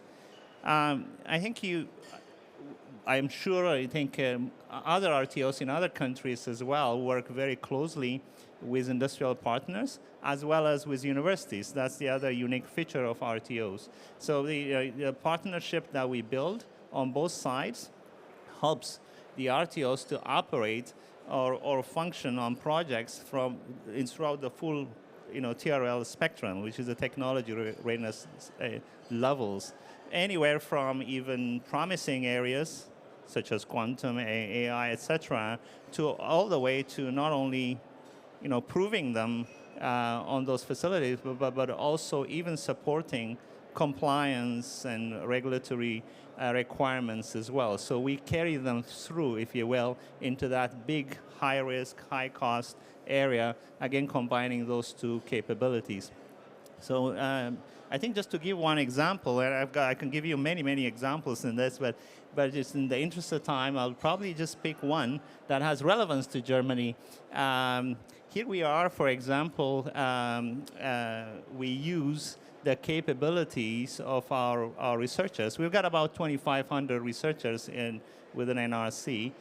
We brought in the capabilities of the researchers in the area of embedding AI in process sensing for additive laser manufacturing. This is a project called AI Slam. And here we brought in two companies from Canada, BrainToy Inc. and Apollo Machine and Welding.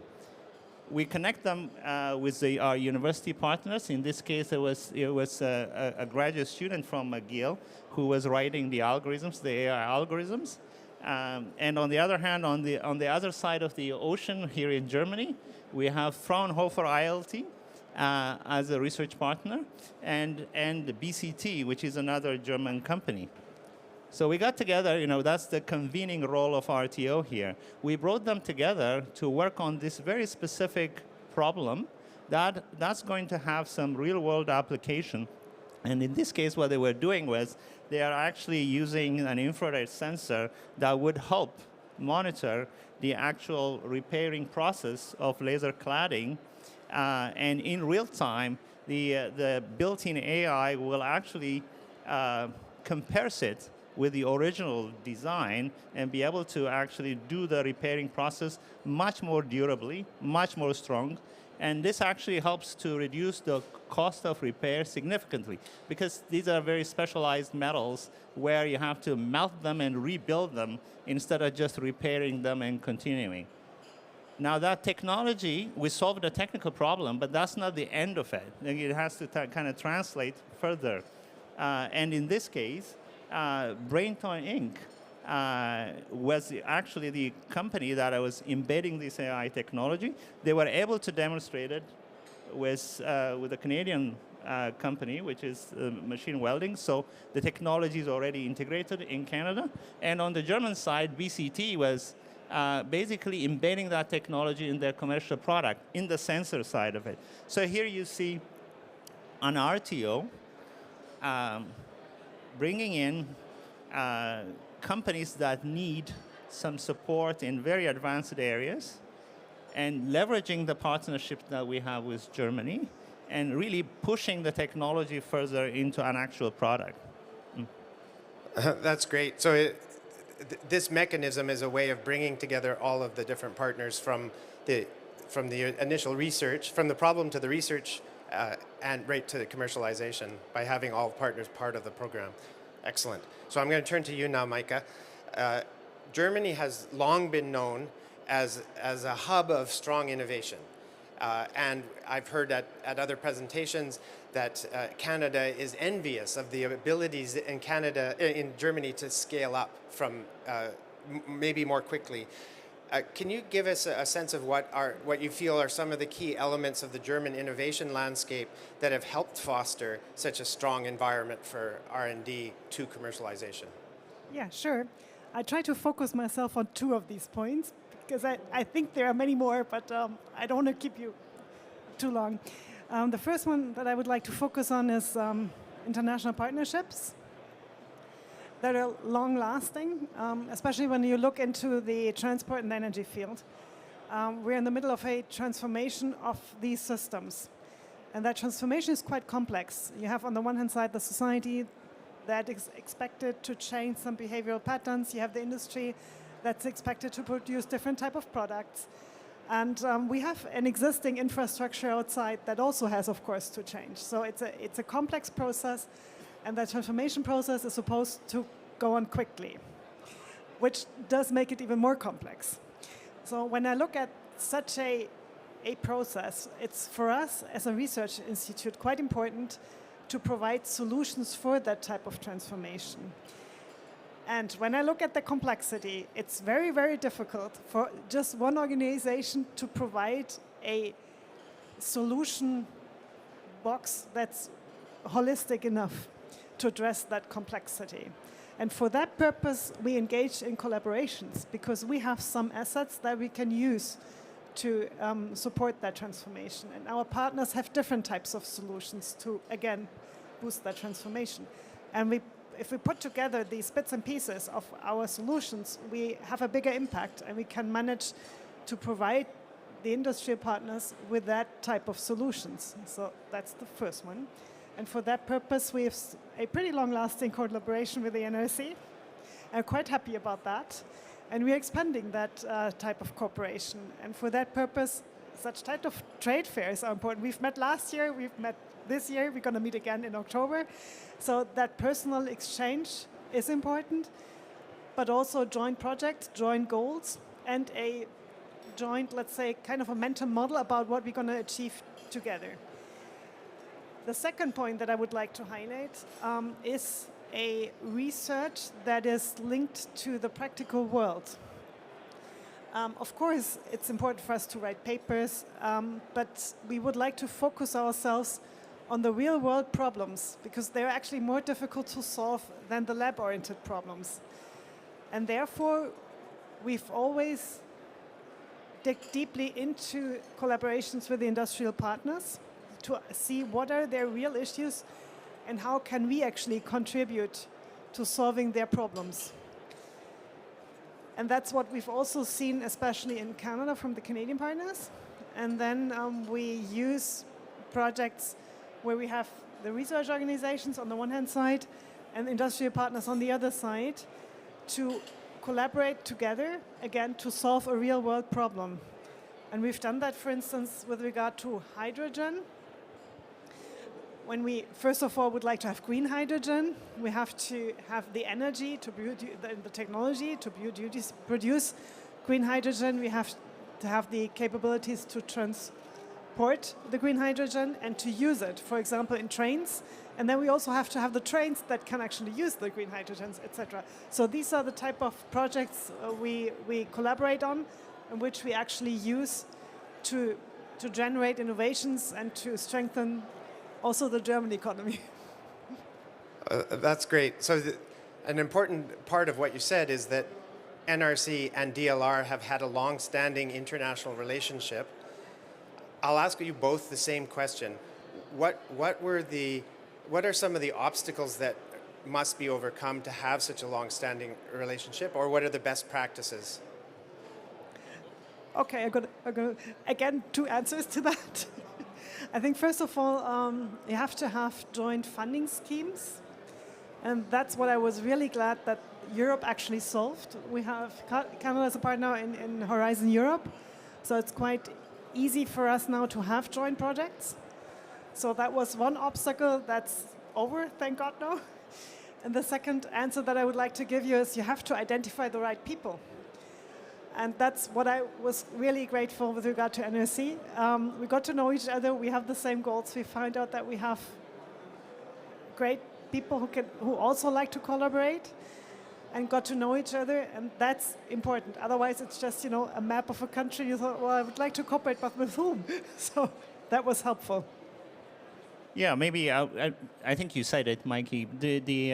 If I start from not the challenge, but I'll tell you what has worked well, and then we'll talk about the challenges as well. What has worked well, in my mind, is you have to create that platform, that mechanism, such as the GIS. We're part of Eureka. I think he mentioned Horizon Europe.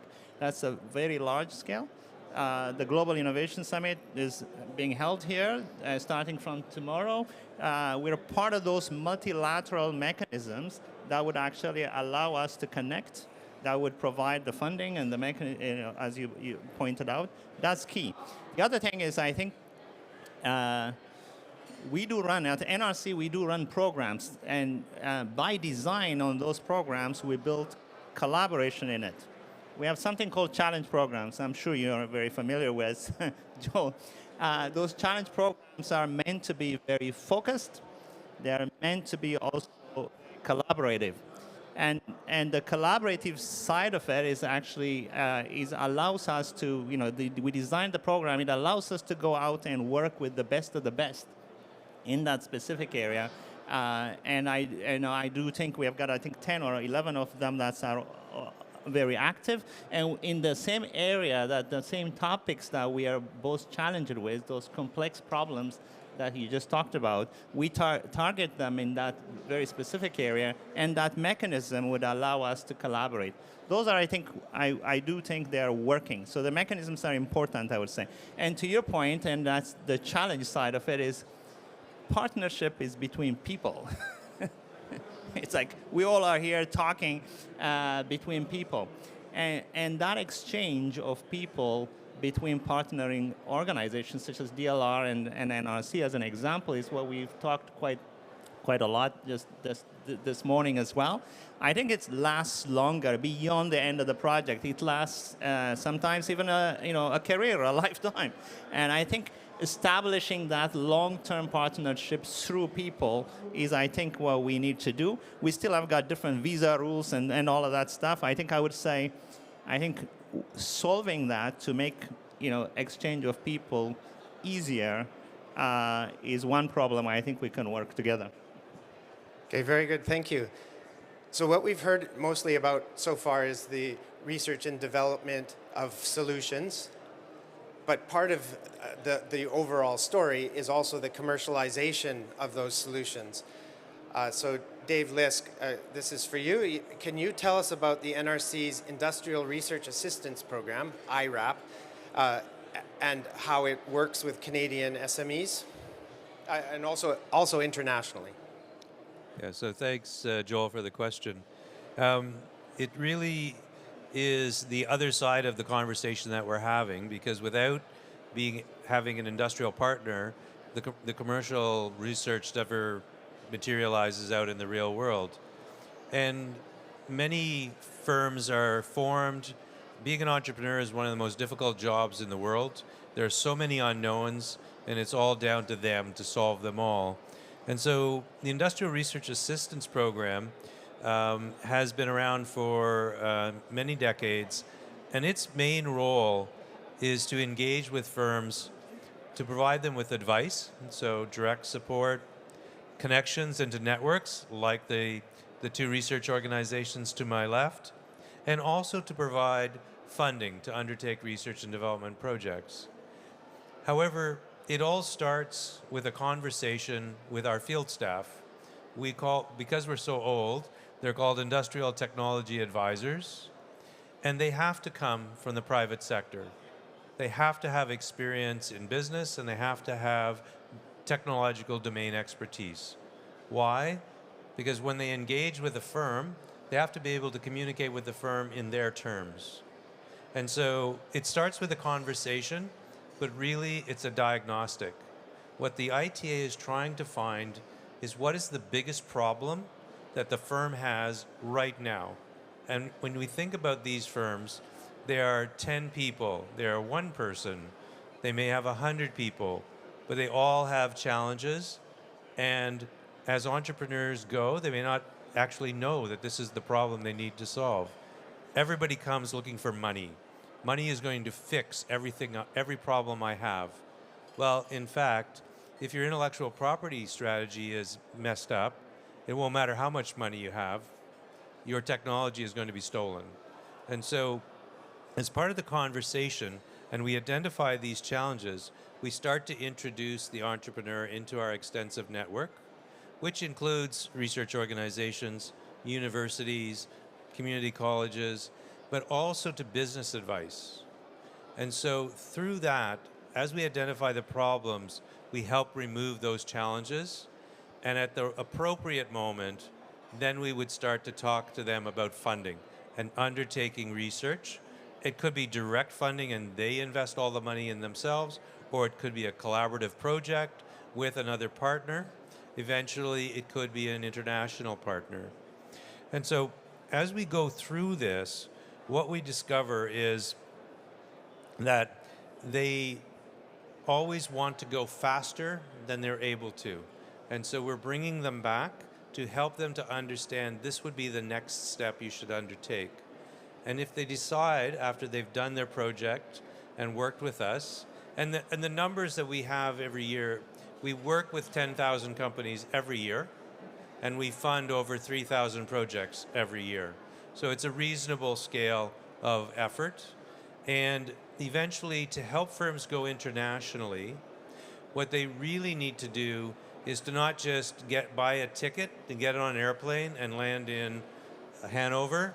They actually have to do planning. And so we guide them through the structure of thinking about going internationally, who they're going to interact with, who they have to meet, so that we have connections. So the plan is in place. We set up the introductions. In Canada, we are able to leverage the Trade Commissioner Service, which is in every country and supports Canadian enterprises. And here in Germany, you have similar support from your system if you wanted to come to Canada or to go internationally as well. So we have the setups, they're having the conversations, they build relationships, and the conversation is about time and repeats, and actually having a relationship with the people that you're going to work with is so important. It is not a transactional world. You have to visit, you have to participate. So we help them to do that. And then we offer the calls usually around themes, but they could just be a general open call. And then we help the firm in Canada who has found a partner, another company, and other research organizations to do a joint proposal. And then, of course, the rest is history. And after a lot of hard work, they're an overnight success. So those are the ways that we support our firms and other international firms to come together. Okay, thanks very much. So we're next going to turn to Adam for an industry point of view. First, before we get started, could you just explain Nano One to us? What is Nano One, right? Yes. So Nano One is a process technology company developing high-performance, environmentally focused cathode active materials for lithium-ion batteries. These are the batteries in EVs, energy storage systems, military applications, and in your phones and other pieces for your personal devices. Why it matters? About 50% of the cost of a lithium-ion battery is the cathode active material, or cathode. And about 95 to 98% of the cathode in the world is currently made in China. So there's certain geopolitical issues there. There's choke point issues, diversification of supply, ESG reasons to try and localize this. So that's what we're trying to pursue at our center, first in Burnaby, just outside of Vancouver. That's our innovation hub and our headquarters. And then we also have a demonstration plant in Candiac, Quebec, just outside of Montreal, where we're scaling up that technology. Why that matters? We purchased, along with some of the help from the Government of Canada and getting an investment from Rio Tinto, secured an LFP plant that was about to shut down. We're retooling it with our technology. We started at bench scale and now up to the full-size reactors. And it's the largest cathode facility outside of Asia. But most importantly, we secured about 480 years worth of experience making cathode, which is the most advanced team outside of China, which, as I said, has a corner on the market. We also have a licensing strategy working with Worley. So we believe that setting up these plants in Germany, America, wherever can be done and do it quicker, cheaper, and more environmentally sensitive. Okay, that's great. Now what I want to ask you about is your overnight success. How this happened in just one night. No. 20 pounds and less hair. Yeah. But more seriously, how have you been working with IRAP, the Industrial Research Assistance Program, along your journey? Yeah, no, happy to talk about that. I mean, it's actually been, journey is the right phrase, because Government of Canada and provincial governments and NGen and others have been with us all the way through. And as you were saying, David, getting people in at the right time when we were ready for it. So I've been with the company for 4 years. The company's been around for 12. So before I joined, the RTOs and specifically the IRAP program was really vital to the company's success. It was a bunch of 4 or 5 people with a really bright idea, with not a lot of money and know-how in very specific areas, that working with the IRAP program, getting those dollars in and getting that research happening, allowed to validate the technology and advance it, but it also allowed for someone like me and others on our executive team and throughout to have the confidence to go in there. Having that stamp of the Canadian flag on there made a huge difference to allow us to scale up, which then got research work going with Volkswagen. It's the one auto OEM we can talk about publicly that we've done work with in the past. It got a strategic investment in from Rio Tinto. So on the process side, on the iron side, it was key. Sumitomo Metal Mining came on, one of the largest integrated mining companies that makes battery materials for Tesla and Panasonic, to allow for us to partner with them to advance. But it's a scale up all the way to drive that change and that growth and get the validation from the government as well. So we heard earlier that 2 of the most important characteristics for making it happen are people-to-people connections, and then funding afterwards after a bit of due diligence. With your partnerships with the MNEs, do you feel that message is still relevant? Yeah, I mean, it's a topsy-turvy world out there right now, so as we all know. So, as the auto industry and others try to advance, moving to clean tech, localization, all these issues, I think it's helping, but it's also the trade commissioners have been extremely helpful. It's public policy that drives change. Obviously, the Trump administration is causing a lot of disruption and turmoil in certain ways, but also is driving change in the battery space because they want to localize. So I think once this kind of all levels out, and hopefully it happens soon and smoothly, I think it's going to help spur further investment. But it's going to mean government policy is going to have to continue to try and drive that ESG mandate, localization of jobs will be really key. Okay, so we've heard several parts of this story of going from a problem to the research to the solution all the way to commercialization. And we've heard that this is possible with collaborations between Canada and Germany. It's happening. One key ingredient is having a long-term relationship. Another key ingredient we heard from all 4 of you was that person-to-person contact is important for the research collaboration, to work with the industrial technical advisors, to connect to the trade commissioners. So people is important.